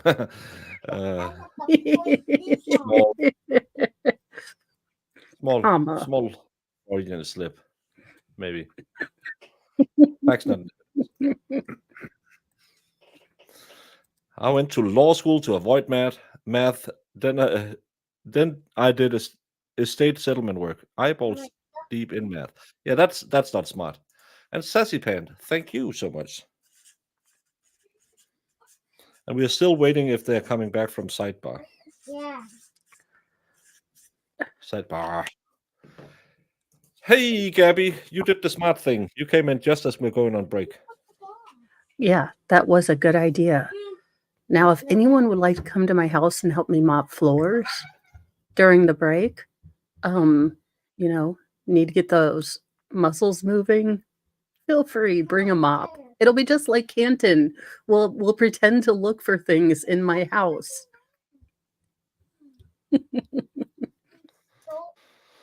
I shouldn't get hammered by Wallstrom. Diva wouldn't allow it. She said it'll make her life easier. It's just like Mo when she says she's up for the sister wife things. Swedes are tougher than Danes. Nicholas' case is way more boring and way longer. No, because in Nicholas's case, the defense lawyer yells at the judge yells at the defense lawyer, the prosecutor pipes up and is the most annoying woman I've ever met, and I've been married. And then they throw lawyers to prison. They had a guy saying, I'm just so high, I'm falling asleep on the stand. They had another guy who had a plea deal to testify and pled the fifth. that case is way better. There's way more action. This guy, Tully, lied again today. I need want another one. Well, we're just spinning the wheels until we find out if we're on break. You mopped enough floors in the army? No thanks. Yeah, we had to do that every morning. Would love mow, but a bit of a long trip to Scotland, from Scotland. Well, I'm lucky. I've got one of those little doodads that vacuums and mops at the same time. But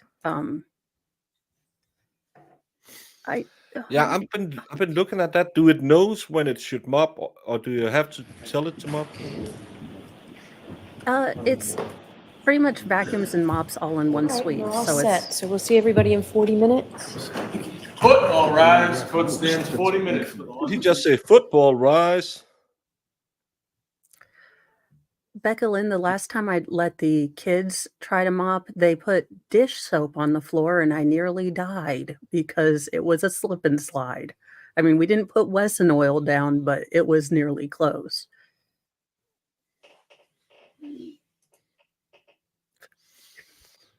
I spilled butter when I baked the other day.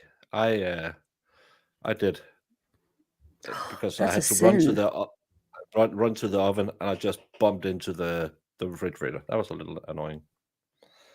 So yeah. All right. Well, let's get some mopping, some food, word crack going, and then we will come Yeah. back. And I'm sure the next witness is going to blow this case wide open. Hopefully that'll be the ME or the Cellbrite, so we have something hard. Another link in Discord if you want. Well, let's do a little comedy before we leave. We could use it. It's been a long morning. It hasn't been a long morning. It's only been 4 hours, but oh my god, it's been boring. That's crazy how boring it is. It's all these technical evidence, especially because they're just so bad at it. Oh, I know. And Mr. Mo's like, well, at least you get to do fun stuff on your computer. And I said, oh no. Sometimes it is keeping your ADHD brain from wanting to just talk about random stuff instead of the witness.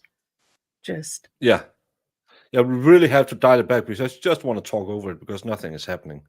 And then people are Yeah. writing me, could you please shut up? This is so mean. I have wigs. I just don't have time. Do you also have a CPAP? Mr. Mo does. Mr. Yannetti, Mr. Yannetti, did Jackson not fill you in? Okay. I could do this all day, okay? I could do this all day back and forth with you, but you're not going to do this today, okay? We already discussed this. This is not going to happen. Listen, if you want to bumble with the bee, go right ahead, okay? I come prepared with an army and a stinger, all right? Now, as far as the woman that appears in the video at the police station, that is Sally.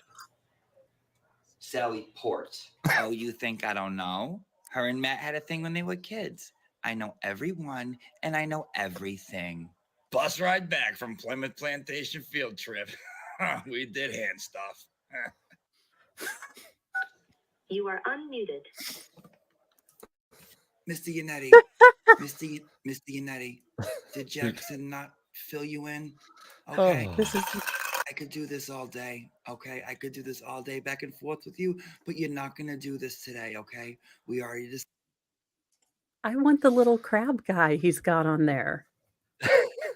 I am now sad that I didn't think of this. Damn it. Self, why aren't you doing these things? Yeah, why am I I have a not? judge robe. I'm trying to think, do I have a blonde wig that is that obnoxious? I don't. Can I convince Mr. Mo that I need to buy a new blonde wig or a particular bit? I can ask for forgiveness later. I just love that one who said that lady at the Sally Port was named. The lady was called Sally Port. I could imagine Lally asking that question, but it looks like it's working. So we will go get some manger, as it's called in, I think it's French or Italian. We'll be back in roughly half an hour. If you're Yep. on Valhalla stream and want to play, or you're on Twit and want to play, you have to join because it's only my YouTube stream that connects to the game. It's one of those small perks about being the one who writes it. But have fun, enjoy, and I'll put on some music Yes. so you can enjoy your 30 minutes of nothing. Yes. See you later.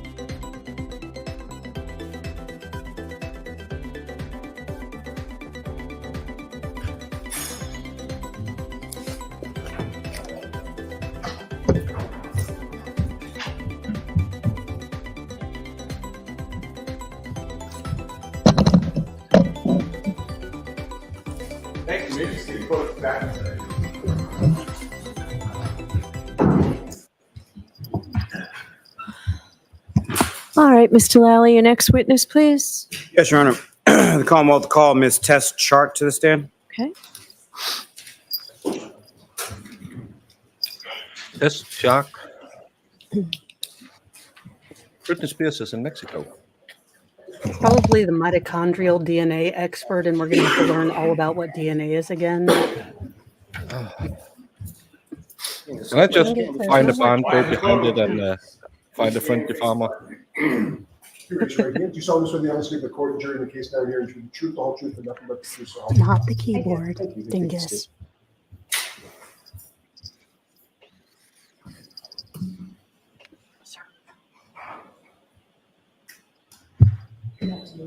Go right ahead, Mr. Lally. Thank you, Your Honor. Good afternoon, ma'am. Good afternoon. Could you please state your name and spell your last name for the jury? Sure. My name is Tess Chart, C-H-A-R-T. And Ms. Chart, what do you do for work? I'm a forensic DNA analyst at Bodie Technology. Damn it, I was And right. where and is I Bodie hate that. Technology located? It's in Lorton, Virginia. Get off the keyboard, dingus. I'll ask you some questions, just a little bit about your educational background, starting with your undergraduate work. Where did you go to school, and what, if any, degree did you receive in relation If Lally could find the microphone. Sure. I have my bachelor's in science in molecular biology from Millersville University in Pennsylvania. And then I have my master's of science in forensic science from Towson University in Maryland.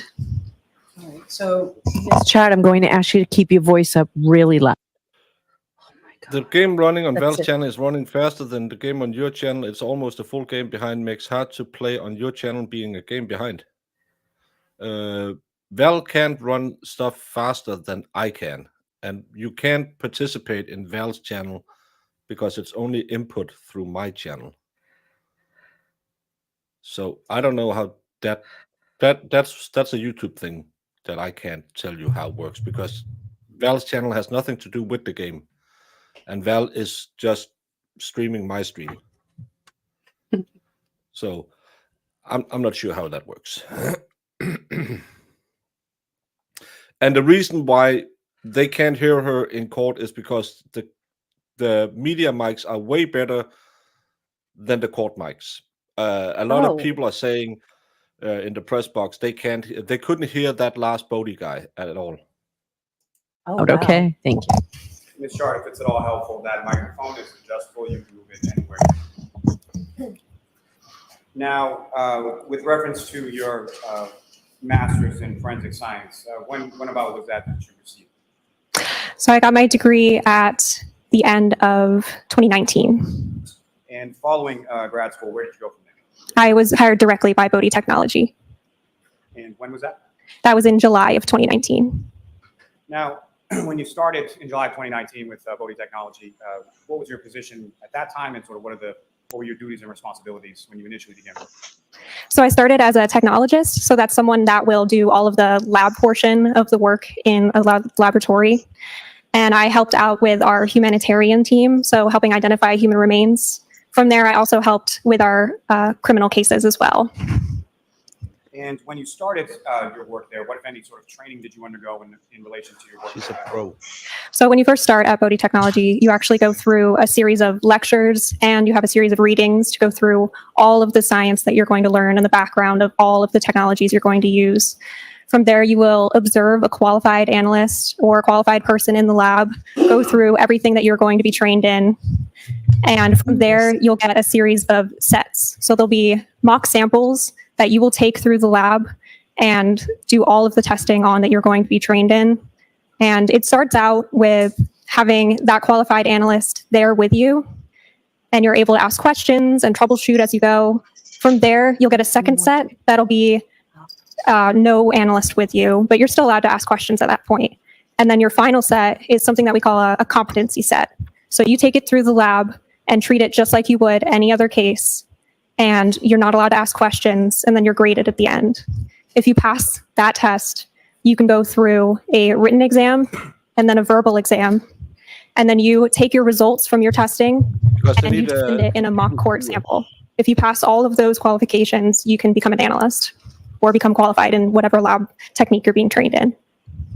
And as far as that sort of training process went, how long was it from the time that you joined Bodhi Technology to the time that you started doing the work that you do now?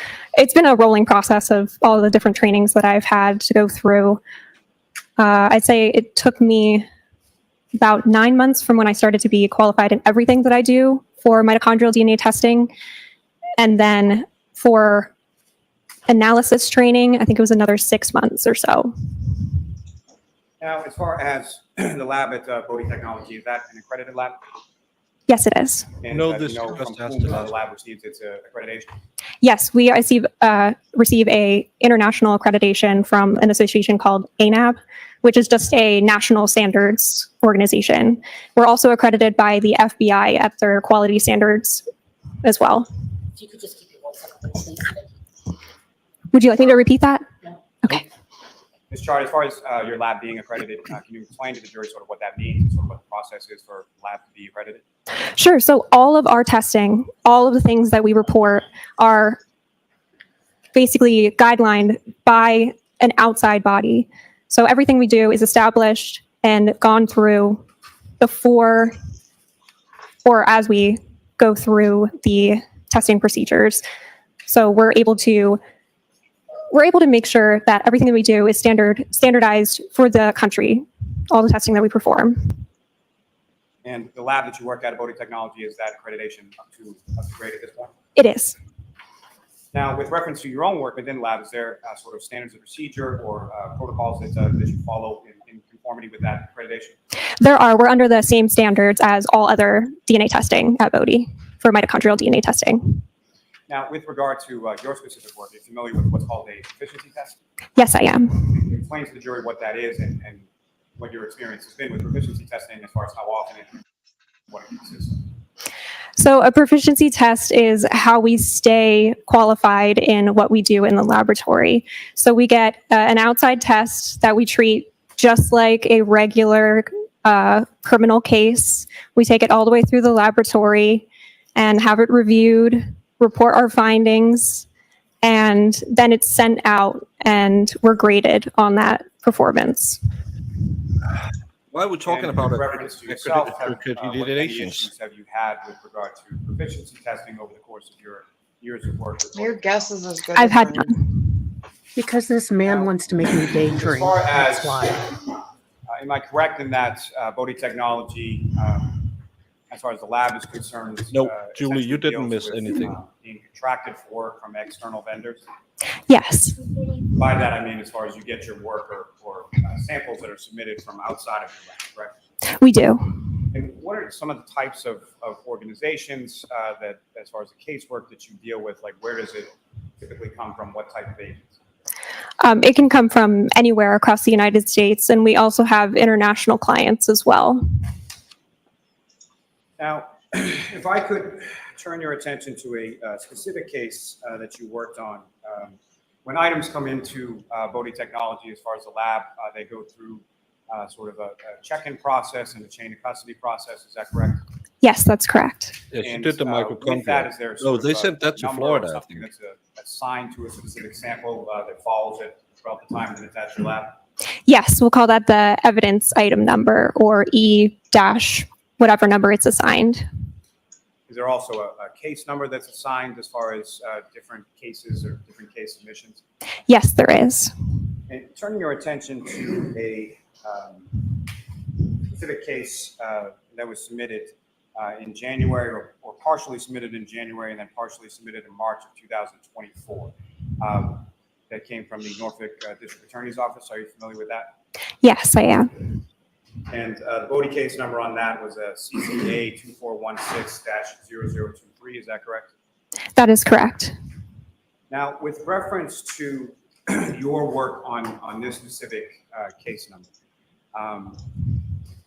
what were the items that you received and sort of what were the items that you received that you eventually did some testing or analysis on? So I continued testing for one of the hair samples. And specifically, again, that's given a specific name as far as in the hair sample in this case was EO1, is that correct? That is correct. And then as far as for comparison purposes, what, if anything, did you receive in regard to comparison if you were able to generate a profile from EO1? We received a reference profile from the victim, John O'Keefe. Now, your specialty within the lab is in mitochondrial DNA testing, is that correct? Yes. Could you explain to the jury as far as mitochondrial DNA? Don't let me ask you explain this to the first. jury. Are you also familiar with the term known as autosomal DNA? I am, yes. If you could, Ms. Chart, explain to the jury first what autosomal DNA is, and then what mitochondrial DNA is, and then I'll have another question. Of course. So what many people are familiar with is what we call autosomal DNA. So that's the DNA that's actually stored in the nucleus of your cell. You get half from your mother and half from your father, and it's what makes you unique. And it's what people call the blueprint Your of uniqueness. a person. But what might be a new concept is that there's actually a second form of DNA that is stored within the mitochondria of a cell. So if you can remember maybe back to any science classes that you had, the mitochondria is the powerhouse of that cell. Don't take me back to high school. Because of that, you can have upwards of they already tried to hundreds make me of relive thousands of trigonometry. mitochondria within just one single cell. And within each of those mitochondria, you may have thousands of copies of that mitochondrial DNA. So in cases just like this one, where there may not be enough nuclear or autosomal DNA to find, you can go back and try to test for that mitochondrial DNA. And so if you could explain to the jury some, I think you've alluded to it already, but sort of the difference between autosomal DNA versus mitochondria. So mitochondrial DNA, in contrast, is inherited directly from your mother. So you will have the same mitochondrial DNA profile as your mother, and then you will also have the same mitochondrial DNA profile as any of your siblings. And it has that maternal inheritance that we call it, that makes it actually a great source for helping identify people, but it can also be used for criminal cases as well. Really? First, with respect to But because you I'm only here. have the mother's characteristics, you can't say with certainty that it's that. That could be his brother's hair. Or or even Sister. his this is, oh my god, why are we doing this? I am here for Jamie's snark though. So continue, ma'am. The autosomal DNA. Can you explain to the jury sort of the process as far as just in general terms? What is the process as far as the testing goes or generation of the profile? Sure. So we share similar processing methods. So we will start out by taking a small portion of whatever is sent to the lab, and we'll call that sampling. We'll take notes on that and how much that we take forward through testing, and that will go into a small tube. From there, we will extract the DNA or take apart all of the cells by adding chemicals. And what we're left with is what we call a DNA extract. So that's actually where I came in this case. From there, the difference is we will go through what is still called amplification using the PCR method. That will make a bunch of copies of that DNA to be used later on. But for mitochondrial DNA, what we're targeting is specifically just the mitochondrial DNA in that extract. From there, we actually go to something that is completely different from autosomal testing, which is DNA sequencing. So DNA sequencing is really just a way that we are able to take those small strands of DNA that we've amplified, and we're able to read them almost like letters in a sentence. Oh, no. And the PCR is in reference to the autosomal DNA, is that correct? For both methods. Okay, Marissa, if you play My Milkshake Brings All the Boys to the Yard out loud on a boombox while he's doing that, just for me. Both of us have the sus TV cartoon. And we got Stevia Titan, apparently. Just so you know. Yep. Yeah, her name is Test Case, just like Test Case. It's a by name Test. denominator. John, they Hager, didn't are find we in a anything. Naked This Gun? is just a hair. Polymerase chain We're in a Naked Gun episode, aren't reaction. we? You And sure when you are. say as far as the sort of quantification, I'm sorry, is it quantification or quantitation? Quantification works.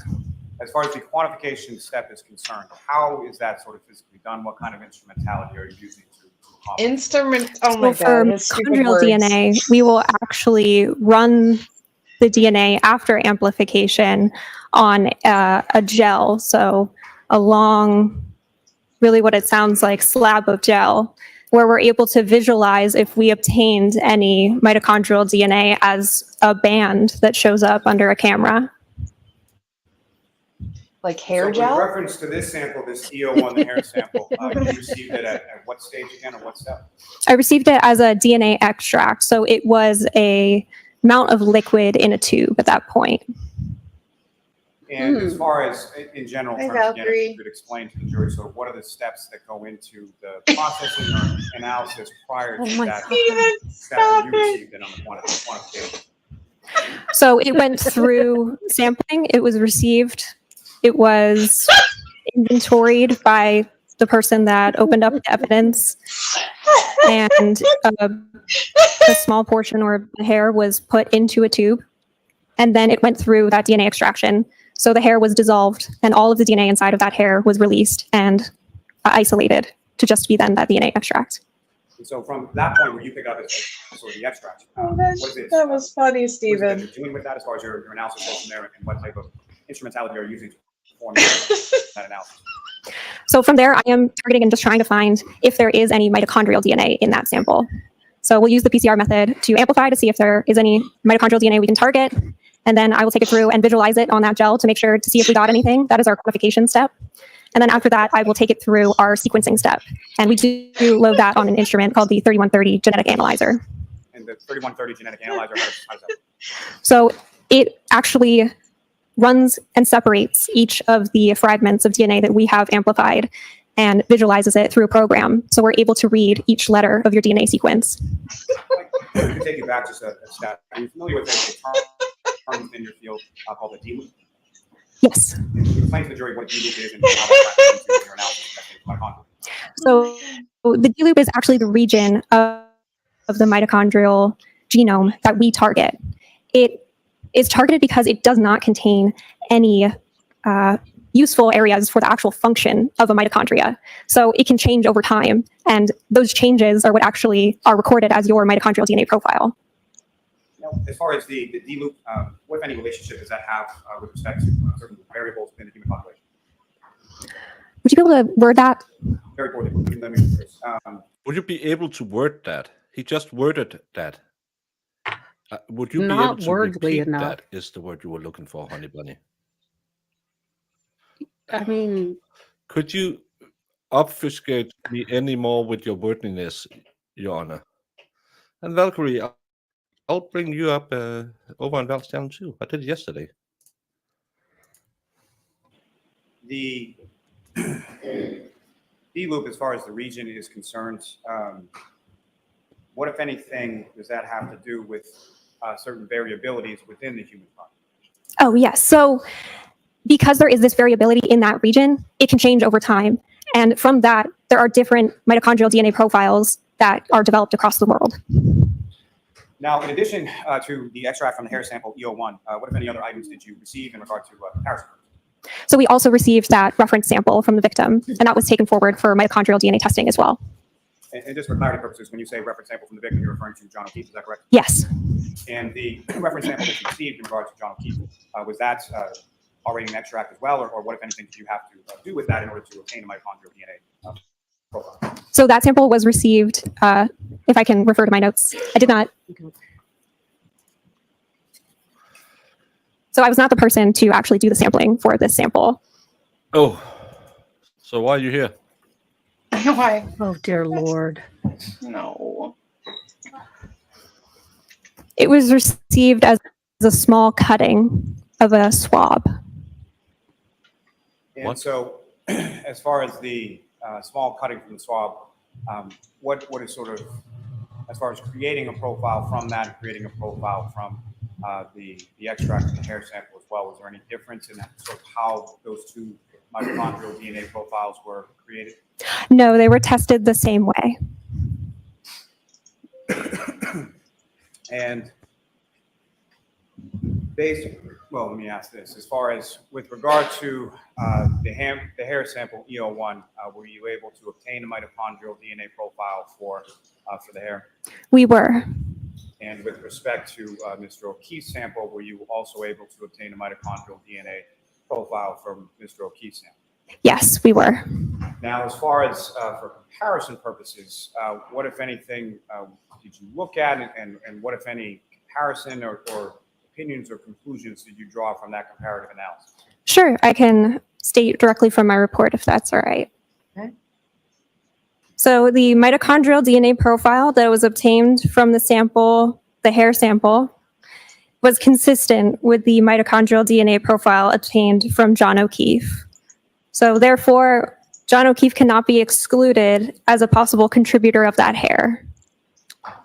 But Now, he can't. Ms. Sharp, are you also You familiar can't with something state called it's his. EMPOP, and for the record, that's EMPOP?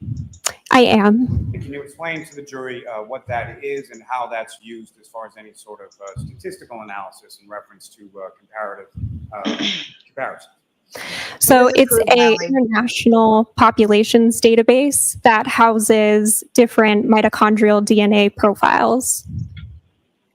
And how is it sort of used within your field, and how did you use it in this specific instance in relation to the consistency opinion between the hair sample and Mr. O'Keefe's?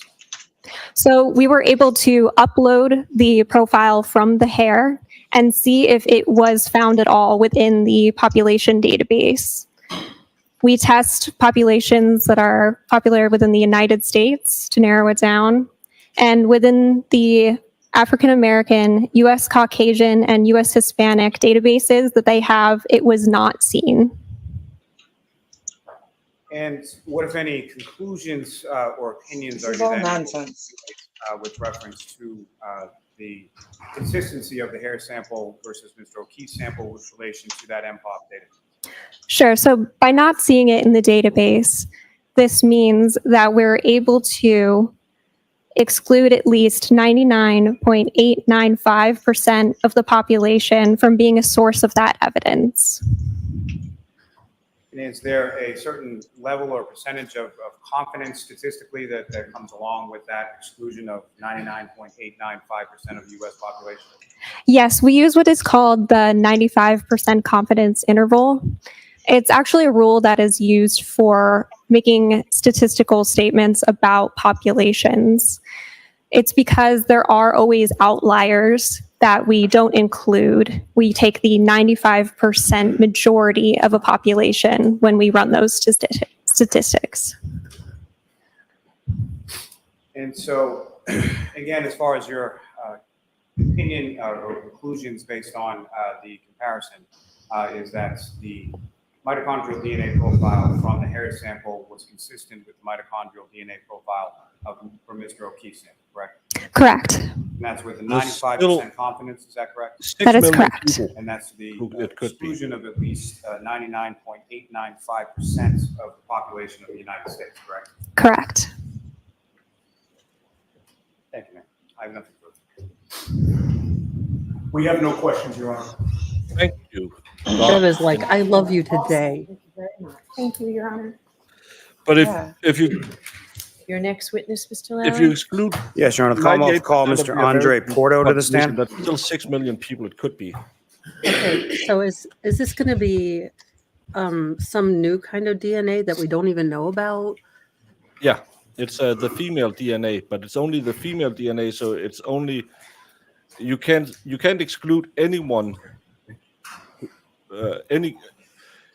All of your kids will have that same DNA. Oh, well, no, I know what that is. I was just, for the love of God, I hope this Oh, is not this one? another. He's gonna come in and testify that Wait. Watch your step. DNA is gel, and yeah, he's a You solemnly brainiac. swear the evidence you give the court and jury in the case down here and truth, the truth, the whole truth, Maybe and he's the nothing but medical truth, so help you examiner. God. They sent a No, that's a guy. female. No, You know, she's a lady. Well, I what's was- it called? A beating heart. Well, I know that's why she's refusing to come in. So she sent Whenever you're ready, Mr. Malley. Thank you. Leonard, her Good afternoon, assistant. sir. Good afternoon. First, let me just say that, just for clarification, that microphone in front of you is adjustable. You can move it up and Okay, down cool. any which way. Get it right in that mouth, buddy. Good afternoon, sir. Could you please state your name and spell your last name? Yeah, my name is Andre Porto, last name spelled Porto. And what do you do for work, sir? I'm a forensic scientist too at the Massachusetts State Police Crime Lab in the DNA unit. And sir, if I could ask you just a few questions about your educational background. Starting Listen, with he's your had a hard undergraduate life work, since where did you Bones go to got school, and canceled. what, if any, degrees did you receive from that? I received a Bachelor of Science in Microbiology at the University of Massachusetts in Amherst. And then, And where did you go from there? I went to the Boston University School of Medicine and I got a Master of Science in Biomedical Forensic Sciences. And about what year was that you received that master's? I graduated 2019. And then following receipt of your master's, where did you go from there? I went to the DNA unit in the Massachusetts State Police Crime Lab. And when you joined the Massachusetts State Police Crime Lab initially, what was your title and sort of what was your duties and responsibilities? Oh my Lord. So I joined as a Forensic Scientist 1, and that's a training position where I underwent a training program that consisted of a bibliography with multiple journal articles and textbooks, as well as conducting the lab processing and textbooks? training samples. No way. And that sort of Baker, initial can we work that you fast did forward this one too? referred to as an FS1, Yeah. is that correct? Yes. And that initial work that you did as an FS1, how long did you do that before you became a forensic scientist? FS. Approximately, the training itself was approximately 6 to 8 months. And then within a year, I was... You can't say approximately. The training itself was approximately. That's two approximatelys in one sentence. You can't have that. Baker, he's not I been feel like right that's- since Young Sheldon ended. Just be nice to Oh. him. No, finally I a don't show feel he like- could see himself in. It's not enough time. Go back to school. Am I dreaming, or is Larry zooming through his best witnesses? Some head pencil head must come in and put all of this into a chart so we can see it's clearly John. And because a boyfriend's DNA was on his girlfriend's car, parked in his garage most of the time, she hit him with a car. We just don't know how. Mm-hmm. I mean, Jesus, this is all this he is hard has. today. And It's really, really This hard is today. straining the levels of my ADHD medication. he's probably like, "Why aren't you crossing them? They're so they're an element to this case. What's wrong with you?" Everyone on Twitter is saying, "Oh, they gave up." No, there's nothing to with it. Oh my God. It's like when Daryl Brooks was like, I see what's happening here. I Yep. see. Yep. Y'all decided not to cross-examine my witnesses because y'all had this plan. You're I can doing something. I can see what you are Being doing. shady. Yeah. That's what he's saying. Now we can speed promoted up. to an FS2. And Yay, when you were speed it up. promoted to work as an FS2, what, if any, specific unit were you assigned to within the lab? The DNA unit. And have you essentially been with the DNA unit since that assignment initially occurred? Yes. Now, just a few questions about the lab at State Police Crime Laboratory. Is that lab accredited by anybody? Yes, we are accredited by ANAB, and that stands for ANSI, National Accreditation Board, and the ANSI stands for American National Standards Institute. Oh, And thank with you. reference I to lab wanted to know. accreditation, Can you I describe needed to to us a know little that. bit about generally in terms of what goes into an accreditation of a lab from ANAB? Yeah, so this organization, ANAB, they came into our lab and they reviewed all of our protocols, ranging from facility security to the protocols that we do in the lab to staff education and training, and to make sure that we're meeting all the standards that we are being accredited to. And the lab at MSPCL, its accreditation, is it updated? The one who said that about the mom's DNA, would that also be transferred to his nephew and his niece, or would that profile be different? It would be was it his sister? Yeah, it's his sister. Then yes. It would be the same mitochondrial DNA line. There might be slight mutations due to the replication over generations. Oh Yeah, my God, I so just sounded like that dude. Good Lord. I'm this taking could off. be Get on the these stand, Mo. glasses. Get on the this stand. could be his mother, his sister, his Yeah, brother, yeah. his nephew, and his niece could all have left that DNA on the scene. Yeah, That's why you basically they need can that. only tell. That's why you need both the female and the male DNA. Hey, Dizzy Grenade. Hey, Dizzy. Yes. With reference to yourself personally, sir, Hello. in regard to your casework, in regard to your training, are you familiar with the term proficiency testing? Yes. And can you explain to the jury what that is and sort of how often and what consists of the proficiency testing that you've done? Yeah, so a proficiency test is given on a semi-annual basis, so twice a year, by an outside agency, and we don't know what the results are, and we treat it as a regular case. So we take it through the regular DNA processing, and we have to pass that proficiency test to show that we maintain our competency in whatever work that we are doing in casework. And sir, as far as the proficiency testing that you've undergone, what have been the results of your? I'm a baker. I'm not a pencil head. So I was just thinking, and then I thought, hey, every mom gives it to their kids, and that's why I So thought, that's because that's at least 3 in the house contributors that could have left that hair on that yeah, card. and that's how they were able to figure out we had a human bottleneck population drop, just tracing back matriarchal lines with mitochondrial DNA. I'm a nerd.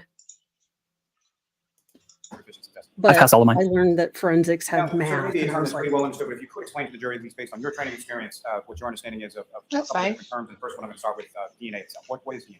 Yeah, so DNA stands for deoxyribonucleic acid, No. and that is basically the genetic blueprint that makes us who we Not are. again. And we each have 2 copies of it. We inherited one from our mom and one from our dad, and that combination makes us unique. become a drinking And with stream. the exception of That's our yelling. twins, everybody has a different DNA. And He's is DNA the crying. same in every cell of a person's body? Griffin Wayne Yes, barring out. any rare mutations, DNA is the same. So if you take a blood sample and a saliva sample from the same person, the DNA should be the same. And what I'm going to ask you now is just a little bit about the Ask process 3 of people what DNA is now. DNA and how it's Why captured in your isn't lab. they Am I saying correct in saying that move there's on? essentially 4 steps? Is that correct? Correct. And approaching sort of chronologically, one of the steps is called extraction, correct? Yes. Can you explain to the jury how it is specifically that DNA is extracted by yourself in general terms when you're testing it? Yes, so you for need this a extraction breaker. step, so I receive the samples. They're in small tubes. They're closed. I will add a set of reagents to it, apply heat to that sample, and that will actually burst open the cells to make the DNA available for use. When you are extracting from a sample, you know, is there a way to sort of measure how much DNA you're extracting from a sample? Yes. And can you explain sort of how it is that you know that? Yeah, so that's the second step, what that we call quantitation. And we take a small portion of that DNA that we extracted, and we'll apply a different set of reagents and run it through an instrument that heats and cools down the sample, goes through a cycle, and allows us to estimate how much DNA is extracted. Now, so what is PCR? PCR is stands for polymerase chain reaction, and it's basically known as molecular xeroxing, where it's making millions of copies of specific areas that you can target of the DNA. I'm sorry, I didn't mean to step over. Sorry. Is that essentially the third step that you want to go? Correct. Now, what is a SDR? It stands for short tandem repeat, and these are locations in the DNA that change each person. So it's comprised of small little repeats, and each person, however repeats you have at that location, is sort of what will show up in your DNA profile. Now, how is it with your work in the lab that you identified DNA fragments? It's the 4th step, what we call detection, where after we amplified the specific areas that we are looking at in the DNA, we'll run it through an instrument that will separate them out and generate the DNA profile. Now, within your work in the lab, are you familiar with terminology as far as a known item versus a question item? Yes. And can you explain what each of those mean in reference to your field and your work, and sort of what is the difference between the two? Yeah, so a known item is an item that's collected directly from the individual and is to be used for comparison purposes, whereas a questioned item is collected from, let's say, like a crime scene where we don't know the source. Now, as far as your lab or your unit within the lab, the DNA unit itself, does it follow sort of standardized policies and protocols? Yes, we do. And who approves of those particular policies and protocols and procedures? Our technical leader. Now, could you explain the process used to analyze the evidence in this case? Yeah, so the evidence in this case underwent that 4-step process I just described, which was extraction to quantitation to amplification, detection, and then interpretation of the profile that was generated. Now, what are some of the controls, or what do you use when you're during the course of your testing? Yeah, so there are 2 types of controls, positive and negative controls. So a positive control is a sample with a known DNA profile that we use to show that each step in the process worked as expected. And a negative control is a sample that has no DNA in it and only receives the reagents that we are using. And that is to show that there's no inherent contamination of the reagents that we use. Now, let me ask you, sir, if you know, what are some of the ways to prevent sort of DNA transfer from yourself or from someone else working on the case or from other samples that you may be working on? Yeah, so there are many ways. One way is to clean the workspace before we start working and after, just to make sure that it's constantly being cleaned. Another way is to wear lab PPE, so personal protective equipment like lab coats, face masks, and hairnets. And another one is to make sure that we only have 1 tube open at a time so that we don't have any cross-contamination between samples. Now, your work specifically, sir, does it undergo some sort of review process? It does. And specifically, your work in this case, did it undergo that same sort of general review process pursuant to the policies and procedures you were speaking about before? Yes, it did. Now, when a case comes into the Massachusetts State Police Crime Lab, it's assigned a specific case number, correct? Correct. And in this instance, I'm referring to a case number entitled 22-02184. Familiar with that case? I am. And you did tested a number of different items within that case, correct? Correct. Now, as far as the items are concerned, similar to how the items from a specific investigation or case are assigned a case number, are those different items assigned different item numbers as well? Yes, they are. And if there is something that is taken, swabs, or cut, or something from a specific item, how is that labeled in relation to the item that it was taken from? So basically, let's say we have a parent item that's number 2-1. And then if we take a cutting of that item, it would be called, if it's the first cutting, it would be called 2-1.1. Now, in this case, sir, was a known standard process? Yes, it was. And can you explain to the jury sort of how that process occurs in regards to processing a known standard? Yeah, so the lab processing is the same, where it undergoes the same 4-step process. And a qualified analyst then looked at the DNA profile that was generated to make sure that it was a single source profile, meaning at each location that we looked at, there were only 1 or 2 peaks. And after that, it underwent the technical and administrative review process before it was closed out and ready for use for comparison. Do you know whose known DNA standard was processed in this case? Yes. And who was it? Known blood standard from John O'Keefe. Now, as far as your involvement in this case, what was your involvement in this case? I performed the testing of the questioned items. And did you have occasion to perform DNA analysis on certain items submitted to your lab in connection with this case? Yes, I did. And let me ask you about some specific items. Were you asked to perform some analysis on a item labeled 3-1.1? Yes, I was. And if you know, what was that a sample from? Would I be able to refer to my notes? Thank you. So that was a sample from passenger side tail light. And with respect to that tail light that was close to those open containers with blood in there it. was a sample that was or DNA profile that was Amy, generated. I feel like this from is one of that, those moments. Swab from the Yeah. tail light, correct? Yeah, but I don't think And they'll what, if go anything, after were the guy that findings or what kind of tested. They'll probably. conclusion of the analysis of the profile from the swab taken from the tail light of the vehicle. The DNA profile was interpreted as a 3-person mixture, including male DNA. And Amy, don't get the screen. to be more specific, when an item comes in, it's assigned an item number. There's also a description that's provided along with the source Oh my where God, stop it. the item came from. Correct. And so specifically, item 3-1.1 is a sample from the passenger side tail light and gives a specific registration plate of 3GC684, correct? Correct. And so from the analysis of the swab Take 'em off. or the profile that was obtained from the swab from the tail light, what, if anything, was that compared to? John O'Keefe. Standard. The sample from Mr. O'Keefe. Correct. And with regard to that, Yes, this is the multi-Q that tip. comparative analysis that you conducted yourself. And what, if any, opinions or conclusions come from as far as the comparative analysis between the swab from the taillight from that vehicle and the profile from Mr. O'Keefe? The DNA profile from this item is at least 510 non-alien times more likely if it originated from John O'Keefe and 2 unknown individuals than if it originated from 3 unknown, unrelated individuals, and this provides support for an inclusion. The speed and And now, sir, with reference to that item in that comparative analysis, you said 510 non-alien times, is that correct? Correct. And non-alien, just for clarification purposes, do you know how many zeros that is? It's a 1 followed by 27 zeros. And Thank you. Thank you for clarifying that. Jeez, oh Pete. I love learning Or things. the profile containing the comparative analysis consistent with the DNA profile of Mr. O'Keefe. There are also 2 unknown contributors, is that correct? Correct. Now, with regard to that, are you familiar with that item or the profile from that item being submitted along with some other samples to an outside vendor called Bodhi Technology? Correct. Now, with reference to another item contained within that, are you familiar with an item 3-6? Yes. And what is item 3-6? That is the root end of hair from exterior passenger side rear panel. Now, sir, as far as hair is concerned, try for the jury a little bit about sort of DNA and how that works between. No. Oh, we just had the lady explaining how she did no. it. Baker, can I drink? Can we all drink? What is Root end this? and a shaft end, correct? Correct. I don't And drink. where from the DNA? True. Never as your mind. lab is Sorry. concerned, where is that? Where are you able to sort of test from, or where would you be looking to extract a sample from in order to perform testing? Yes. So our testing for hairs, the DNA will be coming from any tissue that might be attached to the root end of the hair. And so you're looking for specifically sort of follicular tissue, is that correct? Tissues attached to the hair, yes. He loves that word now that he's learned what it means. As far as Follicule. you familiar with the terms sort of Jamie, he's autosomal looking DNA into versus hair plugs. mitochondrial Let's be DNA? real. Yes, I am. And can you It's explain like to us very follicles. briefly just sort of what your understanding is of each of those two terms and what, if any, differences there are? He's Googled all. Yes. So autosomal DNA Hair is knowledge. present in the nucleus of the cell. That is, we inherited that from one copy from our dad, one copy from our mom.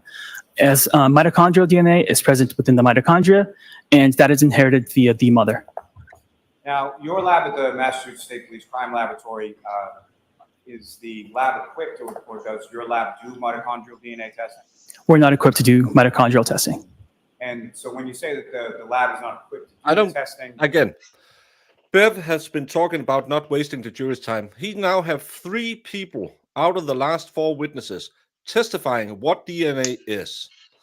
All of them touched that hair sample that the last witness was the only one who was proficient in figuring out what it showed. And that very hard evidence showed that anyone related to John O'Keefe could have been the owner of that hair. They put it in a different way. I would wish the defense have stood up and said, could Denise have left it? Could his brother have left it, even though he has no hair? Maybe Could his they're mom leaving have it for left this guy. Maybe. Oh. Maybe they're Yeah, maybe they're waiting for this guy to come on, the main guy, and then they're gonna ask. And I'm just sitting here backpedaling because it's people can't hear me talk when the court is on, and I'm really just want to speed it up because it's annoying me. So did they pluck a hair off John O'Keefe to test, or did cops give them hair and said it was John? They probably took a blood sample at the hospital. But remember, if they claim they found blood on the car, I, as the defense, would just pull up that picture with 6 containers of John's blood standing next to the car before the lab tech came around with her 2 swabs and just swapped everything. Because that's how you do it. They have narrowed down a lot. It could have only belonged to a group the size of a population of Ireland. Yeah. Like 6 million people probably could have been the people giving it that hair. That's more than the people living in Denmark. And yet you still can't have spicy ramen. No, and Chili Claus just went public and said jalapenos are stronger than that. And why did we get a notice? It's because some Germans got a tummy ache for eating too much. Darn those Germans. What have the German ever done for us other than made us invent penicillin? Black Forest cake's Radar. pretty good. I never had a Black Forest cake. Baker, how do you live so close to Germany and haven't had a bunch of cake? There's a reason that I should not go to Germany. I bet there's a Valhair in Baker's luggage. I bet you that there are Panilla's hairs on my socks right now. And not only because I wear them. Oh my. exactly does that mean? So we don't have the instruments or the facilities to do that testing, and we don't get that testing requested very often. So it makes more sense to send it out to an approved vendor to do that testing. And one of those approved vendors would be the Boating Technology Lab in Lorton, Virginia that you were discussing previously? Correct. And as far as your understanding is that Boating Technology is equipped and does do mitochondrial DNA testing, correct? Correct. Now, with respect to your testing, you did some testing with regard to item 3-6 of the hair, is that correct? Correct. And can you explain to the jury sort of what that testing was and what, if any, opinions or conclusions you were able to draw from the testing that you were able to do in the lab? Yeah, so that testing began the same way as the first step process. I extracted the hair and then went to quantitation. After quantitation, I determined that there was no human DNA detected. So then testing was halted at that step. And so what, if anything, was the results of that testing that you conducted with regard to that? That no human DNA was detected, so STR analysis was not performed. Now, that phraseology there, as far as no human DNA detected, what does that mean? So quantitation is looking specifically for human DNA, and we couldn't detect that with our instruments. It's not speaking to the hair itself. It's just that we could not detect any human DNA. That's not so much to say that there is no DNA on the hair, it's just that it is below the level of detection that you're qualified to report. Is that fair to say? You're correct. Now, with regard to the taillight sample, if I could step back to that for a second, the 510 non-alien times, what, if any, relationship does that have to sort of the overall world human population? So the world population, I think, currently is about 8 billion, which is an 8 followed by 9 zeros, and 510 non-alien has 30 zeros in it.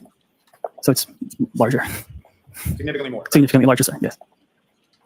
Now, sir, if I could turn your attention to some other items that you tested in relation to this case.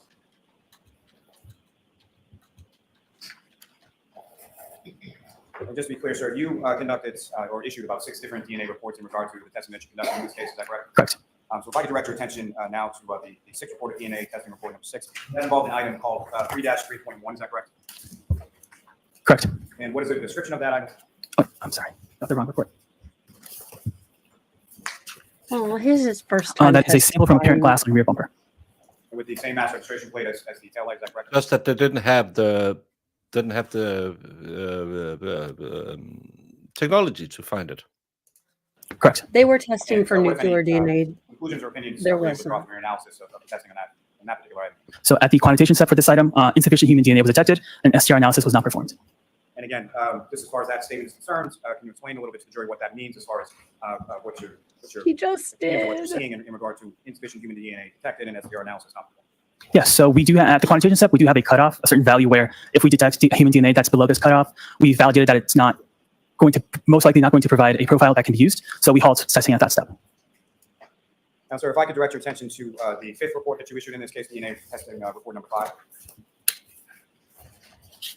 And does that sort of contain the totality of the items that you analyzed in this particular case? It does. Now, sir, if I could direct your attention to an item labeled as number 3. Yeah, this has nothing. And what is the description Genitals. for that particular Oh, item? genitals! You saved me. Good evening, genitals. Yay, genitals. I'm only saved by the thought that in an hour and 15 minutes, this will be over. I can go take a relaxing hot steam shower in my kettle where I just boil my face off. Because less disturbing than this. I was like, where is this going? I was really into it. In my hot kettle where I boil my face off. I was like, hot Woo! kettle action. Okay. I know. I was like, Can we just all say a prayer? Bow our heads, For- fold our hands, head. for you? No, Jamie.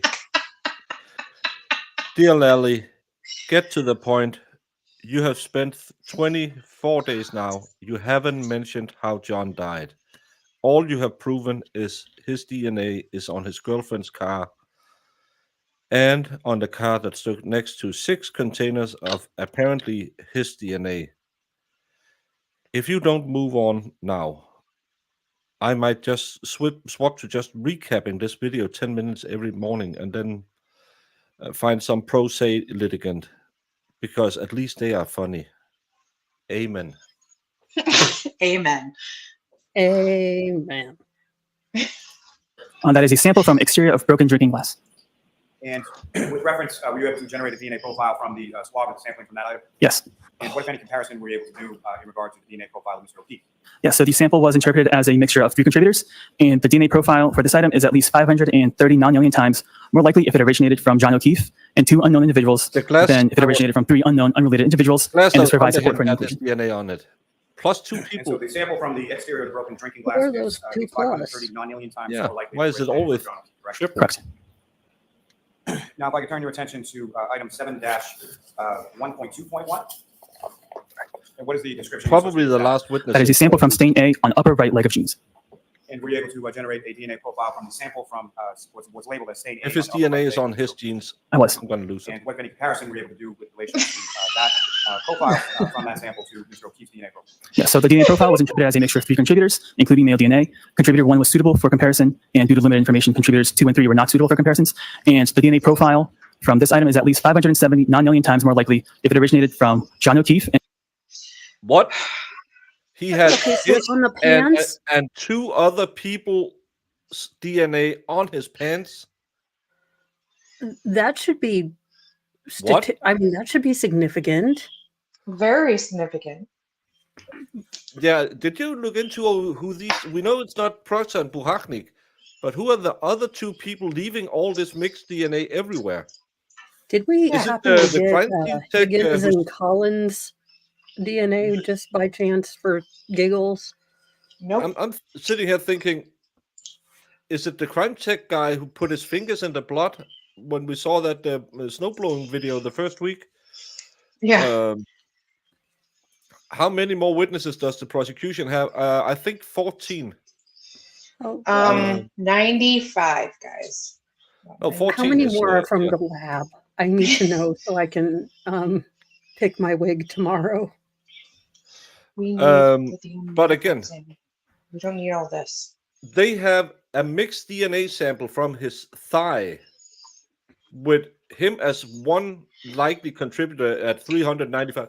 If I was the jury, I was sitting there and think, well, we saw Karen was close to him. Maybe she gave him a little tuna rattle on the leg. It could have happened. Tuna rattle. But what's the third DNA? Why is all the DNA samples mixed DNA except for the hair, which could be anyone in his family? I don't know, but I'd never heard of tuna rattle before. I'm learning all new things today. It's because I can't say the puss. Jamie doesn't like that, so that's rattling the tuna. No, I don't like Oh my moist o'clock. God. He started it with moist o'clock and tuna rattling and all this. This is this new thing. No. Oh, well, It's very new. And interesting. 2 unknown individuals originated from 3 unknown individuals, and this provides support for an inclusion. So when you say, as far as due to limited information, contributors 2 and 3 are not suitable for comparison, what does that mean? So that just means that those contributors are very low, and that any comparisons that would be done to them could not be reliable based on our protocols and validations. And so from your comparative analysis, you came to the opinion or conclusion that the sample from the upper right leg of Mr. O'Keefe's genes was 579 million times more likely than it originated from Mr. O'Keefe, correct? Could you rephrase that? With respect to your comparative analysis, We now have profile from the evidence sample he had a from moist the upper lap right leg dance of Mr. before he O'Keefe's died. genes. Your opinion is that it was at least 579 million times more Not likely. that moist if they than it were too originated low from for John. comparison. And What was your conclusion as it came to item Yeah, 7 dash 1.25? so the DNA profile from this item is at least 579 million times more likely if it originated from John O'Keefe and 2 unknown individuals than if it originated from 3 unknown. That DNA profile from that sample and the DNA profile. of Mr. O'Keefe. Oh, we skipped. What, if any, are some of the factors that may affect that as Oh, far as damn. causing degradation of the sample? I was. And what, if any, comparison were you able to do with relation to that profile from that sample to Mr. O'Keefe's DNA profile? Yeah, so the DNA profile was interpreted as a mixture of 3 contributors, including John O'Keefe. So that just means that those contributors are very low. Could you rephrase that? With respect to your comparative analysis of the profile from the sample from stain A on the upper right leg of Mr. O'Keefe's genes, your opinion is that it was at least 579 million times Every more likely, DNA sample had been a than it mixture of originated 3 from John. DNAs. From then, What was your conclusion as it came to item Which 7 is, I would think so the DNA profile from this item is at least very unlikely. 579 million times more likely if it originated from John O'Keefe and 2 unknown individuals than if it originated from 3 unknown, unrelated individuals, and this provides support for an inclusion. Sure. Let me break from this for a second, and I just want to ask you a little bit about transfer DNA. You familiar with that term? Yes. And can you explain to the jury what you understand that term? So transfer DNA just means DNA that sort of transfers based on just some activity that can happen. Like if somebody touches a water bottle, they might transfer some DNA onto that water bottle. Now, from the fact that DNA is on something or on an item and it matches the profile from an individual, is there anything from that that you can opine or conclude as to how that DNA was deposited or when? No, I cannot. Now, with reference to factors that may cause a degradation of a DNA sample or a touch DNA sample that's left, what, if any, are some of the factors that may affect that as far as causing degradation of the sample or you're causing an inability for you to be able to generate a DNA profile from that? Some factors include being exposed to heat for a prolonged time and ultraviolet rays from the sun, as well as just time. It might eventually lead to sun degradation. Now, as far as items that are outside, because you indicated that being hot or warm temperatures might have some effect on it. What, if any, impact with cold temperatures? So we store our DNA extracts in a cold room. So cold temperatures could be very good to help preserve any DNA that's on there. Now, if I could turn your attention back to your report number 5 and ask you with reference to item 7-1.3.1. And can you, what is the description for that item, sir? That is a sample from stain B on upper right leg of jeans. And again, those would be the genes of Mr. O'Keefe, is that right? Correct. And you were able to generate a DNA profile from that sample as well? Correct. And what, if any, comparison were you able to do between the profile from that DNA on the upper right leg of Mr. O'Keefe's genes and Mr. O'Keefe's DNA? So the DNA profile was interpreted as a mixture of 3 contributors, including male DNA, and the DNA profile from this item is at least 669 million times more likely if it originated from John O'Keefe and 2 unknown individuals than if it originated from 3 unknown, unrelated individuals, and this provides support for an inclusion. Who are the Next, unknown turn your attention to, individuals? 7-1.4.1, and what is that? I do wanna sample- know. What is that item or sample from? That is a sample from stain C on upper right leg of jeans. I would And those think genes would be Mr. Higgins O'Keefe's genes because as well? he's the Correct. Marine. And were you able to then generate a DNA profile from that sample? Yes. And what, if any, comparison or what, if any, conclusions or opinions did you draw from a comparative analysis of the DNA profile from that sample from the upper right leg of Mr. O'Keefe's genes and Mr. O'Keefe's DNA profile? So the DNA profile is a mixture of at least 2 contributors, including male DNA. Contributor 1 is suitable for comparison, and due to limited information, contributor 2 is not suitable for comparison. The DNA profile was interpreted as a mixture of 2 contributors, and the DNA profile of this item is at least 839 million times more likely if it originated from John O'Keefe and an unknown individual than if it originated from 2 unknown, unrelated individuals, and this provides support for an inclusion. Now, sir, if I could turn your attention to item 7-1.5.1, and where did that come from? That is sample from stain D on upper right leg of jeans. And again, were you able to generate a DNA profile for that sample? Yes. And what, if anything, were your findings in relation to comparative analysis between that and that DNA profile from that sample and the DNA profile of Mr. O'Keefe? The DNA profile was interpreted as a mixture of 3 contributors, including male DNA, and the DNA profile from this item is at least 679 million times more likely if it originated from John O'Keefe and 2 unknown individuals than if it originated from 3 unknown, unrelated individuals, and this provides support for an inclusion. Sir, if I could turn your attention to item 7-1.6.1. And what is the description for that? How many item? were? The How many sample from stain stains D were on on upper his right leg of hands? jeans. Were you able to also generate a DNA profile from that sample? Yes. And did you then conduct a comparative analysis between the DNA profile from that sample and the DNA profile from Mr. O'Keefe? Yes. And what, if any, conclusions or opinions or findings did you have in regard to that comparative analysis? Yeah, so the DNA profile was interpreted as a mixture of 2 contributors, including male DNA. Contributor 1 is suitable for comparison, and due to limited information, contributor 2 is not suitable for comparison. The DNA profile from this item is at least 1 decillion times more likely if it originated from John O'Keefe and an unknown individual than if it originated from 2 unknown, unrelated individuals, and this provides support for an inclusion. Again, As mixed far as DNA. that decillion, again, similar to the non-alien, how many zeros are we talking about? That's a 1 followed by 33 zeros. Now, if I could turn your attention to item 7-1.7.1, familiar with that item, sir? Yes. And what is the description for that item? That is sample from unstained areas of exterior of jeans. And were you able to generate a DNA profile from that? Yes. And similarly, were you able to then do a comparative analysis between the DNA profile from that sample and the DNA profile of Mr. O'Keefe? Yes. And what, if anything, were your findings in regard to that comparative analysis? Yep. The DNA profile was interpreted as a mixture of 4 contributors, including male DNA. The DNA profile from this item is at least 53 septillion times more likely if it originated from John O'Keefe and 3 unknown individuals than if it originated from 4 unknown, unrelated individuals. This provides support for an inclusion. And similarly, sir, with regard to that number, septillion, how many zeros is that? That is a 1 followed by 24 zeros. Oh my God. I'm going to ask Stop some telling questions us how many about a number of zeros. different items from 7-17. These are samples taken from AOLC. orange t-shirts, as well as a gray long sleeve Hey, shirt. we That's should right. give this to Lolly. This is the longest time he's had a And, if you non-leading could, question objection. Essentially, you did testing on those items as well as some fingernail clippings. Just along don't with care. Correct. Fingernail samples from clippings. fingernail clippings. Yes. Now, with regard to those items, swabbing taken from the stains from various areas of the orange t-shirt, and just in general, where were those areas on t-shirts, the orange t-shirt targeted, that the swabbing were taken from? The top, front left of orange shirt, and front bottom right of the shirt as well, and just the back left shoulder of the orange shirt. Now, with regard to the gray long sleeve shirt, where are the areas on the shirt where those swabbings were taken? The right sleeve, the center front, the back left, the back right, and the back bottom of right. And were you able to generate DNA profiles from each of those items? I was. And were you then able to do a comparative analysis between the DNA profile from each of those items with relation to the DNA profile from Mr. O'Keefe? I was. And what, if any, conclusions were you able to draw from that comparative analysis? So the male DNA profile was interpreted as originating from a single contributor, and the DNA profile from these items is at least 490 octillion times more likely if it originated from John O'Keefe than if it originated from an unknown, unrelated individual. This provides support for an inclusion. As far as that number is concerned, octillion, how many zeros is in an octillion? That's a 1 followed by 27 zeros. Oh my God, And shut with up. I don't regard care. to, each of those items, from the orange t-shirt, the gray long sleeve t-shirt, and the fingernail clippings, so they were taken both right and We left. need hand. a nobody cares. So that's Mm-hmm. 490 followed by 27 zeros. That would be from a single contributor, correct? Correct. Now, sir, if I could turn your attention to item Stacy. 7-18.4.1, familiar with that item? Yes. And what is the description associated with that item? Sample from stained C on top, front gray, long sleeve shirt.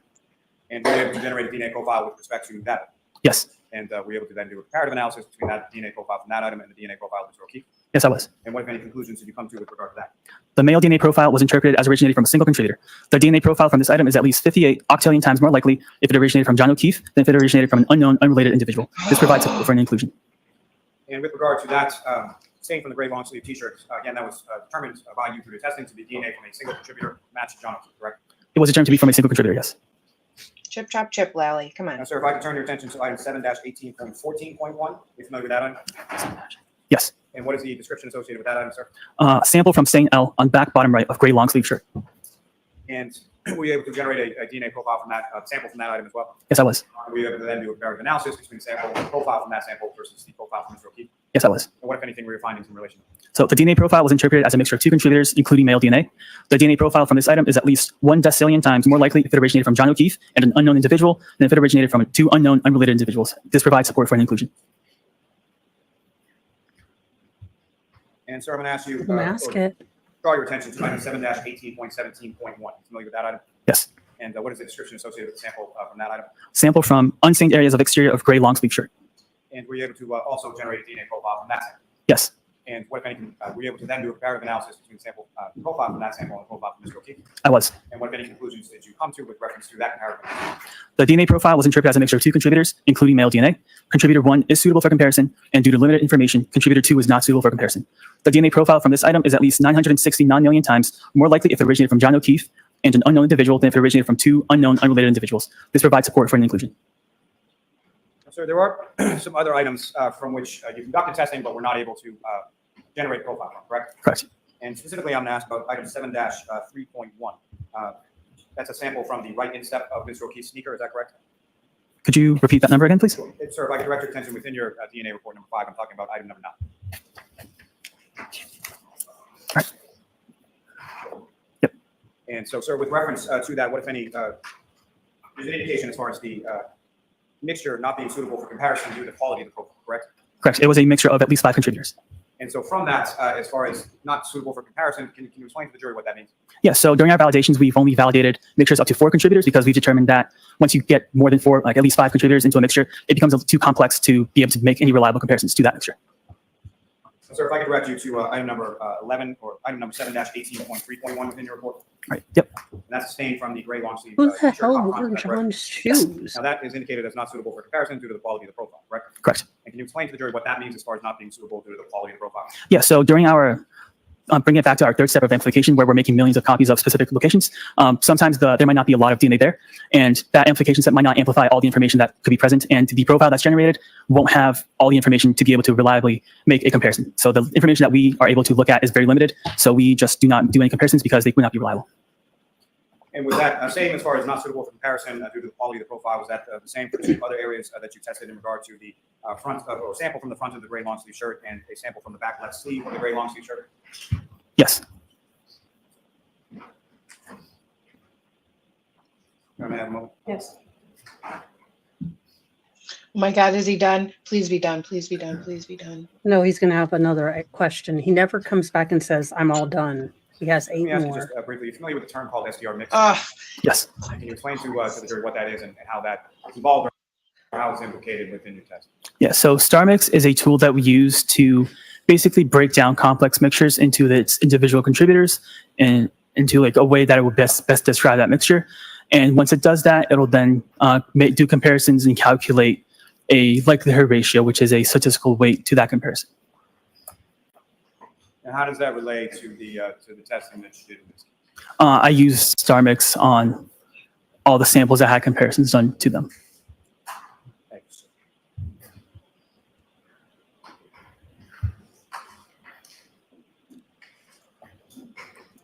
I want to have no French further fries. questions, Your Honor. Ms. Little? That sounds good. All right, Mr. Porto, you are all set. sir. Thank you. I'm so bored. I want to stretch. Could I see counsel regarding Okay. scheduling, please? Yes. Now, the real question about French fries is what do you dip them in? Or do you just... I would like either chili mayo or we have something called French fry sauce. Hmm. So Interesting. I'm not a big fan of McDonald's ketchup. It's too sour. It should be cranch, is what you dip them in. Come on. I don't like ranch. I'm not from the Midwest. Weirdo. Baker, these are fighting words around here. I mean, there are divides about, Hidden Valley or Kraft. Hidden Valley is the correct answer. But, them are some fighting words. Quiet, please. We ending early? So we're actually going to send you home today because we're on schedule. No, we're not. Rather than No. start No, you're with not. witness that Nope. we'll start with tomorrow Nope. morning. It makes sense. We're not We're going on to talk to the schedule. lawyers for a few minutes. So we'll send you home. Do not discuss this case with anyone. And just so that I'm clear, that means each other. That means any aspect of this case, any observations, anything. It's a little late in the game to be Do clarifying not do this. any independent research or investigation into this case. If you happen to Jesus see, Christ. hear, or read anything about this case, please disregard it. We expect a full day tomorrow. So you'll see it tomorrow. All rise to the court, please. Other sauce is only for chips. Yeah, we're going to use a whole day for voir dire.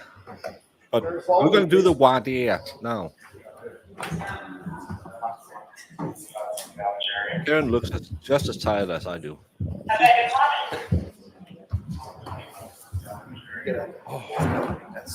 So I'm just going to talk about that now. What's cheese curds? Like the best thing They're- ever? They're good, but I don't know how to describe them. I don't either. I mean, it's fried cheese curds. All right, so I'll see counsel at sidebar about a couple of issues. Is that issue that Lally just cost 95% of the viewers the will to live? Yes. I think they should actually introduce today's testimony in, they have those special forces camps where they pretend to take you hostage and interrogate you in cruel and unusual ways. I believe this testimony. They're like, make it stop. We We're in a plan to go sleep at study. midnight. Yeah. We'll do anything you say. No, they said the voir dire would be at least 45 minutes apiece. Fries and gravy is good. When are they doing voir dire? I don't know. Like a blind date. Is cheese curds like a blind date?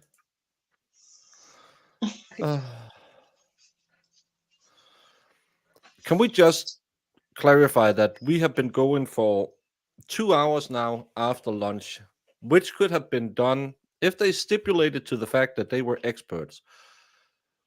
One guy could have said, DNA is the nucleus you're made of, and it blah, blah, blah. That's how we do it. We could have been done in an hour.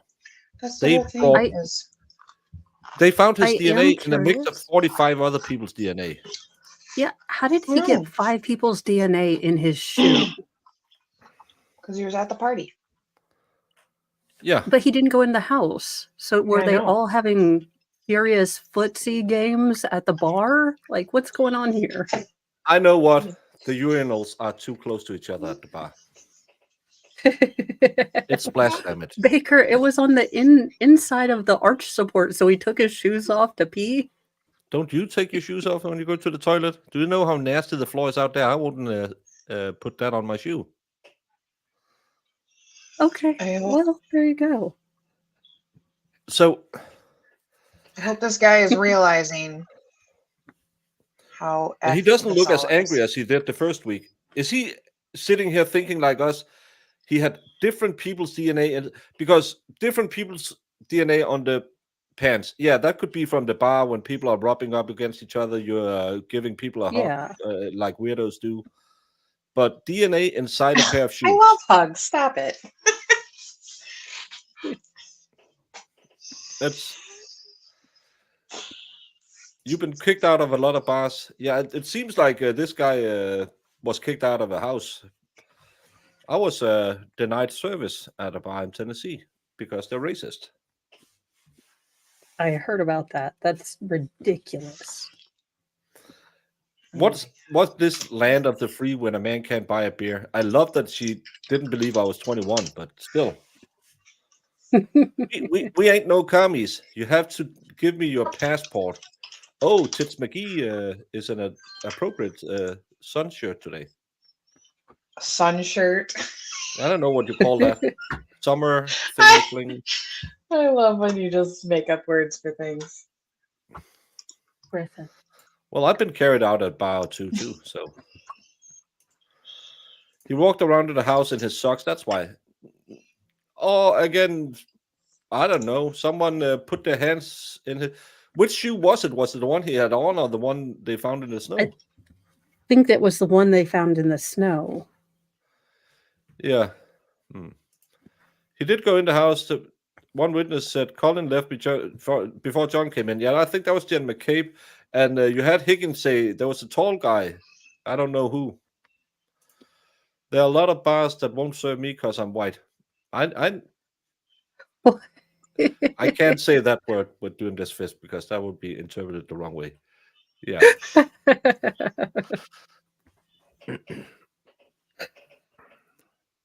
Working in a lab, I always change my shoe when I get in my car. I change them and put the dirty ones in the back. Yeah, but this is a police officer. He probably didn't do that. But he got angry if someone left the garage door open. Again, I think we're above 60 witnesses out of the 247 quadrillion witnesses Lally's going to call. We have no witnesses talking about how John O'Keefe was unalived. Zero. That is... I do wonder when... We need the when crash Coffee expert. We Doffy need or... the ME. Baker, you know what we're going to get. We're going to get 3 more guys who could have touched the DNA sample as it was brought through UPS. And he's going to ask them, do you know what a nonillion is? Yeah. How about some DNA sample from the McAlberts? Well, they were never suspects because there was no reasonable doubt. No reasonable doubt. Well, I didn't get kicked out of bar. I was denied service in Tennessee. I've been kicked out of... We have a bar in my town. Today it's called Rasmus. Back then it was called Hong Kong. I was never served a beer there. It was always last round when I came in. They said, oh, we just had last round. And I've been there at 12 in the morning and at 12 at night and everything in between that. And it's always last round. I never been to that bar and had one drink. I don't know. But I was never served for... I think I tried to have a beer there for 5 years. Never served at that bar. And I can't remember I've been there and been thrown out. It might have happened, but I can't remember. But I was never served a beer at that bar. And I think it was racism. Yeah. 24 zeros. Hypothetically, if you wanted, you might sit some clothing out on a table to be moist for a week to degrade the DNA as far as possible. You could do that, or you could have it out on a table and people can come by and touch it. Hey, what's this wet cloth? It's kind of like the Carol Rintala case. They found that magic clothes that was in a trash can at Burger King for 28 hours without anyone emptying the trash bin. Went back to her house, laid it out on the butcher paper in her living room, and found her DNA on it. It's almost like it's magic. Oh, and then tried to say it matched up with rags under the cupboard. Oh my God, that was the stupidest thing. Wasn't even the same style. Yeah. Yeah, he apparently that trust fund is getting drained. There's no evidence to rule out the Alberts. I consider that proof of involvement. Yeah, but if you don't look for evidence, you don't find evidence, and then you can say there's no evidence. There's a high... I know everyone else loves Colin Albert for the guy, but I have Brian Higgins after that. Well, if your ID wasn't good enough to buy a drink, you should not have been let into the bar to begin with. Well, it was an arcade, so... was an arcade. No, but putting A wet boozy clothes on arcade. butcher paper is because butcher paper is that thick paper that that'll dry it out faster. It will be smelling badly, but it will dry. Let's play some Boston tunes. I don't know any Boston tunes. Oh, thank you so much. I can hear clink clink.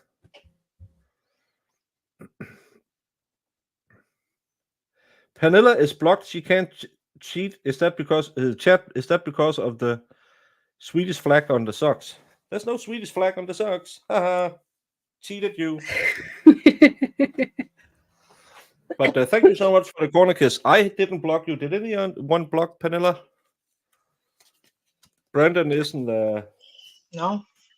Brandon isn't a mod, so he can't bot block anymore. But I have to go in and see if I can figure out where something happened. Can you write over in Valhalla's chat?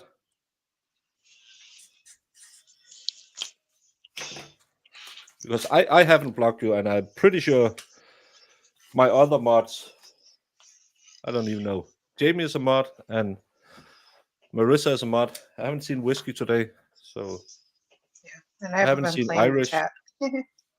Haven't seen Iris. And who's the last? Yeah, Farrell. Haven't seen her either. So, yeah. You dip fries in Wendy's Frosty. We don't have Wendy's. Oh yeah, those are good too. Might have found Higgins' DNA on the clothing as an unknown. Yes, because if you don't match it against his DNA, you won't find his DNA. Oh. Back.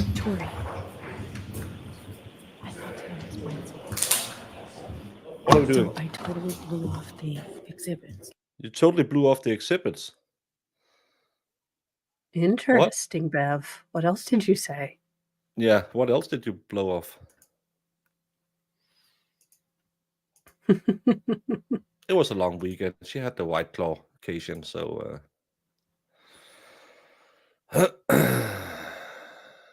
you didn't do it. Yeah, I can see you over there.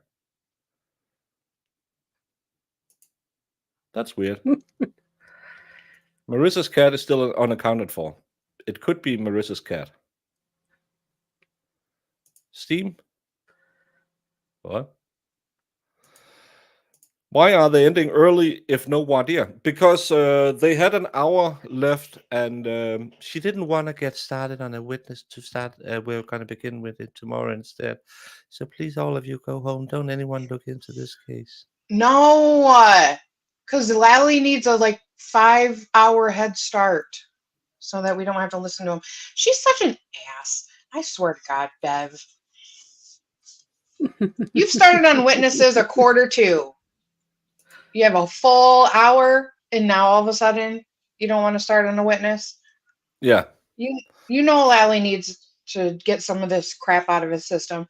I'm annoyed. Yeah, Steam does sound moisture clock related. Ugh. That's code for saying they didn't have any more witnesses to call. Yeah, that's code. Probably, yeah. Marissa, Or Bev's. Oh, go ahead.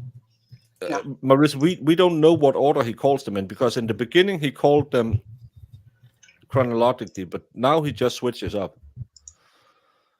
I'm telling you, he wants to rest tomorrow, and Bev helps him to the end of the day.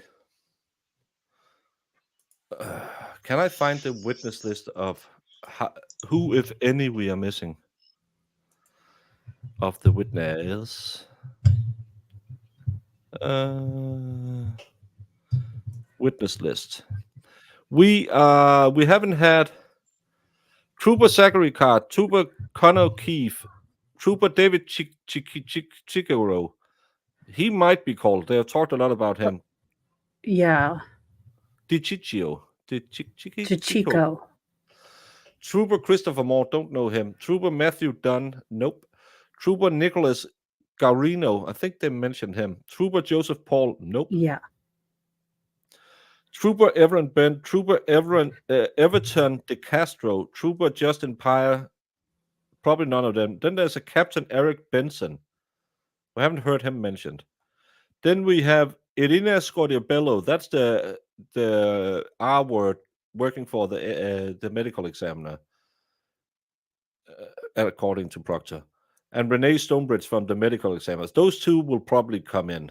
Then we have Wendell Robbery from the Canton Fire Department. Don't see them calling that one.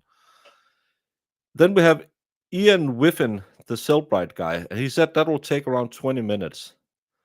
Daisy Omset, NP, Good Samaritan Medical Center. She is the one who took the blood sample, I think. Kathleen Wilford, RN. That's a registered nurse. Those two will probably come in, testify about how she was acting on the Section 12 and that they took the blood. Then we have Gretchen Voss from, I think she's from NBC or CNBC, will testify so they can show that clip where she said, I killed him, I killed him, I killed him, or I hit him, I hit him, I hit him. Then we have Sophie Rissan from the crime lab. Brian Lothram, the snowplow driver. They were probably not calling him. Gene DeMollis, James Solomon, Stephen Bernstein. None of those have, I don't know what they are. Then we have Bridget Meehan, owner of the Waterfall Bar and Grill. I can't see why we don't have the receipts from the Waterfall. Jessica Hyde, digital forensic hex audio. So those are the ones we are missing, and he can skip all the troopers. They're not necessary. Maybe the Kiko Chico. Then Yeah. the MEs, at least one of them. The blood samples, I don't think that's necessary to talk about. The Cellbrite guy. I don't know. They're going to have to explain how the cell phones are reliable, but kind of reliable-ish, depending on who it is, then kind of screwy in the Louis. Yeah. Yeah, we all have trial exhaustion right now because this is when trials get boring. Because you can't get angry at these people. Because it's just boring. It's just facts and how you read stuff and blah, blah, blah, put into evidence. These are the worst days, is where it's just 5 hours of absolutely nothing. You need a good you can get morally enraged over, or a Jen McCabe where you can make fun of her or something like that. This is just boring. You're more interested in the phones. Well, the state won't say anything about those. Someone wanted to get in his shoes because he couldn't get in his girlfriend's pants. Could be, Jan. Touché. Karina also did the extraction for Sandra Birchmore and former officer Matt Farrell, who was the last person to see her alive. Oh, that could be interesting. Yeah, he's the guy who did all the cell phone. They had the phone records for those thrown away phones. Well, then they would have brought them up while they had them on the stand. I thought the bartender from the Waterfall brought in the receipts from there. Did she bring in receipts from the Waterfall? Didn't she just talk about most glasses are heavier in the bottom? And I don't remember what the band played. The problem is I have to stay awake because I have to end the stream. Exactly when the Pharisees stroked the crowd to yell, "Release Barabbas." It is, but I always go to the correct version of the Bible, and the crowd was yelling, "Release Brian! Release Brian!" Do we have a Brian? Full day in court tomorrow, except when she makes it shorter. I have reached out. You don't know what happened. Probably someone, I don't know. It's Marissa's cat. Let's blame that one. I'll go into the back end and see if I can see anything. I don't know where I could find it, but I hope I can find it. It's something I have to find your name on YouTube. Is your name the same? It should be. If I can find your profile. Oh, that's not your profile, but she's not wearing a lot of clothes. Talk amongst yourself. The Tinder swindler. It's Pernilla Sjöholm. She's probably Swedish too.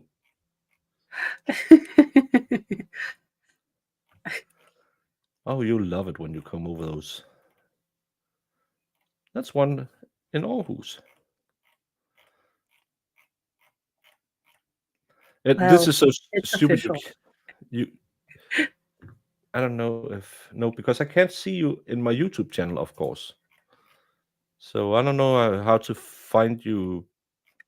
I'll try to look into it. Maybe it's one of those where YouTube decides you don't have to chat anymore today. We'll try again tomorrow because I can't. No, you have try commenting on the underneath the video when it's done, and I'll see if I can open up and see if anything's wrong. That's your other account. Okay, yeah.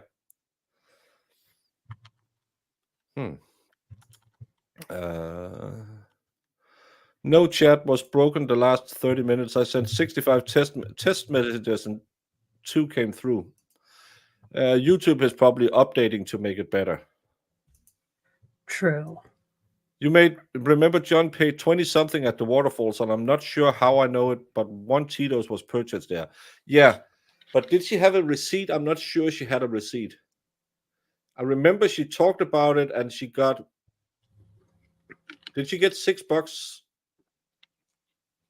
in in tips? Didn't they show left shoe calling it the right and 3 different shoes as evidence? No, there's the button I saw clearly as black is everyone says it's a white button with a black sole. Oh. But they actually didn't show the shoe found at the scene, and I went back and listened to it. They said the shoe from the hospital. So they never they showed you the photo of the shoe found at the scene and then showed you the one from the hospital. Don't think about it. Hey, JD fan. Okay.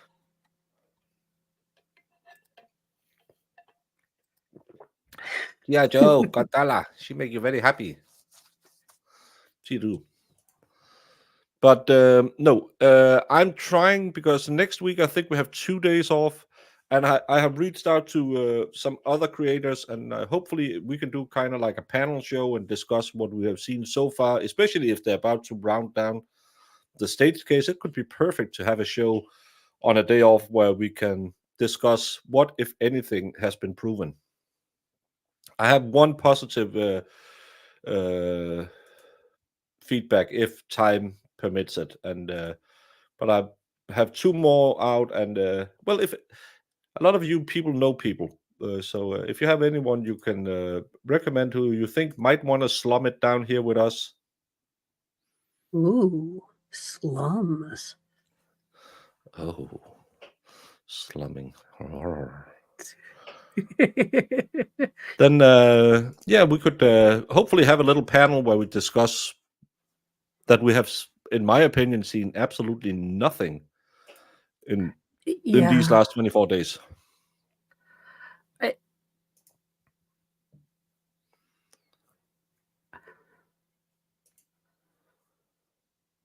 Jackson was asked in walkout interview when the CB will rest, and he said Tuesday is what they were told. Then it could be Monday, Tuesday, Wednesday, Thursday is off, right? Next week. Jamie's better with schedules. Yeah, I don't do schedules. I do live streams and talking. That's my proficiencies. So, yeah. What do you mean, you people? What do you mean, you people?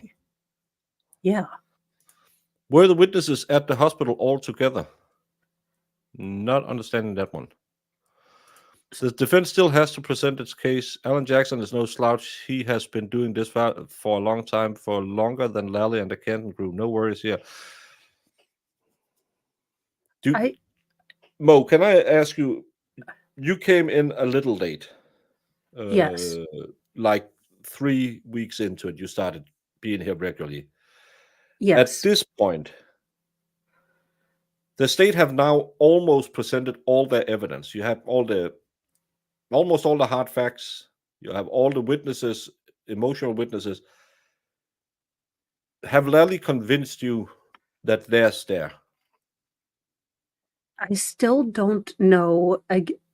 I don't know how this man got hit. They haven't shown me a little stick figure flip book where the stick figure can make sense to me because I'm still not understanding the physics. Granted, I didn't pass that class, so really, even with the animation, but no, all I've learned is potentially they had a fight, but where they got this from, what the nature of the fight was about, other than maybe, regular life stresses and possibly his feral female friends, I don't know, and I need there to be, he was cheating, she was cheating. There's a little there, but there's not enough there. They haven't emphasized it by reliable people. That's the problem, is if they presented, say, a voice message from John, like, "I'm totally tired of this. We've been fighting all the time. We'll figure out what we're going to do this week, but we're done." Because at this point, he's the only person that I think wasn't actively involved in his own death case. Yeah. And this is the problem, because if they're almost done, this should be you should be convinced she is guilty now, and then it's for the defense to try and claim it back. These are the 5 hours of snow.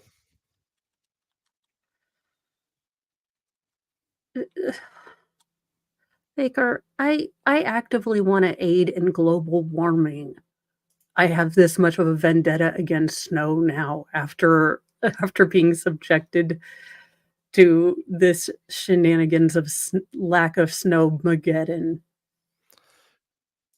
Yeah, and again, this is them. Look at this bush, and they're claiming this covered his body completely. There has been one pass by a snowplow, is what you can see up here, because you can just see it's folded up the first time, and it's not that much that has been shoveled away.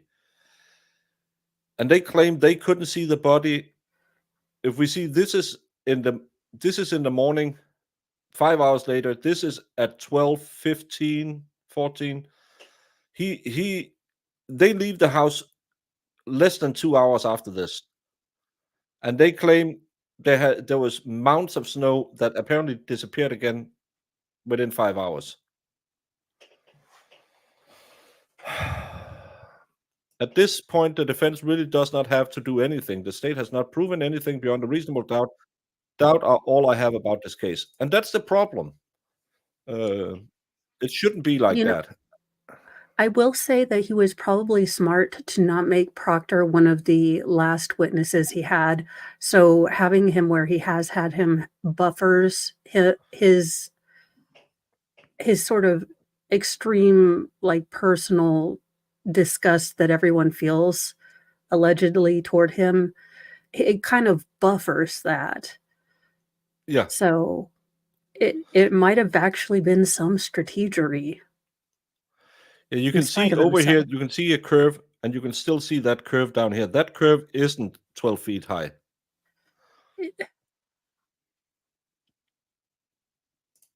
Do we know if the Fed pulled DNA from the McAlpins and Higgins? No.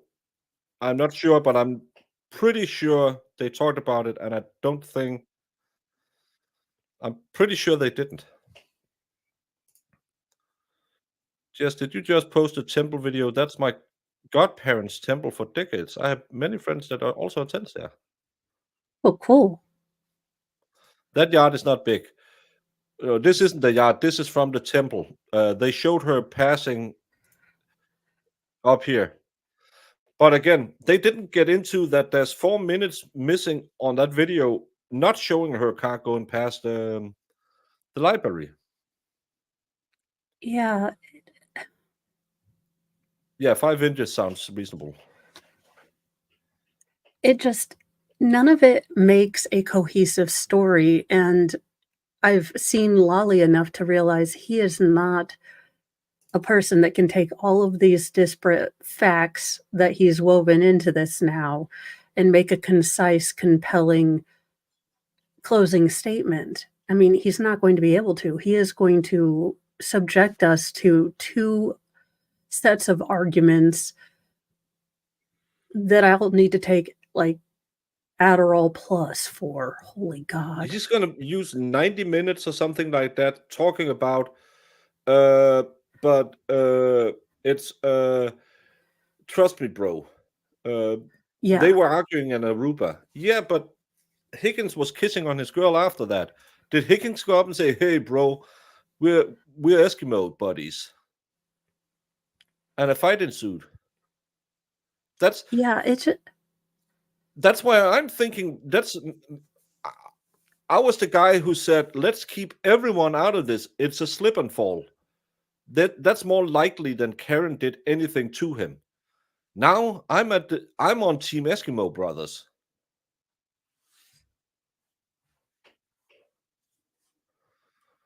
Yeah, but I can't figure out how to do the bingo cards.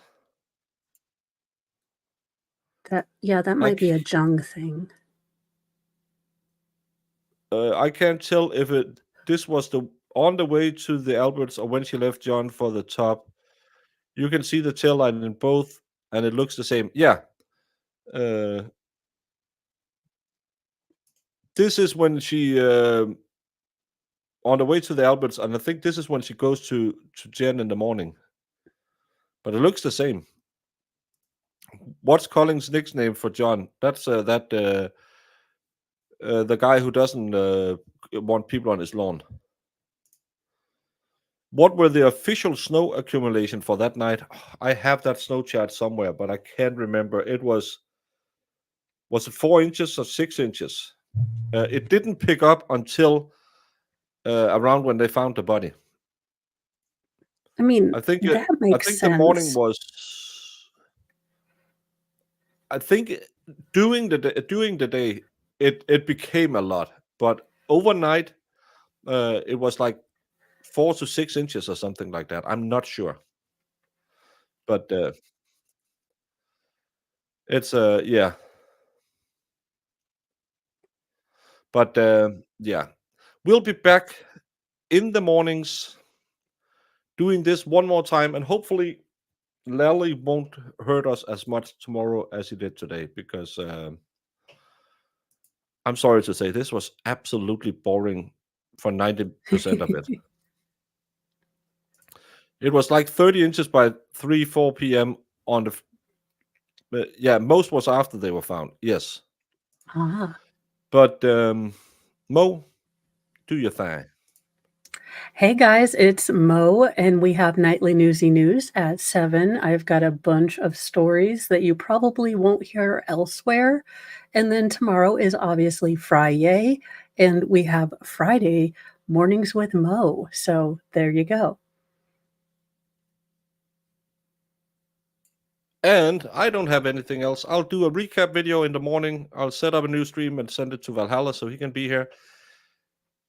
Please do all the things that we YouTubers are begging for, especially for all the new people watching over on Twitch. We would love to have you here, being a part of the community, chatting. It's a bunch of hoodlums, renegades, and some of the worst people this side of the galaxy. But still, if Jen McCabe, if Karen Reed can do the Kessler run in less than 5 parsecs, you can hang out in my version of the cantina on Tatooine. For the rest of you, I just have to say, Your Honor, I apologize. What exhibit are you referring to? I'm going to make this 100, Your Honor. 100. Because it is 100% correct. Objection, Your Honor. See the lawyer's face? Okay, we have to go back and widower case. Did you, whether it's true or not, believe that Mr. Randolph had slept with your wife? I wouldn't care. You wouldn't have cared? No. Did you believe he had slept with your wife? No. Did you believe he slept with your mother-in-law? Probably did.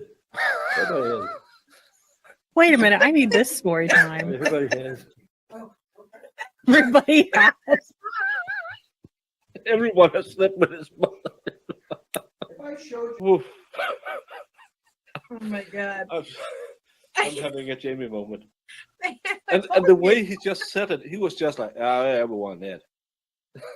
Things on YouTube. Mr. Randolph, do you? I got that against the man. You don't know. Called him chicken shit. That's right, you was chicken shit.